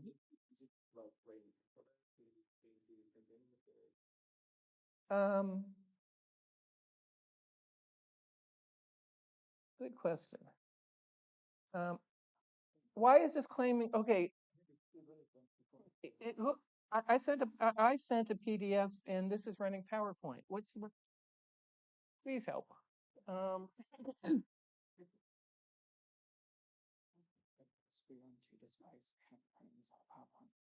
You're running it inside. Okay, blame Microsoft.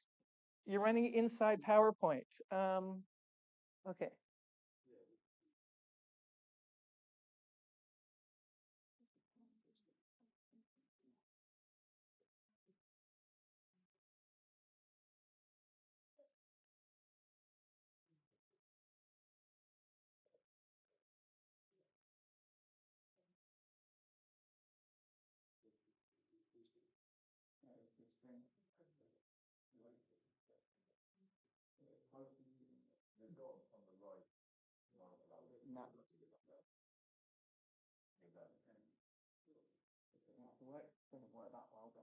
Okay, well, this is better than this. Now, how do I change? I'll have to scroll. Okay. All right. Okay. Well, this is not optimal, but it's better than displaying things that look like nonsense, because I actually do want to display these equations. Okay.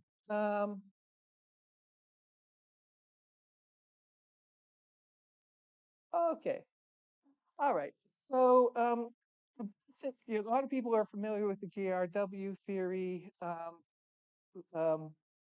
lot of attempts to relativize collapse theories have focused on some version of the what's known as the continuous spontaneous localization theory.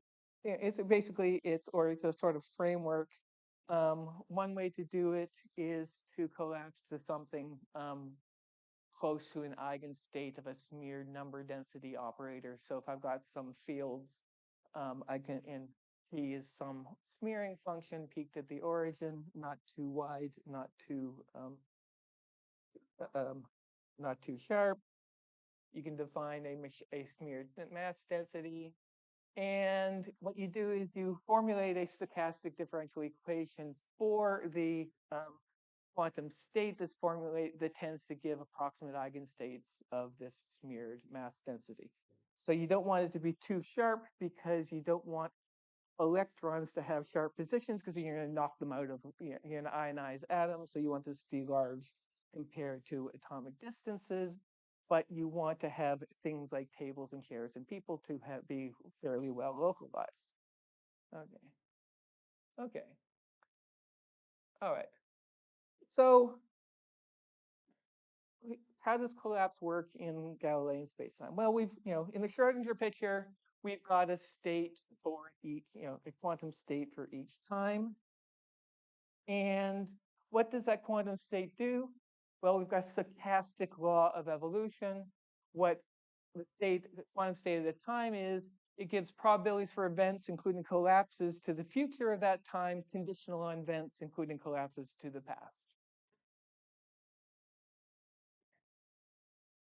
And I can get in Galilean space-time, I can equally call these equal time hypersurfaces. They are space-like Cauchy surfaces, where space-like means points neither to the past nor future of each other. And so I can equivalently say that in Galilean space-time, for each space-like Cauchy surface, there is a quantum state which yields probabilities for events to the future of that surface, conditional on events to the past. And that's just a trivial reformulation of talking about time-dependent states in Galilean space-time. And the reason that I rephrased it that way is in a relativistic space-time, I can say exactly the same thing. You associate with each space-like Cauchy surface a quantum state. And in a collapse theory, the state on a given Cauchy surface is going to give you probabilities for events to the future, that surface conditional on events to the past. This is reminiscent of the something that was popular in the early days of quantum field theory called the Tominaga-Schwinger picture. More or less dropped out of the textbook these days, but people, when they talk about collapse theories, do evoke analogy to the Tominaga-Schwinger picture. So I could call what I've called this in some of my writings is the stochastic Tominaga-Schwinger picture. Okay, now, all right, so I get to say exactly the same thing in a relativistic spacetime that I said in a Galilean spacetime. For each space-like Cauchy surface, you've got a quantum state that yields probabilities for events to the future, that surface conditional on events to the past. But of course, there is a difference between relativistic spacetimes and Galilean spacetimes. That I could have some region alpha of some space-like Cauchy surface, which is part of more than one space-like Cauchy surface. So I've drawn here I've drawn sigma and sigma prime. These are two space-like Cauchy surfaces that are coincide everywhere except there's this region in which sigma prime is to the future of sigma. Otherwise, they're the same. Alpha is some part of the overlap.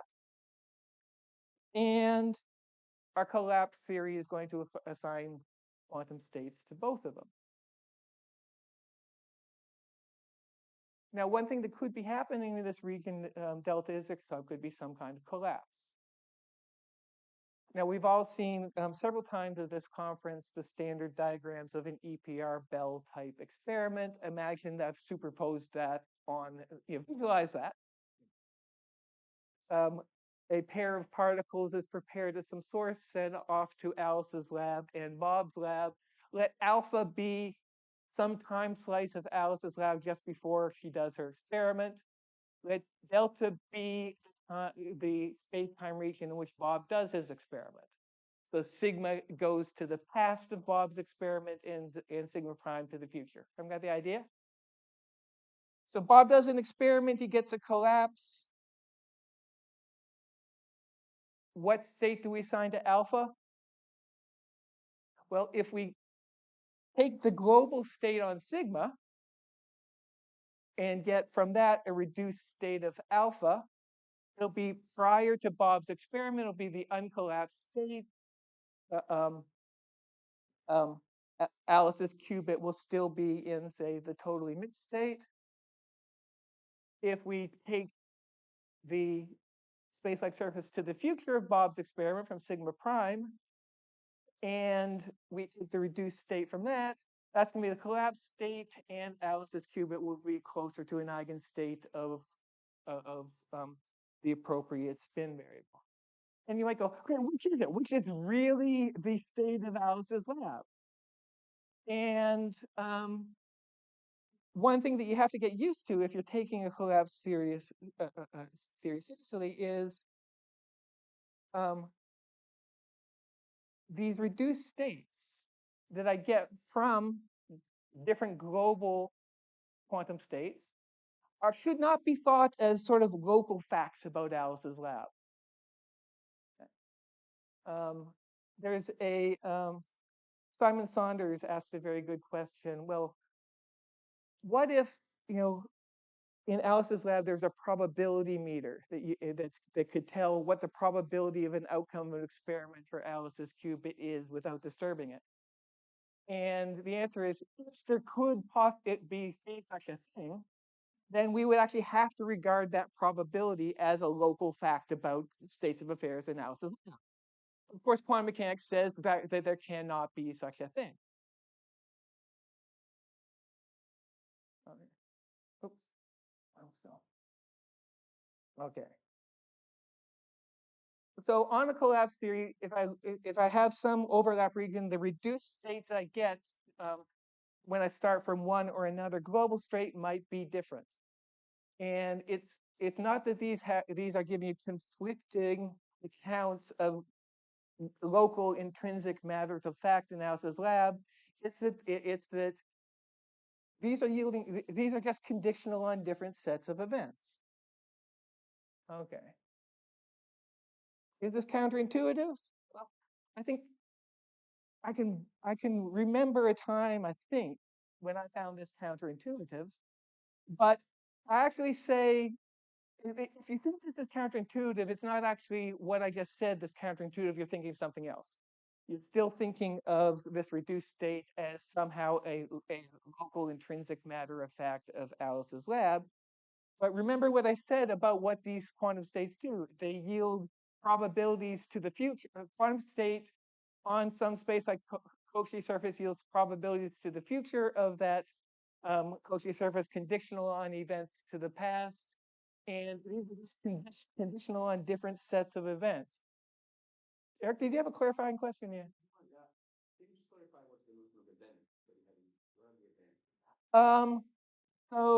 In particular, the events are the state transitions that might happen between sigma and sigma prime. Right? So we're thinking of collapse as a real physical process. So there's going to be some kind of state transition from sigma to sigma prime as we go through delta. And particularly, one thing that could happen is that Bob does an experiment and gets a result. Those are possible events that could happen in this region delta. Does that help? Yeah. So if in the region delta, Bob does an experiment and gets a result, then sigma yield probabilities that are not conditional on those results, and sigma prime yields probabilities that are conditional on whatever result Bob happened to get.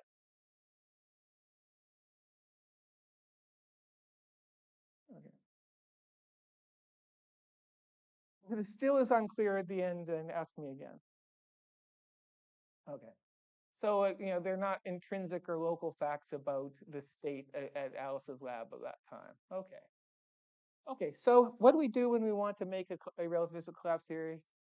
Start with Heisenberg. Everyone's familiar with doing quantum field theory, the Heisenberg picture.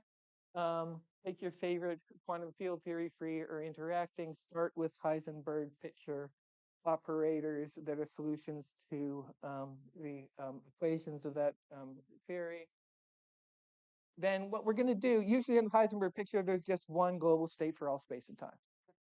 And what we're going to do instead is we're going to associate a state with each Cauchy space like Cauchy surface. They could be different for different ones. And we're going to give a classical evolution when we go through a some region like that from past to future. Right. And so if I've got some state psi of sigma, and I want to know, okay, according to the theory, what is psi of sigma prime? The theory is not going to tell me with certainty what that state will be, because it's a stochastic theory.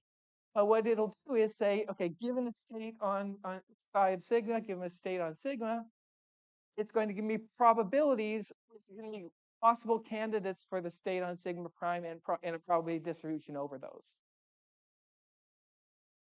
Basically, you're adapting the formalism of stochastic processes to states in a relativistic space-time.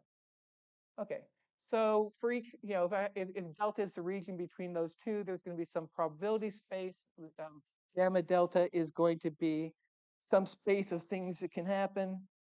There's going to be F delta is going to be a set of measurable subsets of this, and there's going to be a measure on that. And what we're going to do is associate with each possible event a operator, and we're going to say that for one of these operators is going to be yield the state on sigma prime. We're just going to take the state on sigma and multiply it by that operator. Okay. And the probability of the outcome is going to be proportional to the norm of the outcome. So higher norm states are going to have, final states are going to have higher probability. And, sorry. What's that? Delta is this region in between the two hypersurfaces. Okay. And we're going to require that for normalization, make total probability equal to 1. Okay. Okay. So what does what does relativity require? Well, if you've got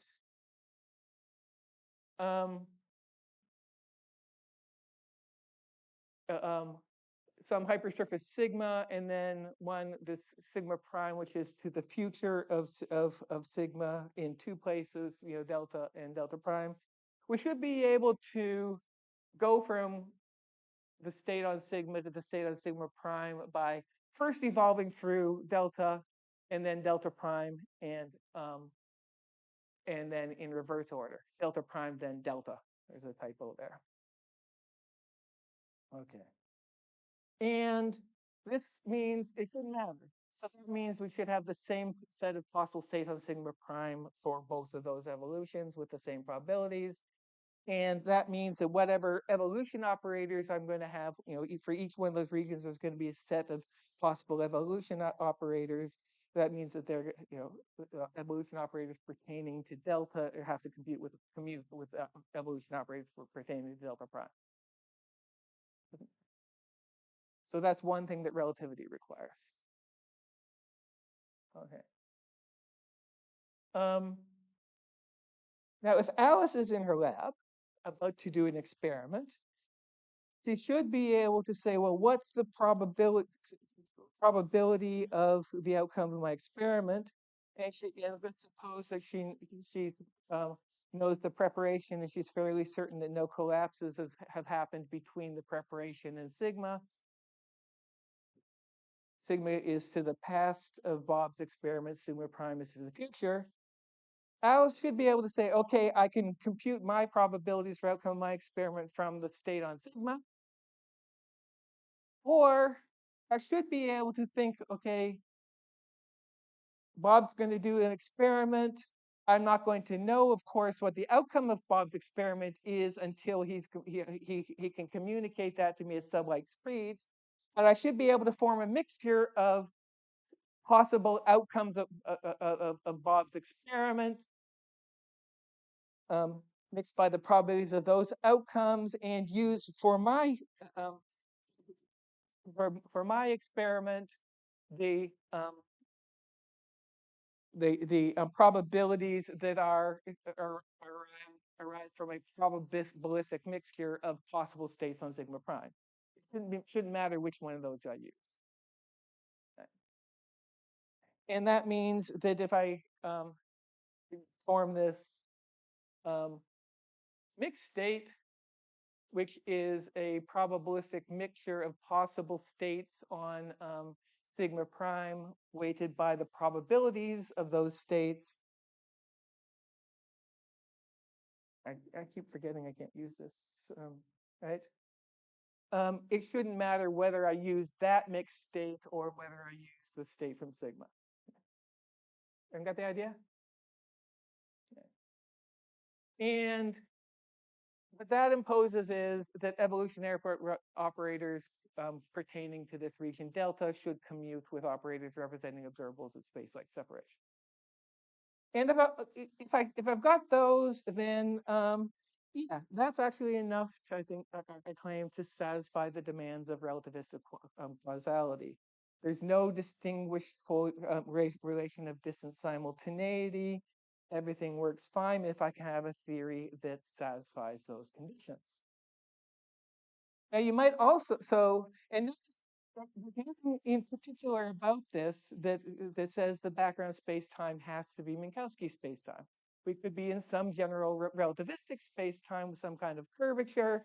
we still have a distinction between space-like separated events and time-like separated events.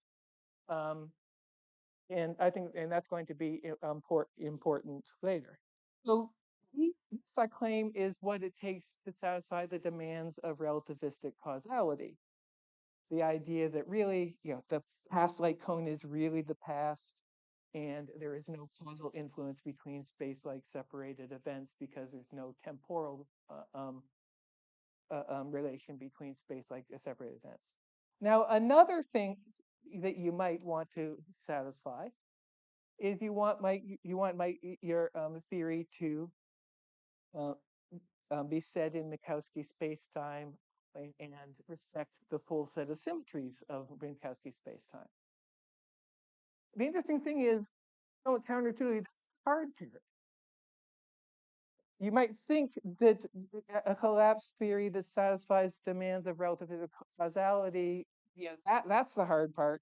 But actually, respecting the full set of symmetries of Minkowski spacetime is the hard part. Okay. So I said a moment ago that if I take the reduced state of Alice's lab from different space-like hypersurfaces, those will those in general will be different. Shouldn't think of that though as those states as what Bell would call a local beable. And then of course the question is, well, what are the local beables? Right? Because you do want there to be some such things as measurement results after an experiment. Okay. And I might compute mass density if I've got remember I said you might want the theory to collapse to near eigenstates of this smeared mass density, and I want it to be the case that things like pointer readings have something like definite values. And you might say, okay, well, which mass density from which quantum state? And if I take a mass density computed from some quantum state that's conditional on events at space-like separation, that's not going to count as a local beable. So what are the local beables? Well, the standard response among Ghirardi and collaborators on this is, what I'm going to do is I'm going to consider, if I want to know what the local beables are for Alice's lab, consider that region alpha, take a sequence of states on hypersurfaces that converge on the past light cone, and the limit state there is going to be something that's not conditional on anything at space-like separation. And so those are going to be the local beables. Okay, 10 minutes, okay. All right, okay. Now, there's a nice survey article, now more than 20. I refuse to believe that I was first reading about all this 25 years ago. I think Matt is wrong. It has not actually been 25 years since the year 2000. I don't accept that.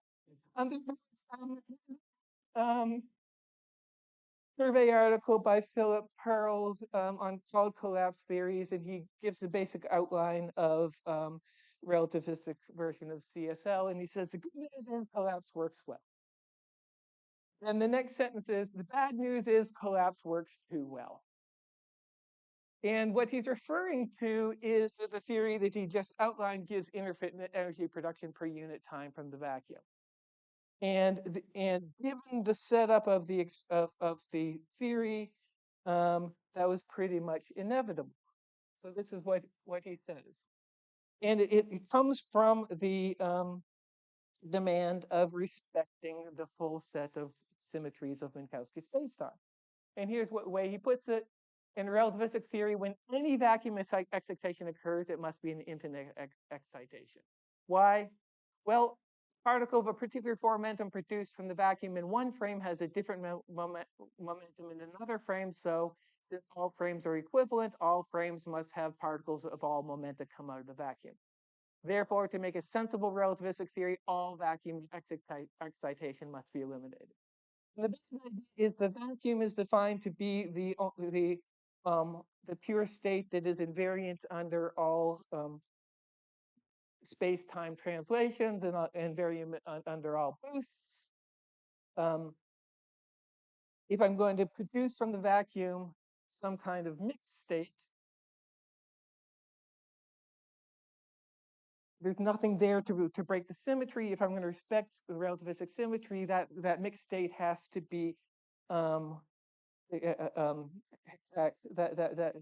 mixed state has to be relativistically invariant.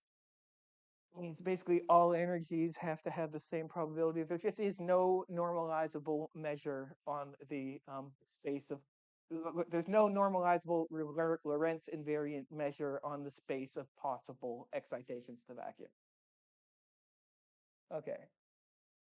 Okay, so what do we need? We need evolution operators pertaining to a region developed delta to commute with operators representing observables at space like separation from delta. We need an absolutely stable vacuum. The vacuum can't be just a little bit unstable. You can't have just a little bit of energy production from the vacuum. You have to have none or infinite. Okay.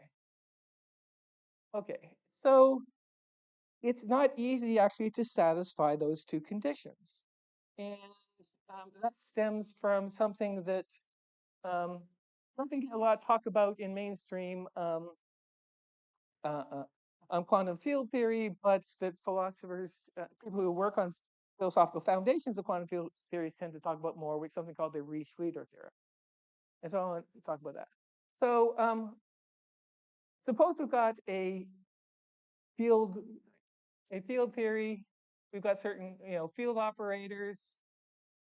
They're actually not operators. They're operator value distributions that give you field actual operators when you smear them. And I'm going to call those standard operators if there are generations of space-time translations. So the unitary group of space-time translations generated by these operators, such that basically the energy is positive. So the spectrum of, if A is any future-directed time-like vector, the spectrum of G dot A is going to be positive reals, in the positive reals. That's basically the condition that the energy is positive in every reference frame. Okay. Okay. Riesch-Schlieder theorem for any operator says that if I take any open space-time region R, there's going to be some algebra of operators associated with that region, which you get from smearing polynomials in these fields with functions with support in that region. Okay. And then there's going to be Hilbert space that take all those operators, operate them on the vacuum, take the norm closure of that. That's going to be a Hilbert space generated by operators with support in R. Right? And the Riesch-Schlieder theorem says that that actually is the full Hilbert space of the vacuum sector of the theory. So if I told you R was a band between two Cauchy surfaces, you say, okay, obviously that's true because we want to be able to propagate our fields. If you have Cauchy data, then you should be able to specify the fields in the state in that region, and the laws of evolution will give you the state for all space and time. And the Riesch-Schlieder theorem says, okay, but I don't have to take a full Cauchy surface. I can just take any bounded region. Okay. And in that theorem, I talked about the vacuum, but you can replace the vacuum by any state that's bounded in the energy, meaning the spectrum is in some bounded set, or the support of the state in energy is in some bounded state, or if it's analytic in the energy, and that being analytic energy, I guess, means that series has a non-zero radius of convergence. Okay. Okay. Corollary of the Riesch-Schlieder theorem, if I assume that operators corresponding to space-like separated observables, is that if I take a bounded region R and I consider the observables formed from fields smeared by functions with support in R, the vacuum is not a eigenstate of any operator in that set. So the vacuum is not an eigenstate of any local observable. And if you think about it, okay, in a quantum field theory, we very often have global particle numbers observables, but those are integrated over all space and time. Those aren't integrals of local particle numbers, and one consequence of that is, if I have a particle detector whose functioning is bounded in some region of space-time, then no matter how good it is, it's going to have a non-zero probability of going off in the vacuum. Okay. Okay. Now, I just mentioned a theorem that's usually found in books and in expositions of algebraic quantum field theory, almost never found in a textbook of standard quantum field theory. When I was preparing that, I pulled out all the quantum field theory books that happened to be on my shelf and looked up Ricci-Leiter theorem in the index, and aren't in any of them. And actually, when I first had this idea, I wrote up a draft of the paper that was eventually published, sent it to Philip Pearl, and I referred to the well-known Ricci-Leiter theorem because in philosophical circles it is relatively well known. And Philip said, well, the well-known Ricci-Leiter theorem never came by my house. Okay. And some people are skeptical about, hypothetically, someone might be skeptical about the applicability of this to real quantum field theories, right? And I take that seriously because basically results in algebraic quantum field theory have the advantage of being mathematically precise, but often involve assumptions that it's not actually clear are satisfied by anything like realistic quantum field theories. And I take very seriously the idea that all of this is a work in progress. We do not have a fundamental theory. Our best quantum field theories are low, effective field theories, low energy approximations to something we know not what. And so could we expect an analog of the Ricci-Leiter theorem to apply in any realistic theory? Or is it, is it robust? And the basic, like if you at first of the Ricci-Leiter theorem, there's mathematically trivial stuff and there's mathematically non-trivial stuff, and the mathematically non-trivial stuff comes from proving this: that if I have a bunch of field operators, omega is the vacuum, psi is any vector, then this function, which is basically take these operators and sandwich them between the vacuum and any vector, that function, if there's some open region in which all of its arguments are zero, then it's zero everywhere. There's something, of course, analogous in ordinary non-relativistic quantum mechanics. We know that except in these fictitious situations where you've got a particle confined to an infinite potential well, the wave function cannot be except it's going to be non-zero everywhere except maybe momentarily. This is sort of an analog of that in relativistic theory. So the reasonable guess that this is going to be an analog of this is going to be true in some kind of a realistic theory, whatever that is. Maybe not true for every state, but maybe true for every state vector, but maybe true for physically realizable states. Something with. Am I out of time? Yeah. Okay. All right. So very quickly, that spells trouble, because imagine I've got a stochastic theory of the sort that I've been talking about.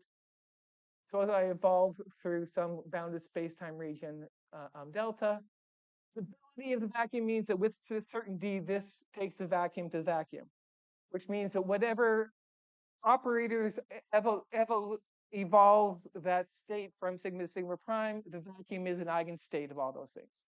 Right? And I just said that the vacuum isn't going to be an eigenstate of anything except multiples of the identity. And so if I have no collapse in vacuum in the Riesz-Leiter theorem, then no collapse in any standard state. So there's a trivialization result. And that's basically the, all right. So options. What happened in the actual development of these things is at a certain point, Philip Pearl introduced a non-standard field, sometimes called an index field or a pointer field, that doesn't, it's not non-standard in the sense that it doesn't have any intrinsic dynamics. It doesn't satisfy that condition that there are generators of space-time evolution for it. It commutes itself at any two distinct points, time-like or space-like. So this is like nothing else in any quantum field theory.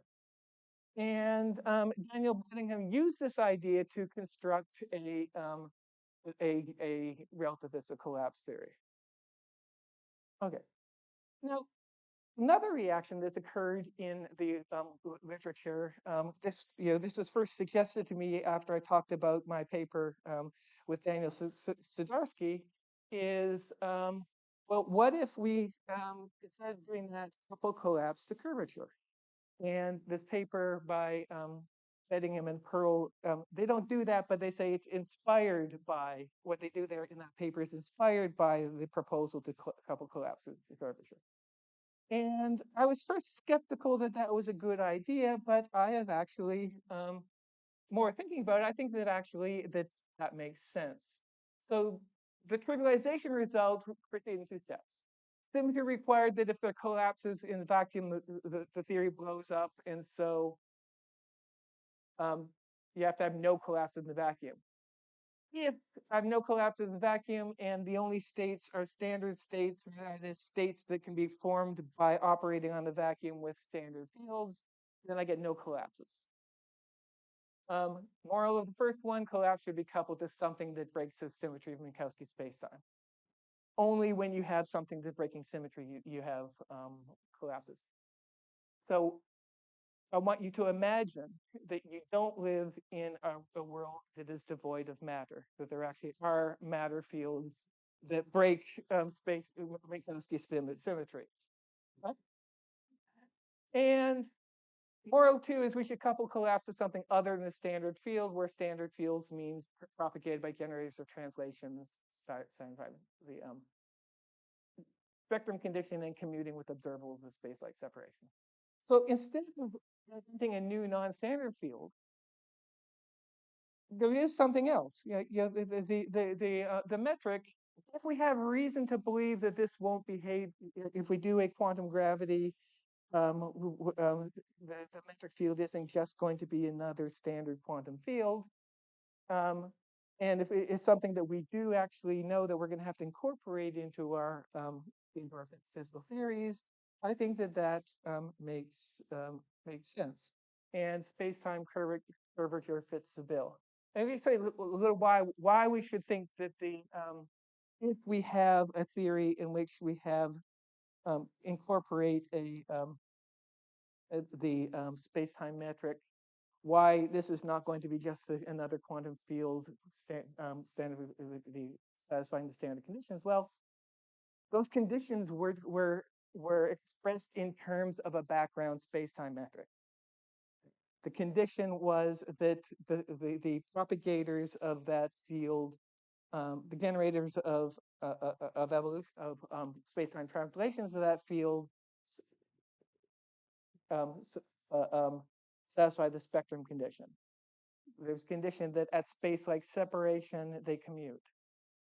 Those only make sense if I have a background metric. It doesn't make sense to impose those on the metric itself. Okay, that's it. I would love to hear further comments and questions.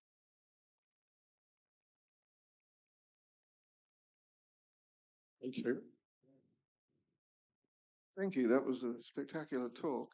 If I understood it correctly, I could interpret the covariant collapse Krauss operators and so on that you had as actually describing a measurement of a not super accurate measurement of mass density. Yes. It would correspond to that. Yes. So what you would like it for it to be a universal collapse model is a universal measurement of mass density, which is precisely what the gravitational field is, which would connect it to this picture here. Absolutely. Okay. So that's the interpretation. That's a really nice way of putting it. I'm going to steal that. Of course, give you credit. You didn't stress it, but what you proposed instead of wave function as a basic story of quantum mechanics, a wave function now. You have a wave function for every hypersurface. So for me, it's extremely high price. And you didn't mention Albert and Aharonov, which had this proposal a long time ago. And just one more comment. Yeah. That your proofs that there is no, that it's kind of relativistically covariant, you prove that there is no signaling. Yeah, but no signaling in the standard GRW theory. So you don't need the wave function for no signaling. What you do need is just to say that local properties do not exist because only properties exist. It's properties on the space-like surfaces. But this, I think, it's a too big price. Okay. So I'm going to address that second point first, and then the first point.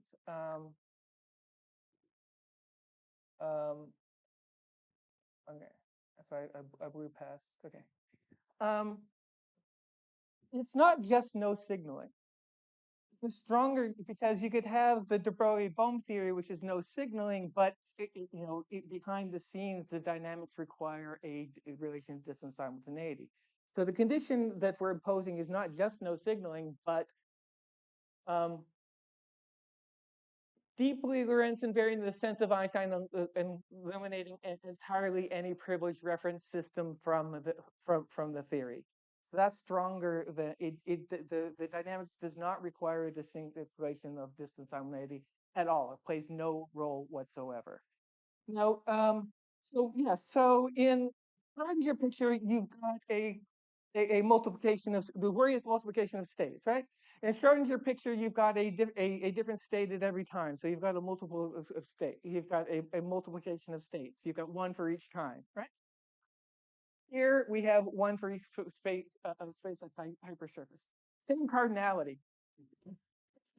I don't have more. I don't have more states than you have in the Schrodinger picture. Maybe you can.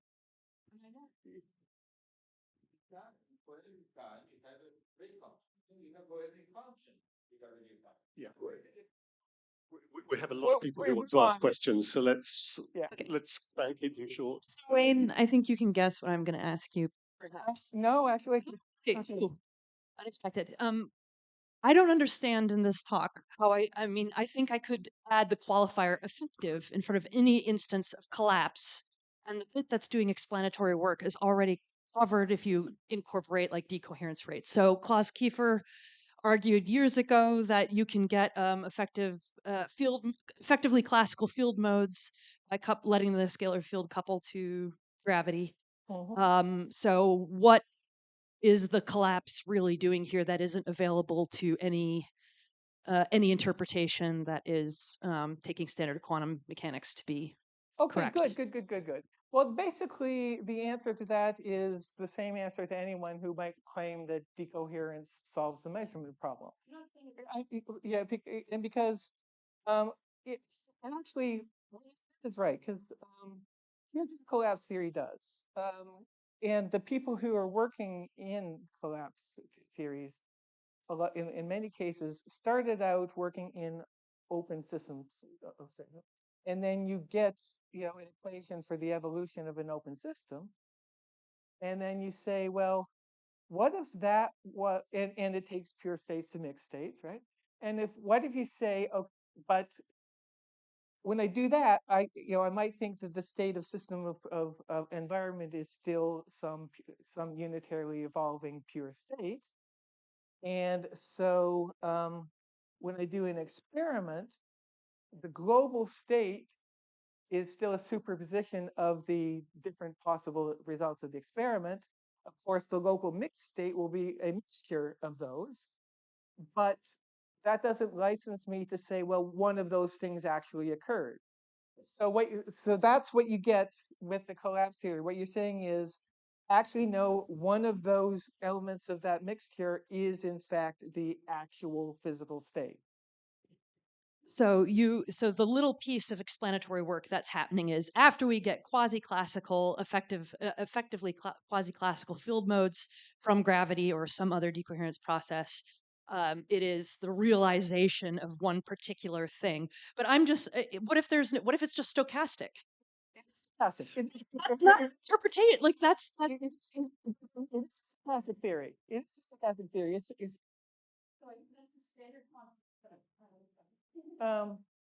talk more. Yeah, because I. We have a question from Simon. Yeah, just Wayne. So just a very simple question. The reconciliation of dynamical collapse theory with violation of Bell inequalities that you've presented, why does that not apply to standard quantum mechanics? What is standard quantum mechanics? Is standard quantum mechanics with a sort of vaguely defined collapse postulate? Yeah. Yes. Well, okay. So yeah. So basically, what I'm interested in this is, as you may remember, in the wake of the aspect experiments, there was a lot of discussion about the implications of the violation of Bell inequalities, and there were people who were, and there was a brief period at least in which there was more or less a consensus in saying that if you give up the idea that the correlations have to have a Reichenbachian common cause, then these correlations are in fact compatible with relativity. My teacher, Avner Shimoni, spoke about peaceful coexistence from quantum mechanics and relativity, and I think that that's actually right. Okay, I want to pick a collapse theory. Something, there are lots of things that I will say in the paper that I had to skip over. The collapse theory does, it has this probabilistic law that stochastic law, and built into that is if you've got a entangled state, then you're going to have correlations between things that happen in space like separation, and they're not going to be attributable to a Reichenbachian common cause that screens off. So if you're willing to, so the basic idea is this is a way of taking seriously that idea that was floating around in the work of Avner Shimoni and other people in response about to violations of Bell's theorem. These don't actually sort of violation of Bell's inequalities. These are actually compatible with relativity, as long as you're willing to give up the idea that they're supposed to be, the correlations need to be explained by a Reichenbachian common cause. Okay, but just for clarification, so that is the same thing as giving up local causality. Yeah. So causality, and I think this needs to be really emphasized. As Bell formulated it, has two components. It's a locality condition plus a causality condition, and it's basically a condition of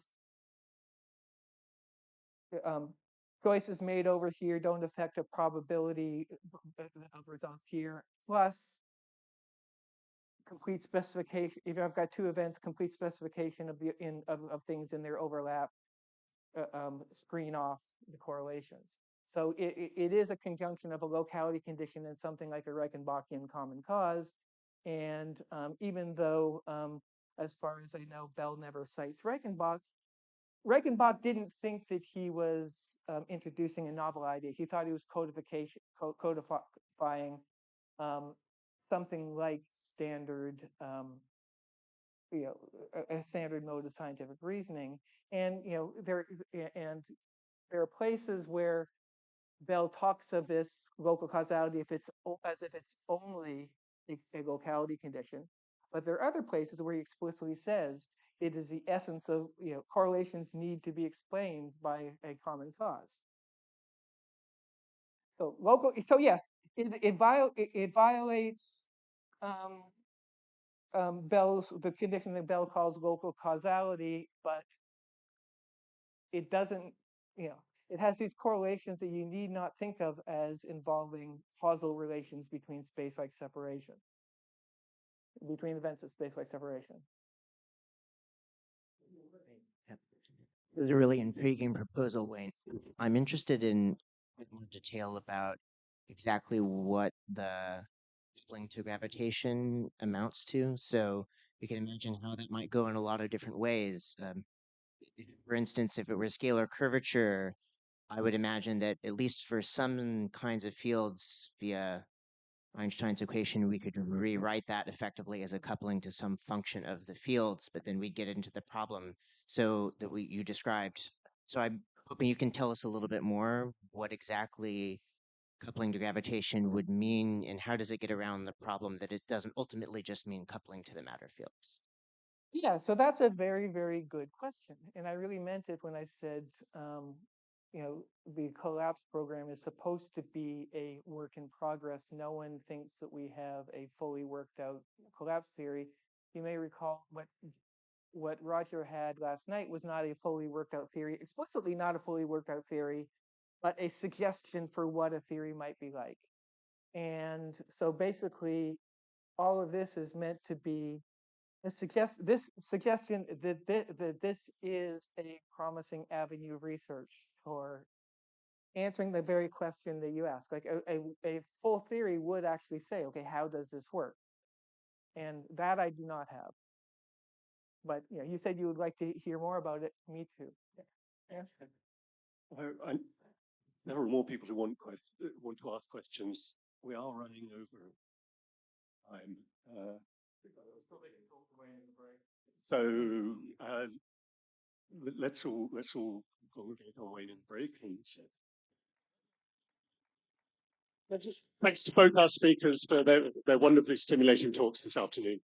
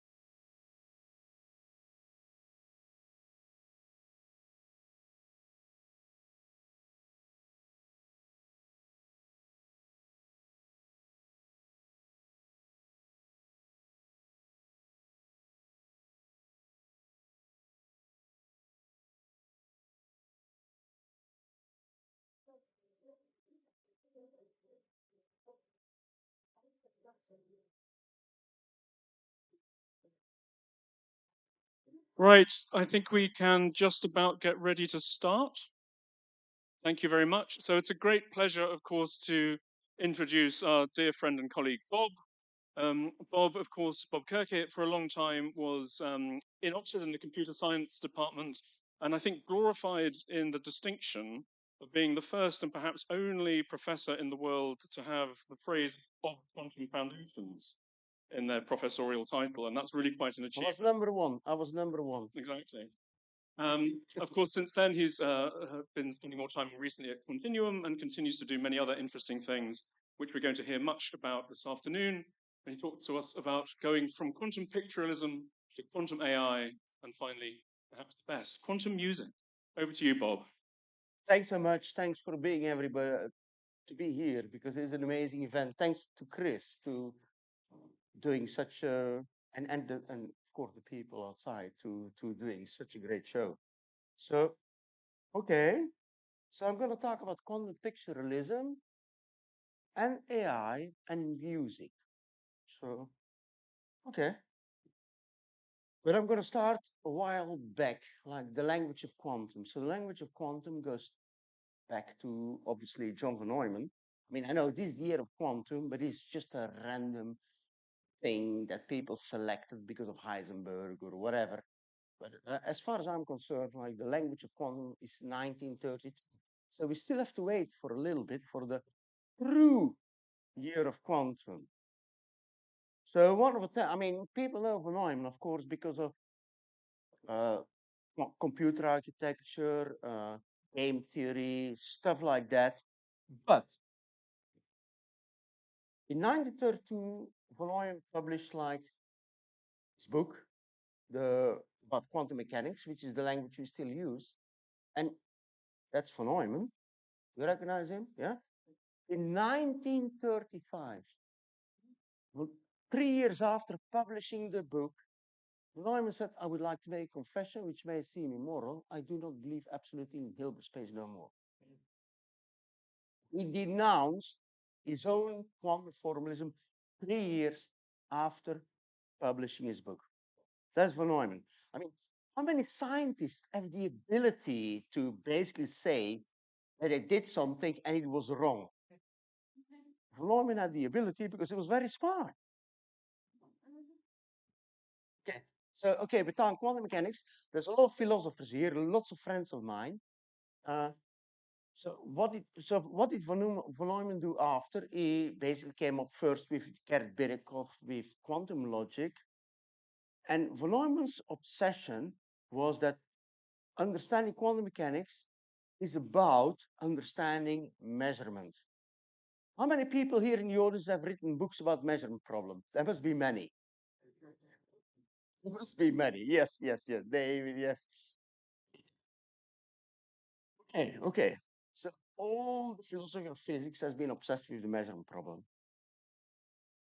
So this Schrödinger, as we know from his cat and his equation, this is what Schrödinger said in 1935, the same year as von Neumann denounced quantum mechanics formalism.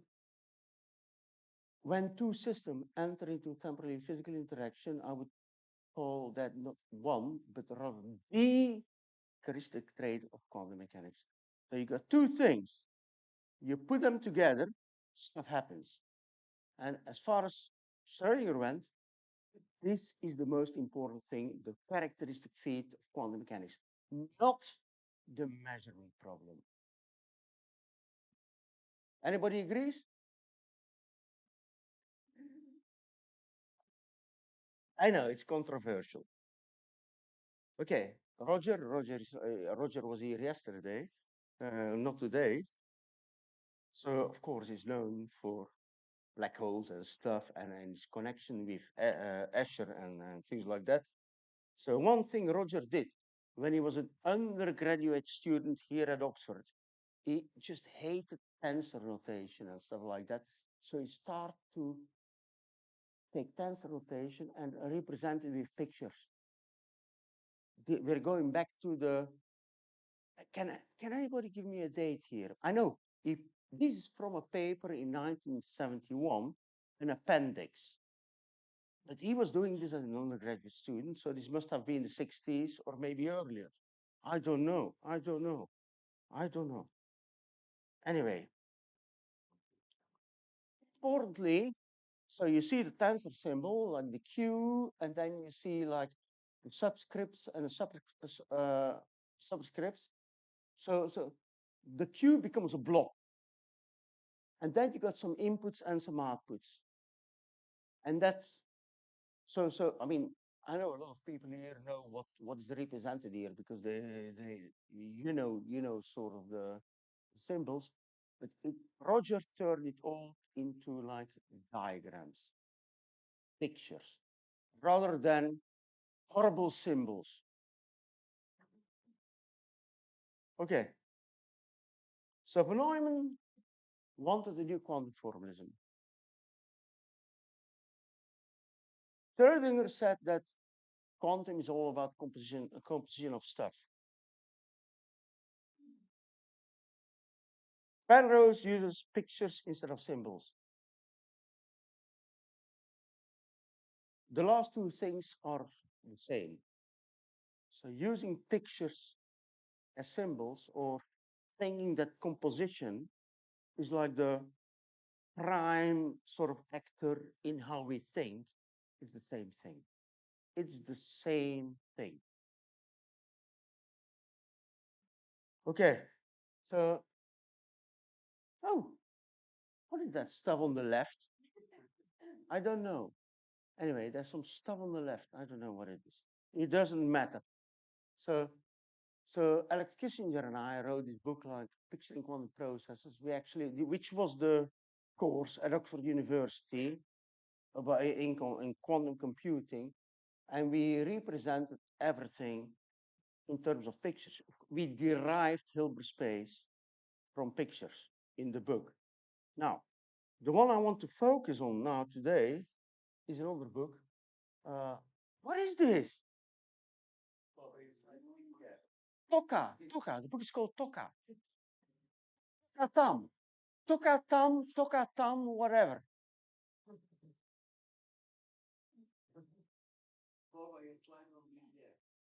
Well, they got converted like this. Tokatam. So I invented Tokatam.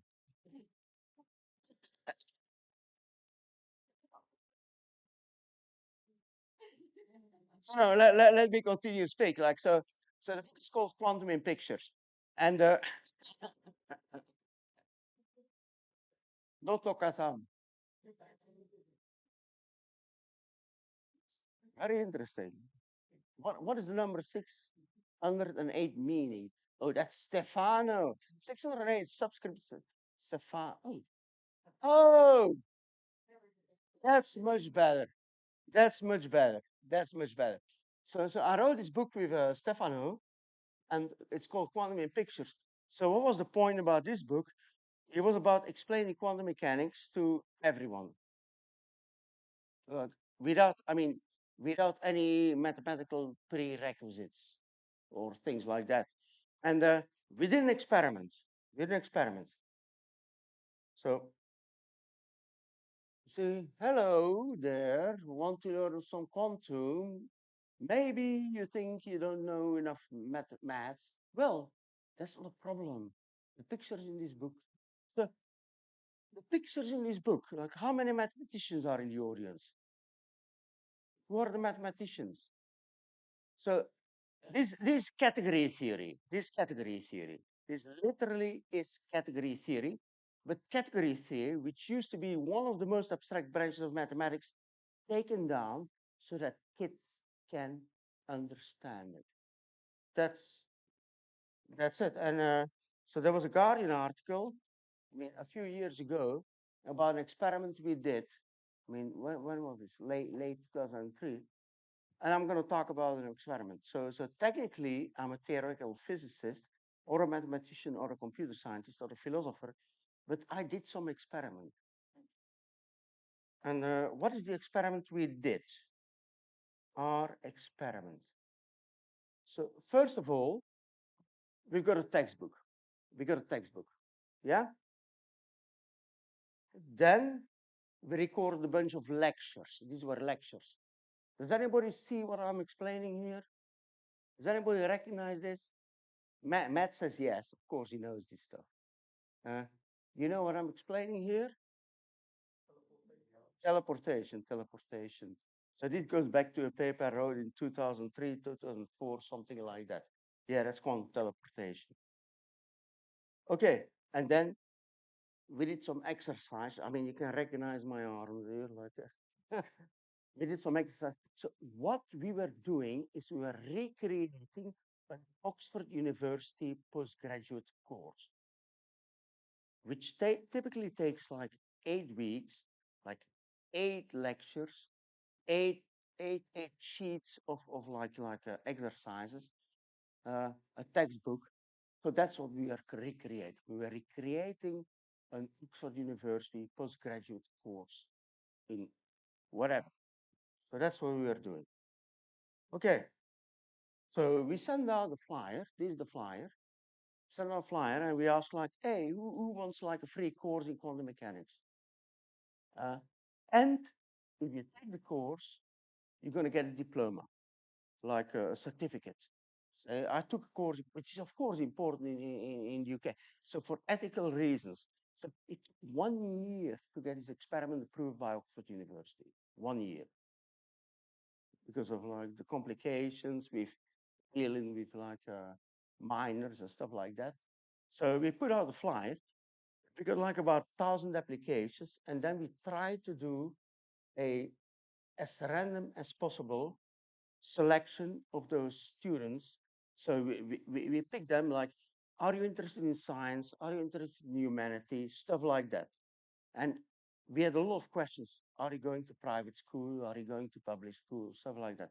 So we made an as random as possible choice of these students to basically, we got about 60 or 70. We got about 60 or 70 because we were doing tutorials like they do in Oxford. We were doing the tutorial stuff, we were doing everything, but it was online, and this is COVID generation. I mean, I don't know whether you know that. These people, when we were actually trying to tutor them, they didn't put on their screen, they didn't talk, they just used like text. And then at some point, I wrote, hello. And at some point, I wrote a very aggressive email, please. No, that's a friend of mine. He just said hi. Yes? I have a question. And I'm also saying hello to you. What are the ages of these students? 15 to 17. Because if you go below 15, it's going to take 5 years to get approval. But Hamza is here. Hamza, which were your youngest students?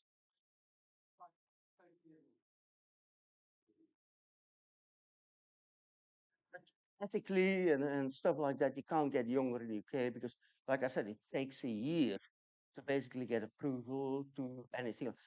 So the idea is like, okay, you're saying, okay, we're going to teach quantum physics to like teenagers. That's ethically immoral because they're gonna be like psychologically, whatever, like traumatized for the rest of their year, for their life. I mean, that's it. So it's not easy. It's not easy. I mean, there was a course in like in Ghana, in Africa. There they don't care. It's much easier. Anyway, so we had like the students, 70 or something like that.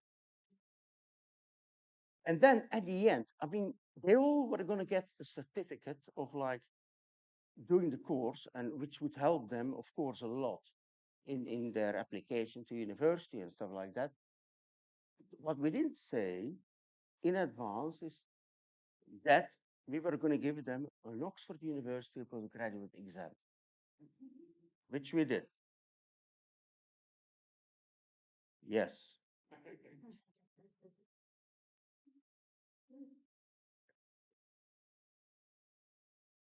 50%, 50% of students got distinctions. So these were all questions taken from for university, postgraduate quantum exams, 50% of the students got distinctions. And they were randomly selected.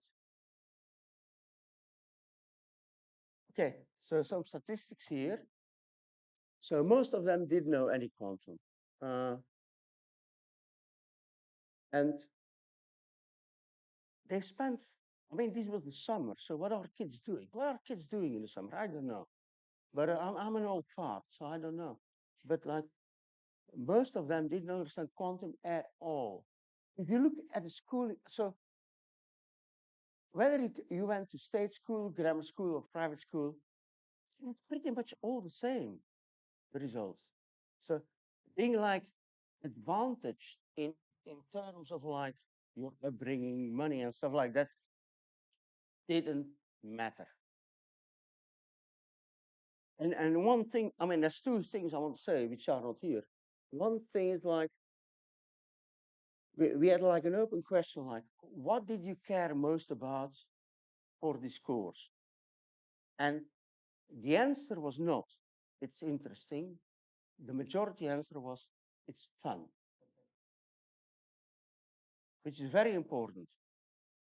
And then another thing I should say is like the 50-year-olds did much better than the 70-year-olds. Because they were not indoctrinated yet in Western Parmenides, Democritus kind of reasoning.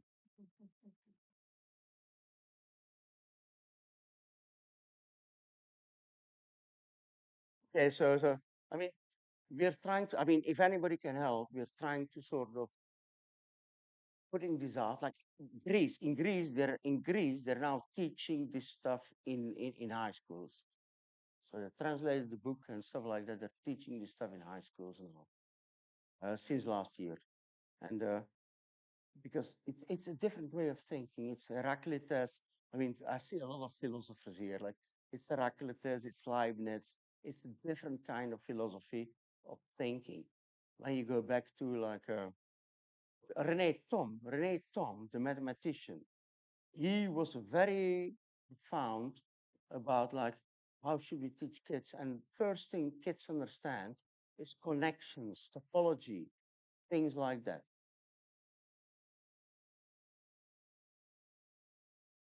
How much time do you have left? I mean, I can stop now. I got ages, like a year. Okay. Is that it? Okay, I thought. I mean, cheers. I'm drinking a glass of wine. If that's gonna happen. Okay. So, are there any questions? I think it's a good time for questions. No questions? Yes, Matt.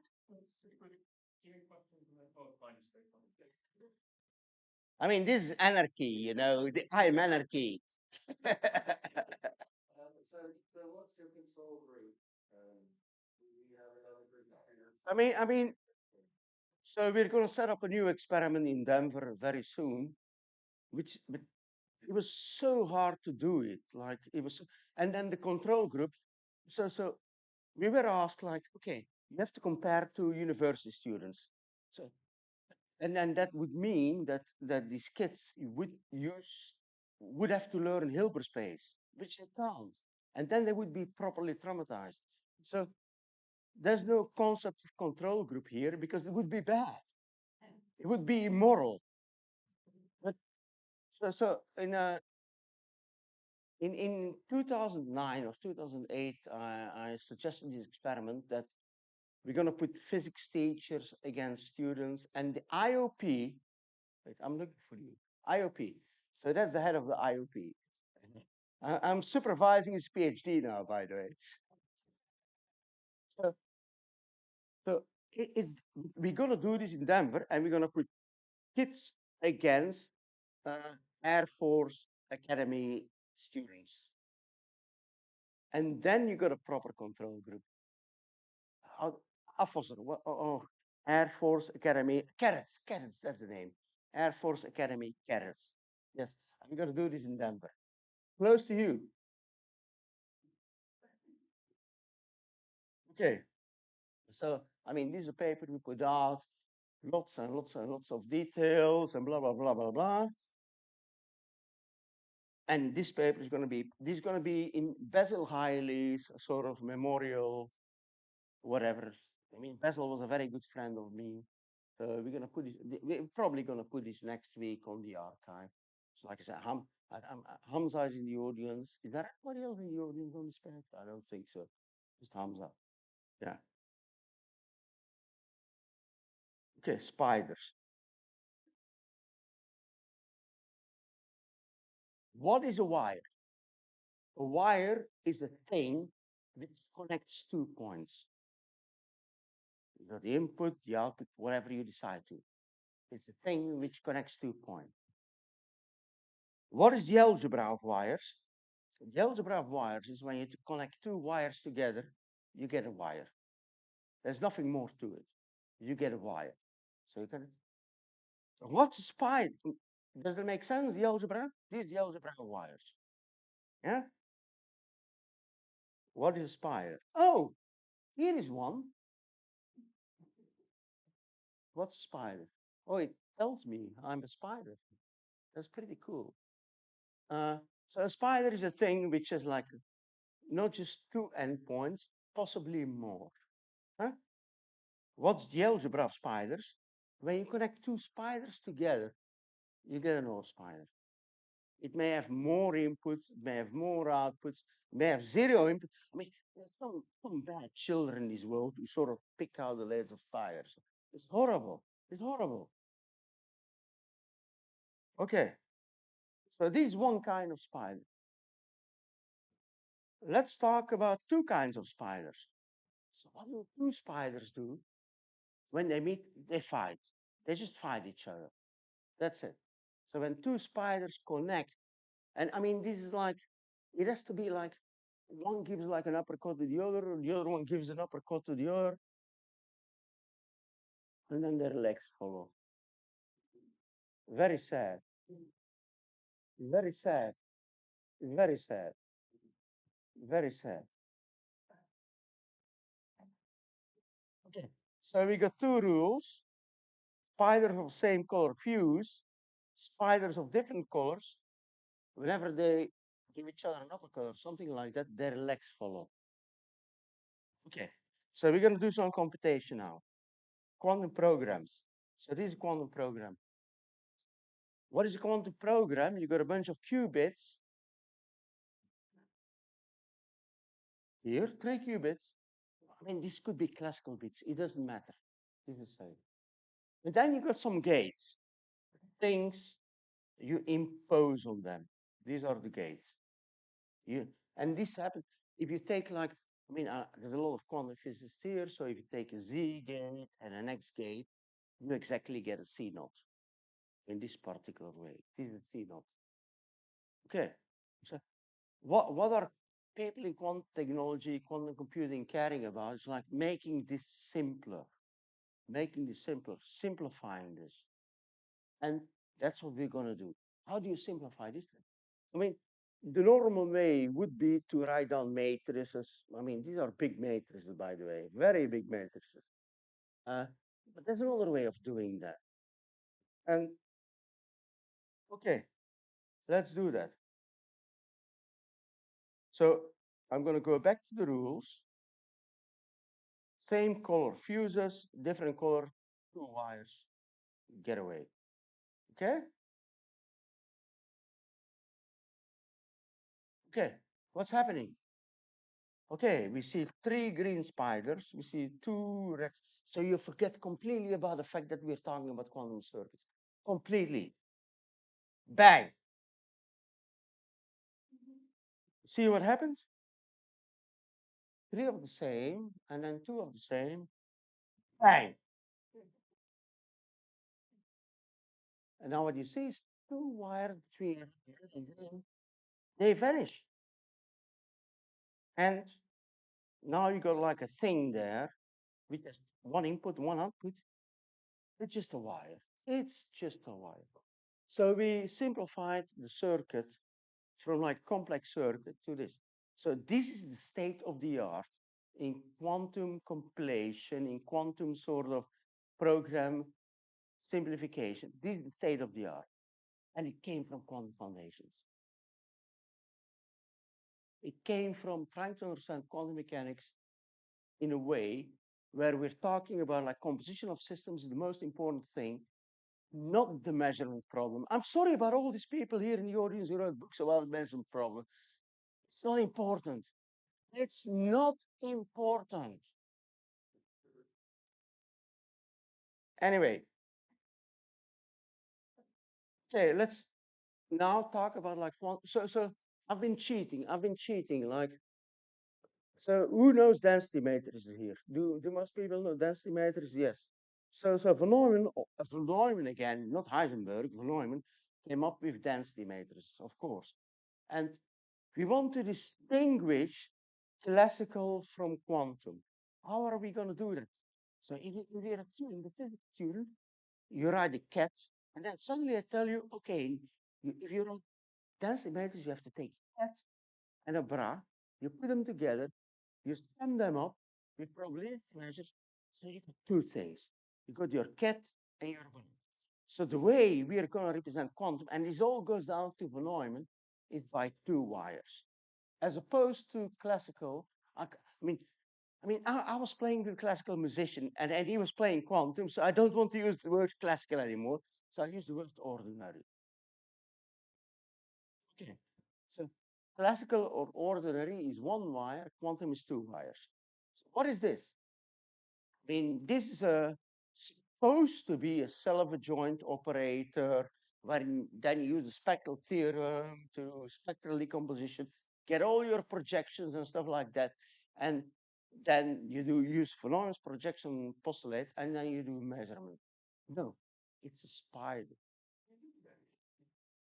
It's a spider. One input, well, no, two inputs, one output. So the opposite, of course, is like when you want to encode a classical bit as a quantum system, you go from one wire to two wires. And now we're going to do calculations. Okay, so you take a bit, you encode it as a qubit, and then you measure it. So what's happening? You probably lose like 100,000 pounds. But ultimately, you're doing nothing because you just encode it and then you measure it. So you're doing nothing because it's in the same basis. Okay. Now you encode and then you measure in a different basis. What happens? You remember the rules? Yeah? Yeah, you remember the rules? There is no connection anymore between the input and the output. There was two wires in between, so they vanish. There is no connection anymore between the input and the output. So whatever you get at the top is completely random. Okay. Philosophers. How many books have been written about this? So you got a measurement in one property. So okay, we got two wires coming in, two wires coming out, which means you have a quantum system, you measure it, and it still exists after. It still exists after. You got like a single wire coming out, which means you get some data. Okay, so you measure a property, which is green. So the only reason of green and red, which is the most horrible color, because a lot of colorblind people can't read that, is that I only had two pens in the office when Duncan and I came up with this. So, okay, so you got a quantum system, you measure it, you take some data, and then you measure it in a different basis, different property. You measure a different property, and then you measure the original color again, the original property again. What happens? There's no connection between your first measurement and your second measurement because there was two wires between them, and so they vanish. So you do, so how many, so How many people here in the audience have written books about this? Simon, David, I don't know. Yeah, Jonathan, yeah. So yeah, that's it. That's it. That's it. Okay. So, I mean, what I've been presenting is not like a complete picture of quantum mechanics. You need something more. And then original Stefano and I, when we were writing this book, like we were using like phases of the moon. And then after like 20 pages, Stefano was going to kill me because he didn't want to write. So since in the UK, at 7-year-old, you understand like angles. So we introduced angles in the book anyway. I mean, I didn't like it, but we did it. So, and basically the idea is like it's still spider fusion, but the angles just add up. They just add up. They just add up. They just add up. So this is one rule. And then there's another rule. I'm not going to go into details about this. When you got a square of red and green, you can reduce it. It doesn't matter. I'm not going to go into the details here.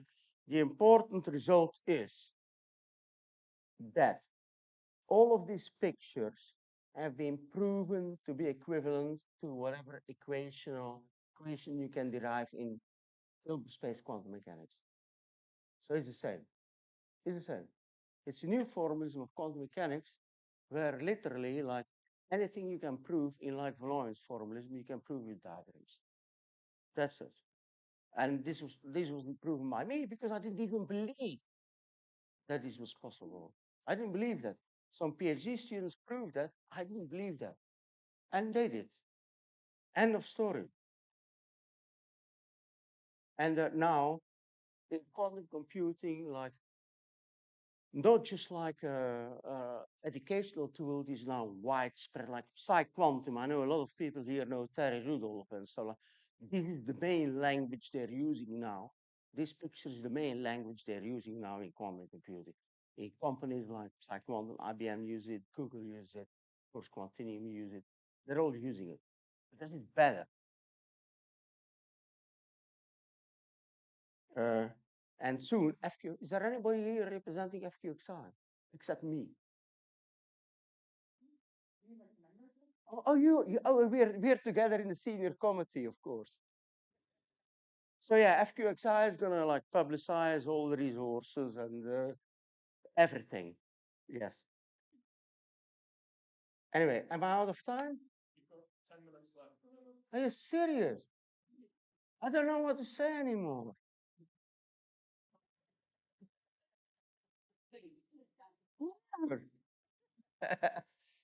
So that was like an interesting event, like in 2004, when I just came up with quantum teleportation. It was mentioned by somebody. And so Jim Lombeck was in the audience. Jim Lombeck is the father of computational linguistics, mathematical linguistics. Unfortunately, he's dead now. He was a very close friend of mine. So in Montreal in 2004, I presented quantum teleportation in the category theory seminars. And then when I was presenting quantum teleportation, like on the top, James told me, look, this is grammar, this is language, this is grammar. But no, this is physics. It's not physics. And but he was right.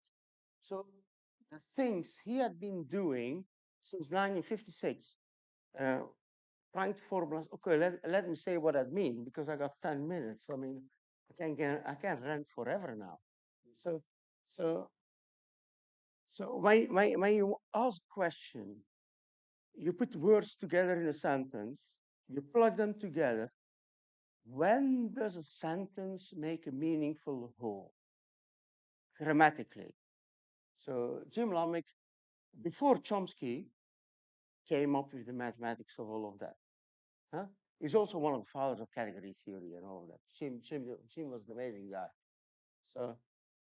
But when he saw my description of quantum teleportation, he told me like, "Bob, this is grammar," and it was. So I wrote a bunch of papers. Like the first paper was like in 2008 with Steve Clark and Merton. I don't know whether you know them. And then with Will Zhang, we proved that you would actually get quantum advantage from basically sticking this natural language stuff on a quantum computer. And in 2020, for the first time, we basically did quantum natural language processing on a quantum computer. We did some question answering, which was remarkable because usually when people think about natural language processing, they think about a lot of data. Because of the structure we had, because of the connection between quantum structure and linguistic structure, we were able to do this with very little data. Very little data. So, okay, that was 2020. Of course, we got, I mean, financially and whatever reputation-wise, a lot of respect, like including from Forbes and stuff like that, from stuff we did. But I want to explain something now. How do we speak? How do we speak? How do we speak to each other? It's not Lambic and it's not Chomsky. So I wrote this paper in 2020 about like meaning in language. And we put this on a quantum computer, and last year we were sort of selected as the second best quantum research stories because of this. But that's not important. Okay, here's a bit of text. Here's a bit of text. Alex meets Bo. Bo marries Chris. Alex kicks Bo. Oh, whatever. A big drama. This is a very big drama. How do you represent this? I mean, you got like Alex, Bo, Chris, whatever. First they meet, which is an entangling operation. A weak one, a slightly weak one. Then they marry. Well, I mean, then okay, that's not very weak. It's strong. And then kicking, okay, whatever. How hard you kick, I don't know. Language can be represented as a quantum circuit, like with interacting like sort of gates and stuff like that. And we showed that all of language, any language can be represented like this. Any language. And what's nicer is like, unlike Chomsky had a dream of universality of language, where any language would be the same, but what happened, what he did was he came up with an algebra. The algebra was the same for all languages, but the languages, the types were not the same. If you talk like, or if we are talking like object, subject, verb, for any combinations of these three, there is a language where you speak like that. For any combination of object, subject, verb, so there's 6 combinations, of course, because it's like 3 words. There's a language in the world. One of them is spoken by like, I don't know, like 30,000 people or something like that. But there's still a language in the world for each combination. For this stuff, it's universal. Every language is the same in these circuits. Every language.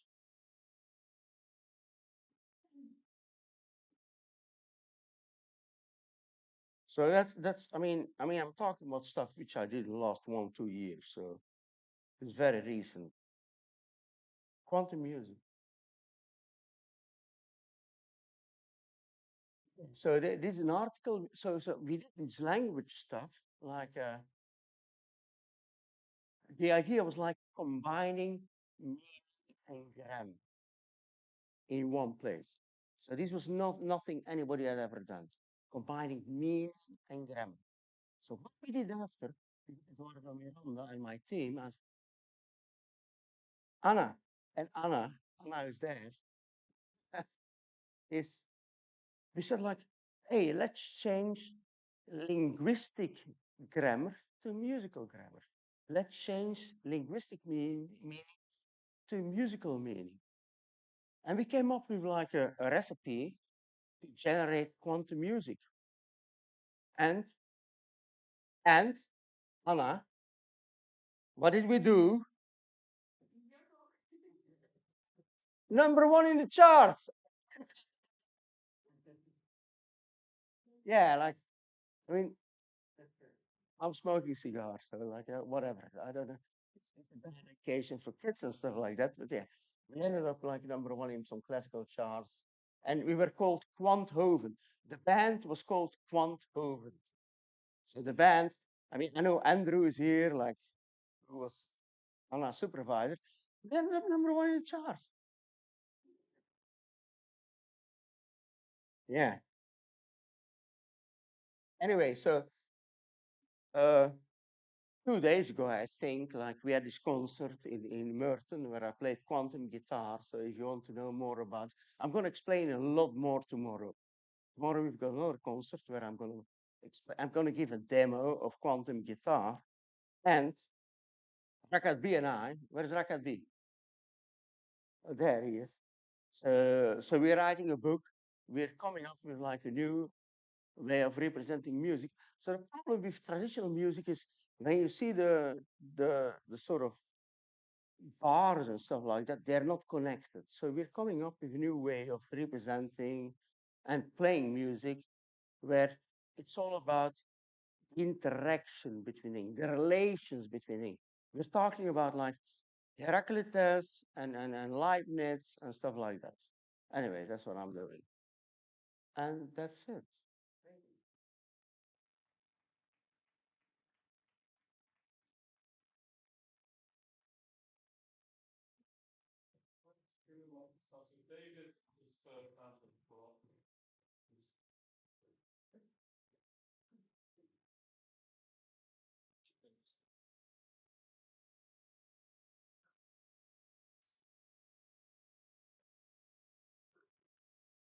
Thanks, Bob. Suppose I want to calculate something concrete in quantum mechanics, like I want to know the energy of the ground state of hydrogen, say. Is that sort of thing something I can throw into this formalism, or do I have to translate back? Yes, totally. So the most recent papers we've had up is like about like chemical reactions and stuff like that. It's not called, I mean, you probably know about ZX calculus, the name. So it's called now ZXW calculus because you can integrate, you can differentiate, you can exponentiate. So that's the new, I mean, I wasn't talking about this today, of course, but that's the new version. And yeah, you can do quantum chemistry, everything like that, as you mentioned. And then Stefano Gobioso is not here, I guess. He's done a lot of work of putting this in quantum field theory and stuff like that. But that's ongoing work. But yeah, like, no, yes. Okay.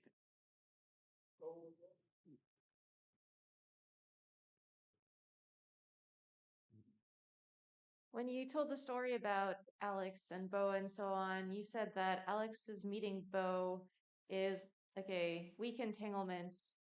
Why aren't classical correlations enough to represent their relationship? Good question. I don't know. Good question. I mean, we have a paper which I really represent that we know that doing this stuff on a quantum computer is going to give you exponential advantage. But possibly a lot of this can go very, very far classically. I agree with you. I agree with you.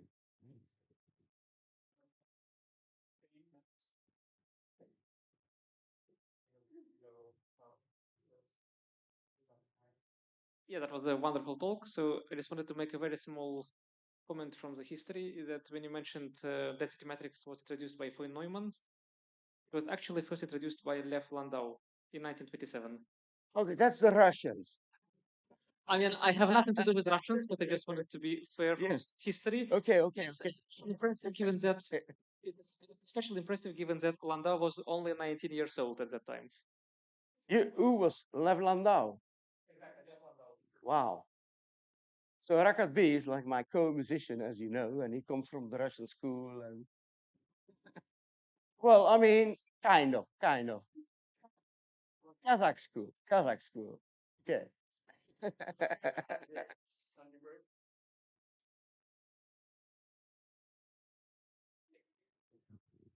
So Bob, I love all this, and I'd like to concentrate on the music for a bit. And you know the book that I wrote with Roger Wagner called The Penultimate Curiosity, where we show that when you have a culture or a community that cares about big questions, truth and purpose and meaning, that has time and again proved conducive to the kind of curiosity about the material world that's led to the sort of science as we know it.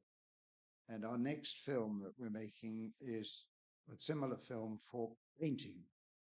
So where you have a community that cares about big questions, truth and meaning and purpose, whose mode of expression is in paintings, that leads to great art.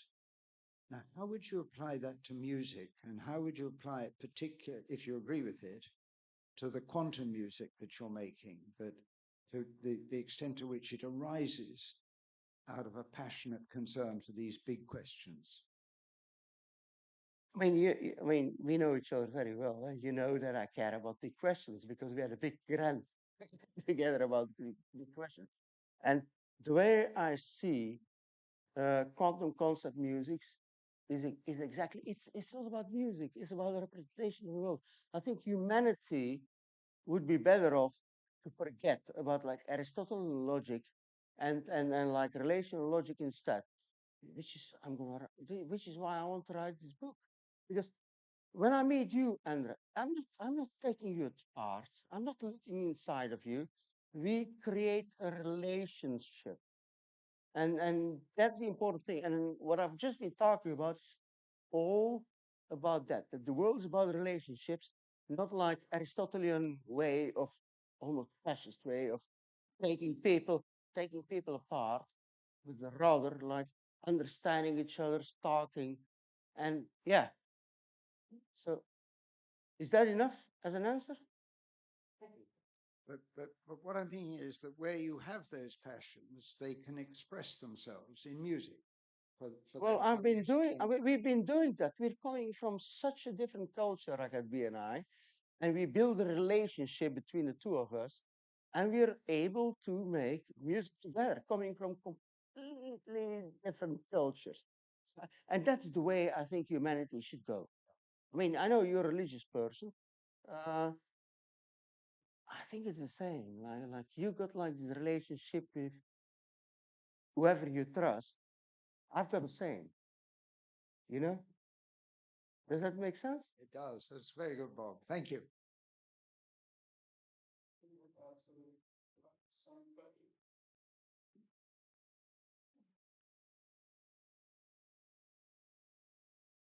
I never thought I was going to say that I'm going to have to stick up for Aristotle, but I think I have to do it now. So the history of thinking about relations is in the Western tradition, especially even through the medieval period, comes directly through Aristotle and Aristotelian thinking about relations. Now, you may not agree with specific theses about it, but I think that one of the ways that it's important to think about these big questions, and indeed how music and language and physics and mathematics and our pursuit together in whatever that pursuit is also bound up with our history, which is in part why we're here. So I think that rather than thinking that certain kinds of points of view don't matter or ought to be dismissed, we ought to try to understand what we can learn from them and what we disagree about from them. I'm glad you seem to agree with that, Bob. Yes, of course, of course. I mean, of course, like there's so much good stuff which came out of like a sort of monolithic and Aristotelian view. I mean, as many people know in the audience, I worked a lot on classical logic and stuff like that in my life. It's one of the things I spend a lot of time on. But it's like the elephant. You can look in different ways at the same thing. I mean, of course, genetics is important, uh, anatomy is important, but relationship is important too. And there are two different. I mean, the most stupid thing in the world is like people who are saying theory of everything. There's no claim as stupid, because there's never going to be a theory of everything. There's going to be different perspectives, stuff like that. And as you say, like one is the Aristotelian perspective, the other one is probably the relational perspective, which we are developing now, which has been, I mean, Bourbaki was so destructive in the way mathematics progressed, because it was all about like axiomatization, no representation, no no examples, nothing like that. So it's the elephant. We have to look in different ways at the same thing, and all these different ways are going to tell us something, and that's it. So I agree with you.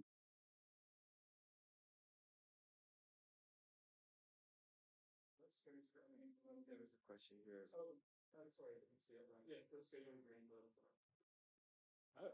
Thanks very much for the talk, Bob. Um, I'm not sure how to evaluate the claim that there's a quantum advantage in language processing. Can you say more about that? What are the benchmarks? Yes, I mean, what's the basis of the claim? I mean, the person who actually did most work there is Anna in the audience. So, I mean, it's obvious that when you go to like a setting where you're talking about interaction in a relational way or whatever, that you're going to get some sort of exponential cost. And then when you, I mean, then obviously when you put it in a quantum computer, that exponential cost is going to go away. We have papers about that and stuff like that. I mean, I don't know whether it's necessary for short-term improvement that you need a quantum computer. Definitely, once quantum computers, if they will, reach the level that you can actually do stuff properly, then you would get exponential advantage. So, okay, here is the story I'm talking about. The story I'm talking about is a story. Suppose you got some, from Belgium, some Poirot novel, detective novel. Huh? You want to know who's the killer. I mean, running this on a quantum computer is going to be very expensive. It's going to be exponentially expensive as compared to a classical computer. So coming up, I mean, nobody cares who's the killer from a book, of course, because it's a book. But, but that's where the exponential advantage comes in.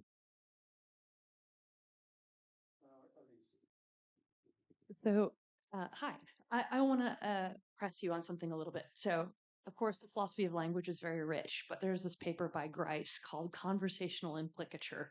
And the idea is if I write you a letter of recommendation and all I say is, Bob is very nice, Bob comes to class on time.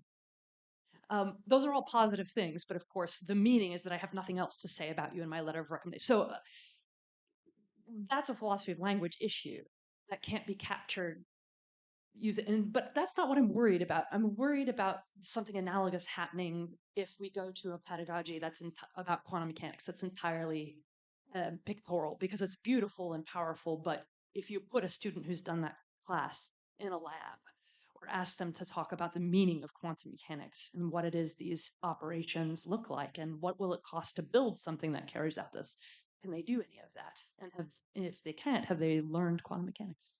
So what is meaning? I think it I think it's more than just knowing how to operate the symbols, whatever So it is. yes, well, exactly. I mean, I'm the last person who likes to operate the symbols because I'm basically dyslexic, so I can't do that. What is meaning? I mean, who knows what's meaning in the audience? What is meaning? I don't know what's meaning.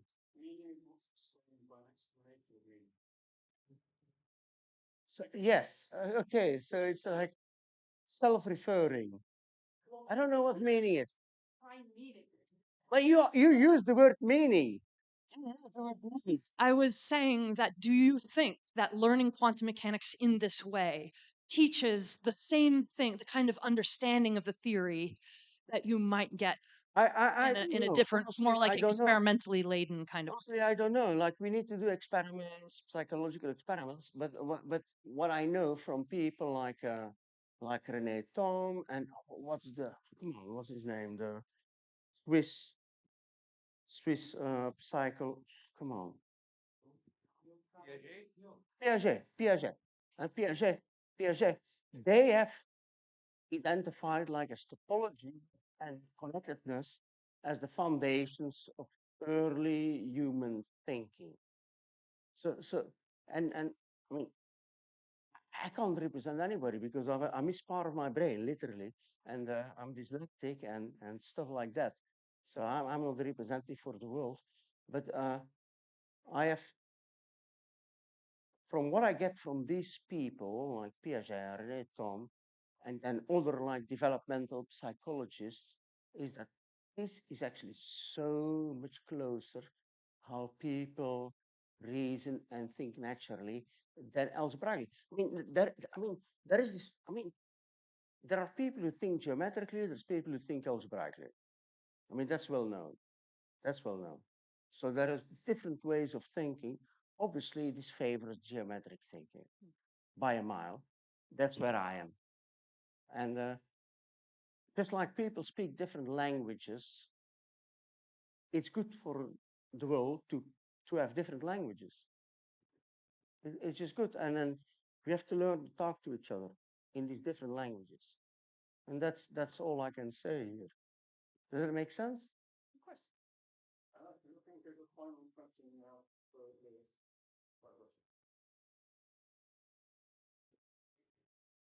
Thanks, Bob. That was a fantastic talk. And I guess I just wanted to ask maybe the other side of the question that's just been asked, which was, clearly it sounds like there's a lot of potential here to excite young people about quantum information theory. There's not very much in quantum information theory, if anything at all, in A-level physics. You should introduce yourself. Introduce yourself. So my name's Lewis Bust. I'm Director of Science Innovation and Skills at the Institute of Physics. So I look after our education work and our science innovation work.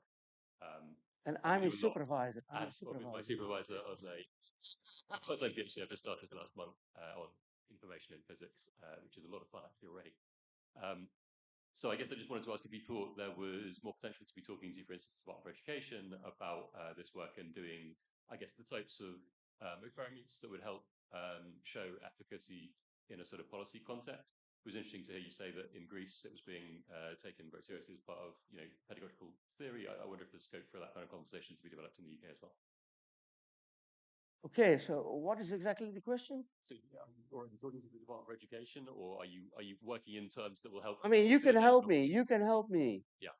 You can help me with that stuff. If you're not. So, like I said, the reason the Greece. It's a nice story. The reason Greece happened is because everybody knows this picture with all the famous quantum physicists in Brussels from the Solvay Institute. So the person who used to run the Solvay Institute after Prigogine, probably most people know Prigogine, who got Nobel Prize in chemistry, was Johannes. And I was in Brussels. I did my PhD in Brussels, and then he contacted me after 20 years, and he loved the stuff I was doing. And after he resigned from the Solvay Institute, and yeah, that's it's a weird world, like how people and connections happen. It's weird. So he contacted me after 20, 25 years. Anna, come on, Anna. On the point of students understanding the physics related to a lab, I'm involved with an educational study in Sweden at the University of Gothenburg, and they're looking particularly at how the students understand teleportation with the diagrammatic formalism, but linking to those experiments. And they're also looking at training teachers, high school teachers in Sweden. So that was my point. Yes, thank you. I think we'll stop there, and we thank Bob for very, as always, stimulating talk. Thank you.